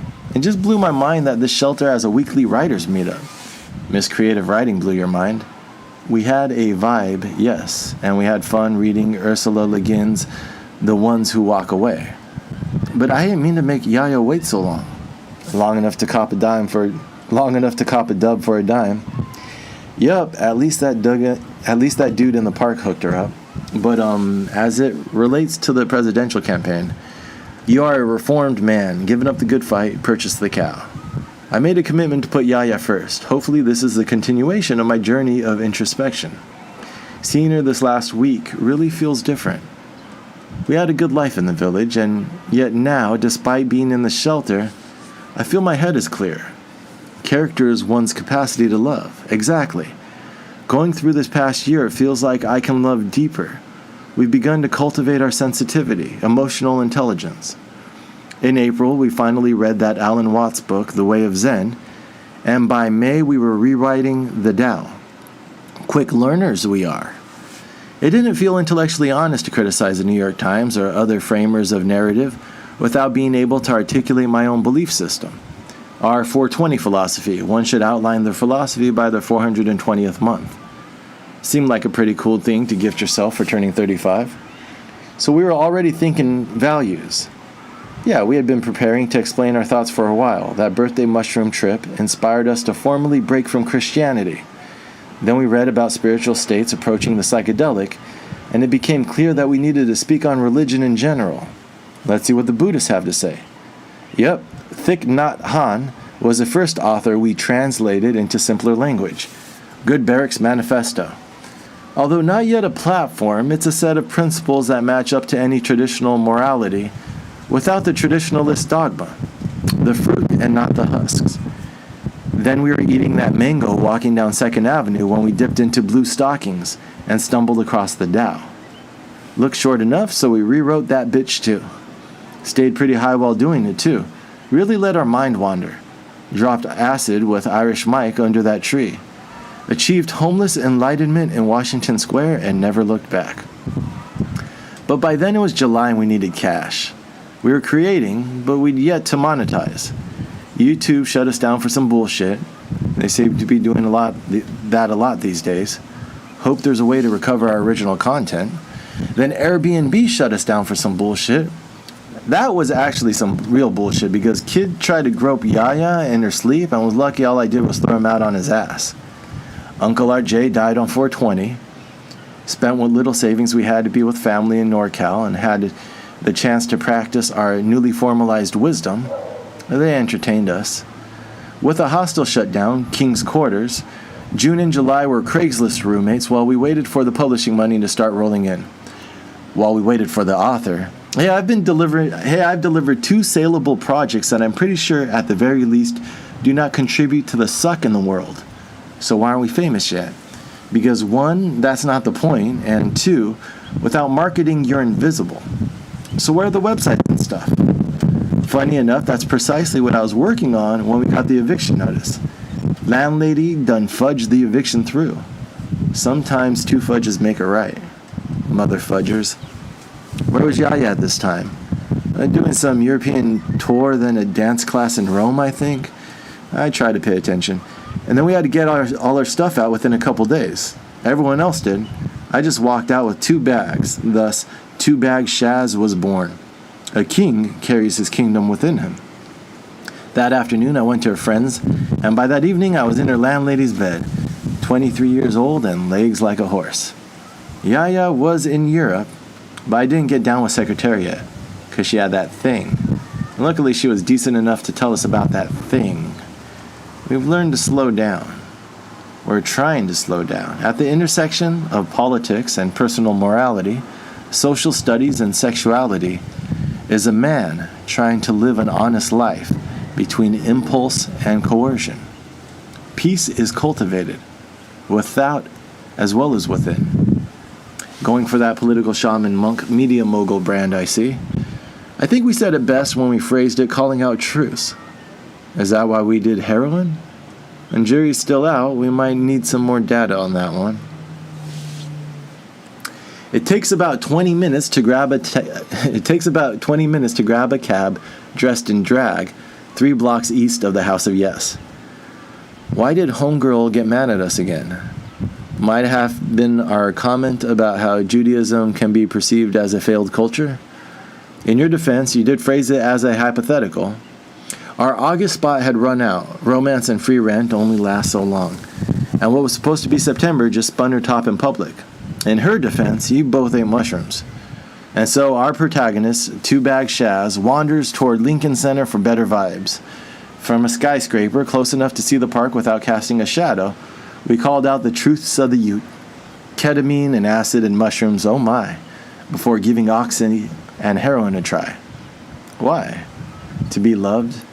Some drugs are used out of boredom. The strongest are usually used for pain. That was an interesting couple of weekends. All recorded to better analyze later. As we've done for a lot of 2018, it's information asymmetry not to monitor yourself within a police state. How do we come off on the tapes? Presidential, my dude. Presidential as fuck. It's been 100 days since we've done H though, right? This sounds about right. Though we did relapse on capitalism in October, we were staying with that friend who had used King's Quarters to get clean herself. She did not approve of the company we kept. But she did lend us a couple hundred to give real estate another go. We didn't have the touch anymore, though. It's a hard business to try half-heartedly. Where was our other half? Well, Yaya was still in Europe, but we didn't know she was our other half yet. Can't make money and can't beat junkies. What can we do? I was going over the tapes I'd accumulated, dating back to my first idea of running for president.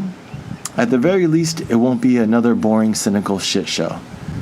Nope, this time the shit show will have color, as well as a basis in actual reality, if not a rational narrator. Transition from real estate to publishing to launch a third political party of which we're the minimal viable product. Is that why we let homegirl fly us out to Los Angeles? Nah, we were trying to smash. But she had that thing, that surgery thing, that lawsuit thing, that ass though. We were dodging LA traffic with our half-baked honey when we finally decided to tap. Mama, we're coming home. Good timing too, because her birthday was November 4th. Our presence is our presence. We've been good to the fam, now we just needed a quiet space to think. If all we wanted was quiet, why do we argue with them so much? Well, people can't help putting expectations on you, especially if they're your parents. We'd gone from current events to their framing, to values and their historic and physiological sources, to bias and methods of constructing and deconstructing reality. The folks really didn't appreciate being recorded. How are we going to confront emotional manipulations if we don't start analyzing the outburst?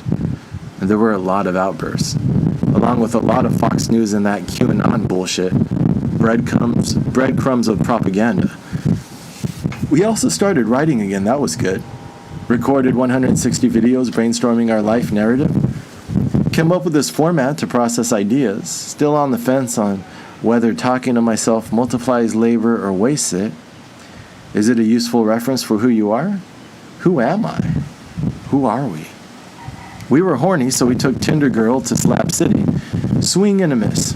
Was cool visiting actual anarchy while reading theory. What else did we read in CA? In California? A book on Hunter S. Thompson, a book on authoritarianism. That one really helped explain the folks. Yep, turns out a large percentage of the population is predisposed to obeying authority far beyond rationality, enabling the conniving few to use authority to further their own interests. Interestingly, that psychologists discovered that politicians were as subservient as the religious. That would make sense since you branded Americanism a religion back in March. Did I? Check the tapes. An ex-president died at the end of November to great patriotic fanfare. Grandmother died the end of December. Gramps would have been George Sr.'s age. Both World War II fighter pilots. Grandpa didn't get shot down. Heart disease. The rich can afford to lead long lives. What life was I supposed to live? We were expected to sacrifice our life for the bullshit of others. Bullshit that doesn't withstand scrutiny, wrapped in emotional manipulations. We're learning to trust emotions when we can unpack them. How are we feeling right now? Like it's 9 degrees out and we got to see if Whole Foods accepts EBT. It will take about 20 minutes to read this entire page if I did this right. Not if I can help it. Our friend was getting evicted in Brooklyn, and the folks offered to fund our trip to help. They bought us out. It was time to move on. It was the recordings. Some people really don't want to explore their bias. But we were committed. We made a decision not to leave 2018 until we finished reviewing our notes. Too many good ideas. Too many clues as to what's going on, from the personal to the social. But we'll figure it out. We're taking a leap year then. I suppose we are until we catch up to actual reality, and it's December 66th? Yep. When's our birthday? The 105th. I can fuck with that. We actually had a return flight for the 46th. So why aren't we back in Cali? Kinda got shanghaied to Martha's Vineyard? Makes sense, we need those political donations. I think we helped drive a friend back, made a half-assed attempt at finding work, and then wore out our welcome within a week. Sounds about right. The Vineyard is an interesting place. Cold and creepy. That's just off-season. Quaalude Colonial? That's just Edgartown. We got the lay of the land before. Yup, islands are a thing. We've lived on Vieques, the southern tip of the Bermuda Triangle. Punta Diablo, Devil's Bitch. All about those strong energies. Speaking of which, Yaya? She didn't make it, unfortunately. And notice the jump between the 62nd and 66th. Words were spoken.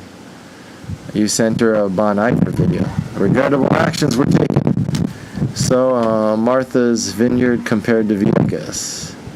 Islands, empires. You sent her that mariachi crying gif. I am cultivating sensitivity. It'll all be in the drop narrative. What's that? That's something I came up with to organize experiences into stories. Remember, we're not just running for president, we're also launching a startup and trying to get Yaya back. We're not trying to get Yaya back. She fucked it up. Yaya, we're sorry.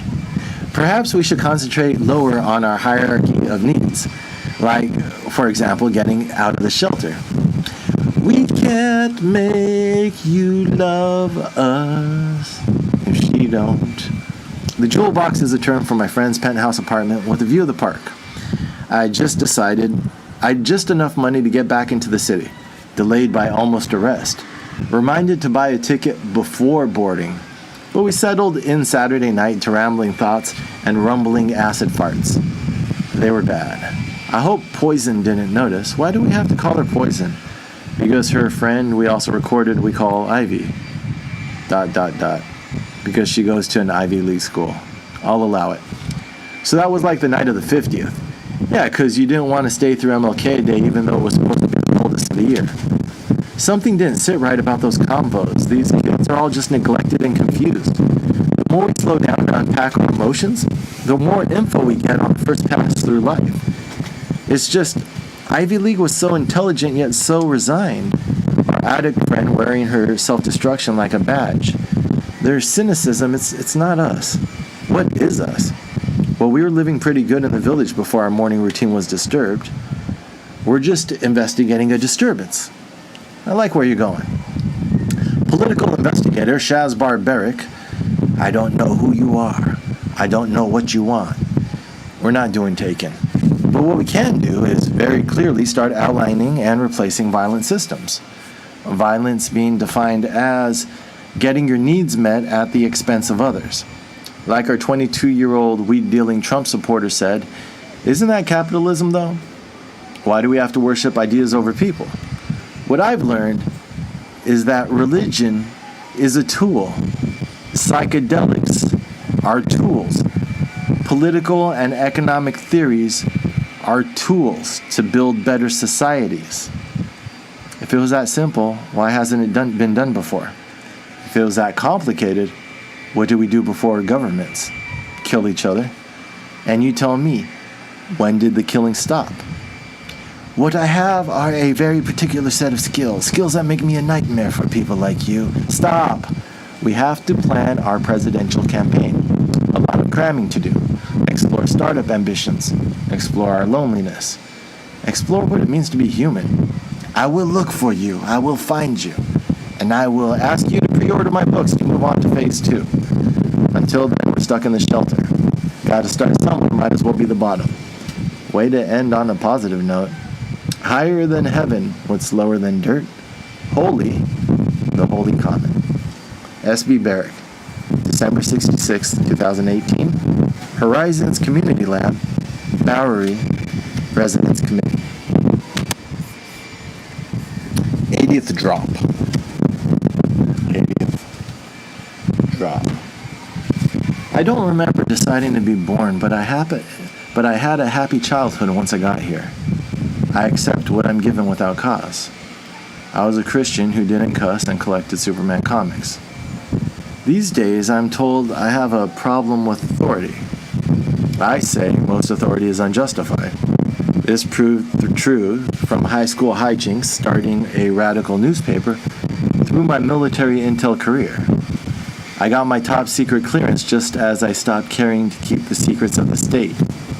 When I got to community college, I joined the Model UN just as the state was beginning to invade Iraq. The government had originally planned to turn me into an Arabic linguist, a door knocker. Sir or madam, my country needs you to step out of your home. We've come to blow things up and start a civil war.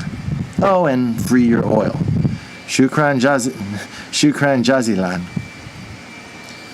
Instead, I dropped classes days before finals and wrote songs I'd never play in open mics.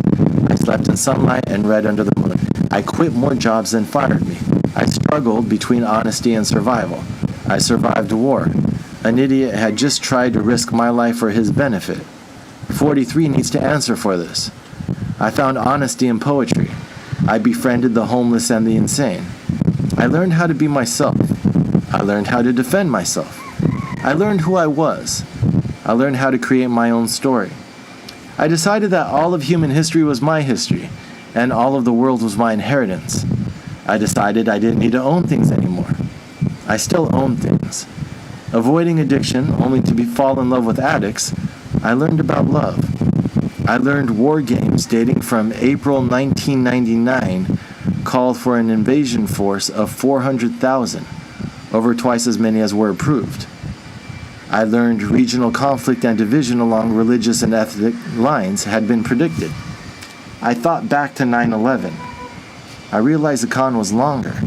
He wasn't an idiot. He was an addict. I protested and was ignored, like the thousands rallying against the WTO in Seattle, like the May Day marches of 2006, like the fusion centers to infiltrate and get rid of OWS. 44 needs to answer for this. I got a passport that expired without stamps. I ghosted a single mom who wore a leotard under her clothes. I made my mistakes. I learned what love requires. I desired to make love. I crossed borders without IDs and placed flowers on graves in Mexico.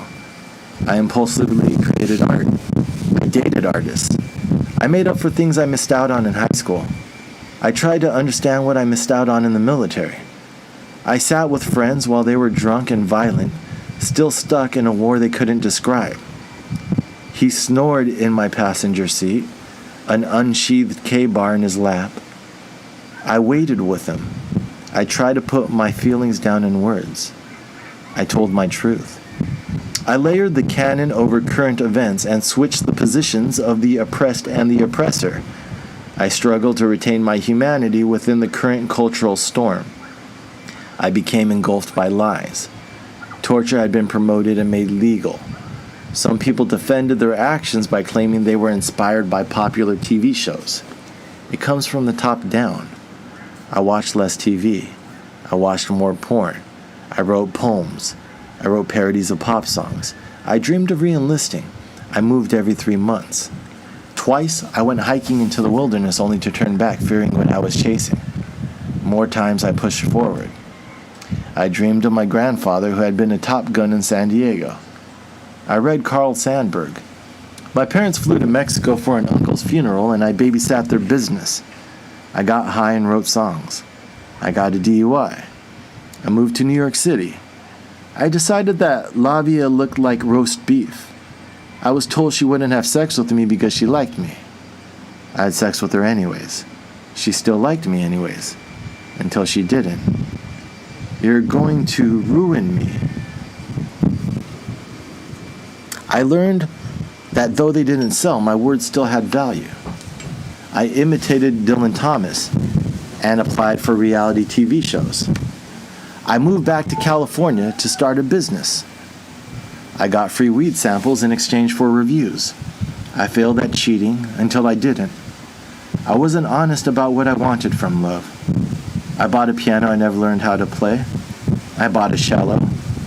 I toured California talking to people about politics only for YouTube to take my videos down. They've yet to answer for this. I moved back in with my parents. I built simple websites. I wondered why we were building an embassy the size of Vatican City in the middle of Iraq. I looked deeper into the 20th century. I read an economic history of Germany. I encouraged my friend to go to law school. He told me how the State Department came to talk to them about the legality of torture. I began and gave up a book proposal about creating voting blocks based on identities. I went down untold online rabbit holes and downloaded media I can no longer access. I started editing more media. I collected historic speeches. I started mixing those speeches to beats. I learned about the death of Lenny Bruce and the activism of Tupac Shakur. I set the words of 44 against those of William Blum and Helen Thomas. I discovered JFK opposed what had become an American empire. I created a form of truth I could carry with me. I respected Kennedy more. I mourned Howard Zinn. I discovered Bill Hicks. I realized the current world order is dependent on lies children can unravel. I wondered what my role was in all of this. I tried to heal myself. Salinger was robbed of love by Chaplin and gave us Holden Caulfield. Charlie was robbed of his mustache by Adolf and gave us a king in New York. Martin chose love. Jesus hated greed. Angelina Jolie was beautiful and angry. I learned that violence is driven by passion. I found more inputs into the system. I thought about what I wanted to be. I wanted to be warm and happy near the ocean. I moved to the Caribbean. I fished and I fucked. I visited a friend in Florida and got arrested for $20 worth of weed. A for-profit prison tried to hold me for 60 days or $600. I fled back to Empire's outposts. On an island that boasts the last Spanish fort to be built in the Western Hemisphere, I wrote social criticism modeled after the Idiot's Guide series. This fort is now occupied by the U.S. State Department. I drove a friend's car from Chicago to Los Angeles and heard about Occupy. I bought a plane ticket for October 31st. When I arrived at Liberty Park, I offered a young girl socks and began a census. I saw roles being created to control resources. I got the resources to start a farms working group. We didn't quite know what we were doing. We were ridiculed. We were sabotaged by unknown actors. Someone leaked me proof of funds being drained. Some of us stayed in hotels. Someone told us to hold meetings. Some cheered our violent eviction. We were told we needed to present our demands. Those who claimed this sold us the Iraq war over peace 25-1. They fired Donahue because he didn't pander to shallow rhetoric. They came to the defense of the bailouts. They said 45 would be bad for America but good for business. They criticize anyone who attempts to organize outside of their two-party false dichotomies. I lived in the park until our arrest, then with lovers, squatters, and God, until even the church gave up. Someone stole holy water. I hired a camera guy to document those of us involved in this movement to get our story out. YouTube stole those videos too. I retreated to the beach to think and heal. I decided to open a library. Thinking I should focus on money, I moved back to New York. I slept in Central Park until I could afford a hostel, and then a room, and then my own studio before finding 13 Carmine, number 13. I made up for time not spent in college. I changed my name. I became a real estate broker. I learned business and how to make real money. During the equinox, I drove an hour north to visit a recovering friend and was pulled over in New Jersey, then arrested for $20 worth of weed. Since the war, heroin and prescription drugs have flooded our communities. Since Occupy, identity politics have gone mainstream. We are told that a woman should be our next president. They say that these wars must be endless. I got my social security number tattooed on my arm as a tribute to Spartacus. I tried to remember truth. I've made $500,000, none of which I've kept. I've called out the truths of the world and fears within my head. I thought I'd found love and lost what I'd found, and I'm recovering what I'd lost. I realize I'm older. I know what terrorizes us. It's when you don't hold men to their word. It's when you only see a woman as a woman. These are shallow subjects with loud emotions. Consensus defines reality, and honor defines character. I'm a man. Let's start there.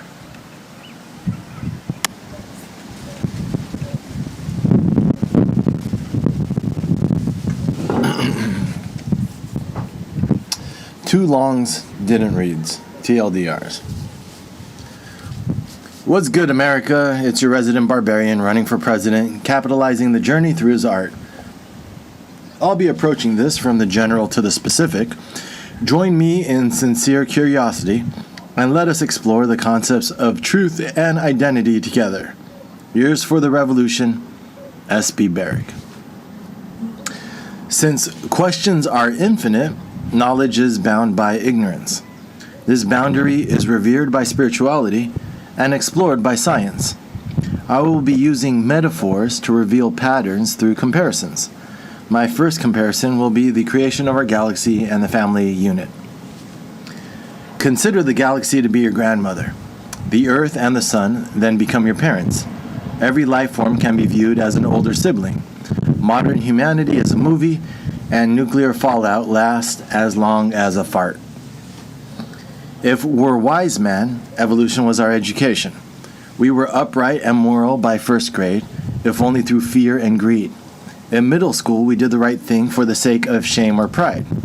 And by 22, we're physically modern, with our brain catching up a few years later. Sadly, we stopped learning before achieving enlightenment. Despite the blip of an axial age, most of history has been bloodshed. Like a tired game of King of the Hill, empires replace empires, and power has long since graduated from royalty to currency. In fact, power and its accumulation is the vice which enables all others. Compulsive habits that lead to self-harm are classified as addictions. By following the tropes of history, America has become addicted to violence. In this way, my country parallels dysfunction I've personally witnessed. We are suicidal, culturally, collectively, and increasingly individually. The truths about personal character I learned growing up are being ignored. I've attempted to retain the dignity of my values in the face of constant coercion. I've also stumbled and retreated, exploring the different ways to survive this world. But we can thrive if we show the courage to live honestly. As admonished by a clown, the good earth is rich and can provide for everyone. As witnessed by all families, love is a foundation for any lasting relationship. I don't propose solutions, merely questions which I first turned on myself. These are the answers to who I am. May we find in them the seeds to who we are, and more importantly, who we can be. If I err, tell me but where, and then let us all grow in love and wisdom together.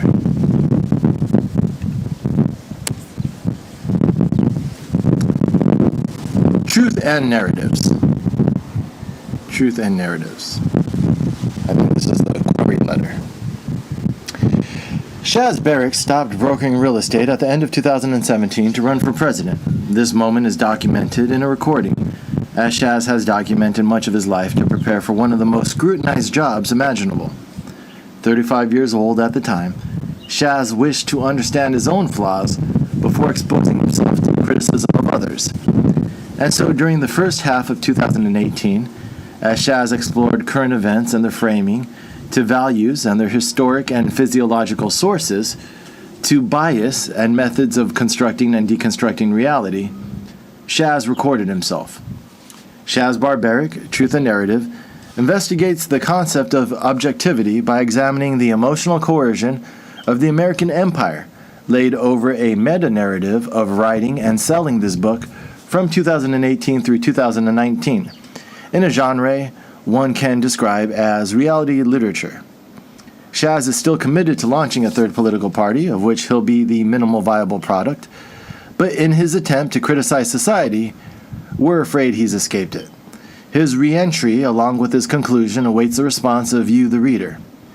At the dawn of the 21st century, Bill Clinton delivered a State of the Union acknowledging the recent Columbine school shooting, but making no mention of the tens of thousands who protested Seattle's World Trade Center meeting that previous November. Instead, he claimed a consensus on global trade, while warning in the coming years of the enemies of the nation state. Thus, the information age, from its inception, has pitted open systems against authoritarianism. Democrats themselves are on record wondering if perhaps the internet should never have been invented, with Joe Biden assuring elites 20 years later that nothing will fundamentally change. There are over 1 million active-duty U.S. military members stationed in 800-plus bases around the world. America enrolls 20 million college students, while 40 million of their citizens live in poverty. And then globally, 60 million have been displaced during this ongoing refugee crisis, the largest since the forced establishment of Israel. But the rational causality of objective reality is purposefully omitted from narratives. This book will likely not sell 121 million copies, at least not immediately, But at the intersection of the education of American citizens, their decreasing standard of living, and the empire they tacitly condone through a militant culture, are values reflected in the words and omissions of elected officials. The truth is that the modern financial system which underwrites empire was born of 13th century Italian city-state banking, benefiting from trade routes opened up by the Crusades, particularly militant brand of Christianity. This use of religion as a tool for the objectification and subsequent enslavement of mankind continued unchecked through the following century of exploration into the New World. By the late 1800s, hierarchical organizations dominated the earth, claiming the right to access anything they termed profitable, with the nation-state as their preferred means of enforcement.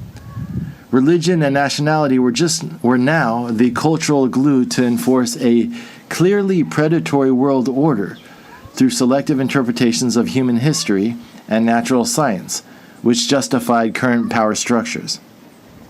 But as Peter Kropotkin's life work attests, cracks were starting to appear in the argument for Western civilization as society cannibalized its commons. By now, Shaz has told his life story a half dozen or so times, depending on the order in which you decide to read him. Raised a Christian and the grandson of a World War II fighter pilot, as well as a former soldier himself, he has personal experience with American militarism on both sides of the propaganda aisle. Arnold Toynbee's A Study of History, published in 1947 and considered one of the greatest achievements in modern scholarship, predicted that societies fail when their leaders worship their past instead of planning for the future. In 1979, with his work Gödel, Escher, Bach, An Eternal Golden Braid, Douglas Hofstadter explored self-reference across multiple disciplines, settling on his metaphor of a strange loop as his explanation for the human experience of consciousness. And then Michael Pollan, in 2018, described how to change your mind through experimentation with entheogens, plants which can alter one's consciousness. Michael related his experiences to spirituality, while Douglas warned of the paradox of self-awareness and Arnold of the terminality of dogmatism. Americanism is this dogmatism functioning as a self-referential state religion, shortly approaching the cultishness of a suicide pact. Indeed, no other modern culture is currently killing itself with more alacrity through violence or internment. Which is why, in preparation for his argument, Shaz rewrote the Tao and other Eastern traditions. Values are defined by the same universality used by religions. Zen Buddhism, anarchism, and open systems all share the keys to unlocking the modern dilemma of authoritarianism. But this is not how the debate has been framed. Using methods of emotional manipulation, science has been able to perfect since the art of propaganda went mainstream 100 years ago. False narratives, or lies, crowd the public forum. Promotion of this book will include tapping into the counterculture, or narratives that don't support dominant power structures, by expanding the discussion from the political to the spiritual to information systems. Ambassadors can be sought from any group with aligned values. Again, these would be anti-authoritarian, anti-dogmatic, pro-egalitarian structures. In spirituality, this would be the Zen Buddhist community. In politics, it would be the lower horseshoe of libertarians and anarchists. And in technology, it would be the open source software community, which Shaz argues is the basis for the modern internet and the latest social commons currently being captured by historic patterns of predation, as well as any of the popular community-moderated forum sites. With the internet, Shaz himself can become a media outlet of one, as he leapfrogs old channels to directly and organically grow his leadership, while still in the process of writing, giving them a vested interest in the journey and a say in the final product. That product, apparently, is a tool to, as they say, use the thorn to remove the thorn and then throw them both away. When someone constructing this book format, Shaz fears he's created a religion, hopefully a nice one. Living, secure, joyful, Sachem, wisdom, loving. It's color-coded, and there are some words attached to the chapters, and the folder's somewhat pertaining to associated subjects. If you click on the dots at the top of any page, you should be taken to a table of contents to see what we're talking about. Clicking back on the first page of any chapter should take you to a trade copy. And then there's also a TLDR version, one click after that, if you can only spare 5 minutes. So maybe it's less of a religion than a book proposal. But back to the only question, what is to be done? I'm running for president. Shaz is running for president. And it's 2024 now because I realize there's probably a lot more I need to do to prepare. But that doesn't mean we shouldn't get started. So get me some fucking money already. SHAZZBARBARIC, sometime in December 2018, Washington Heights, Manhattan.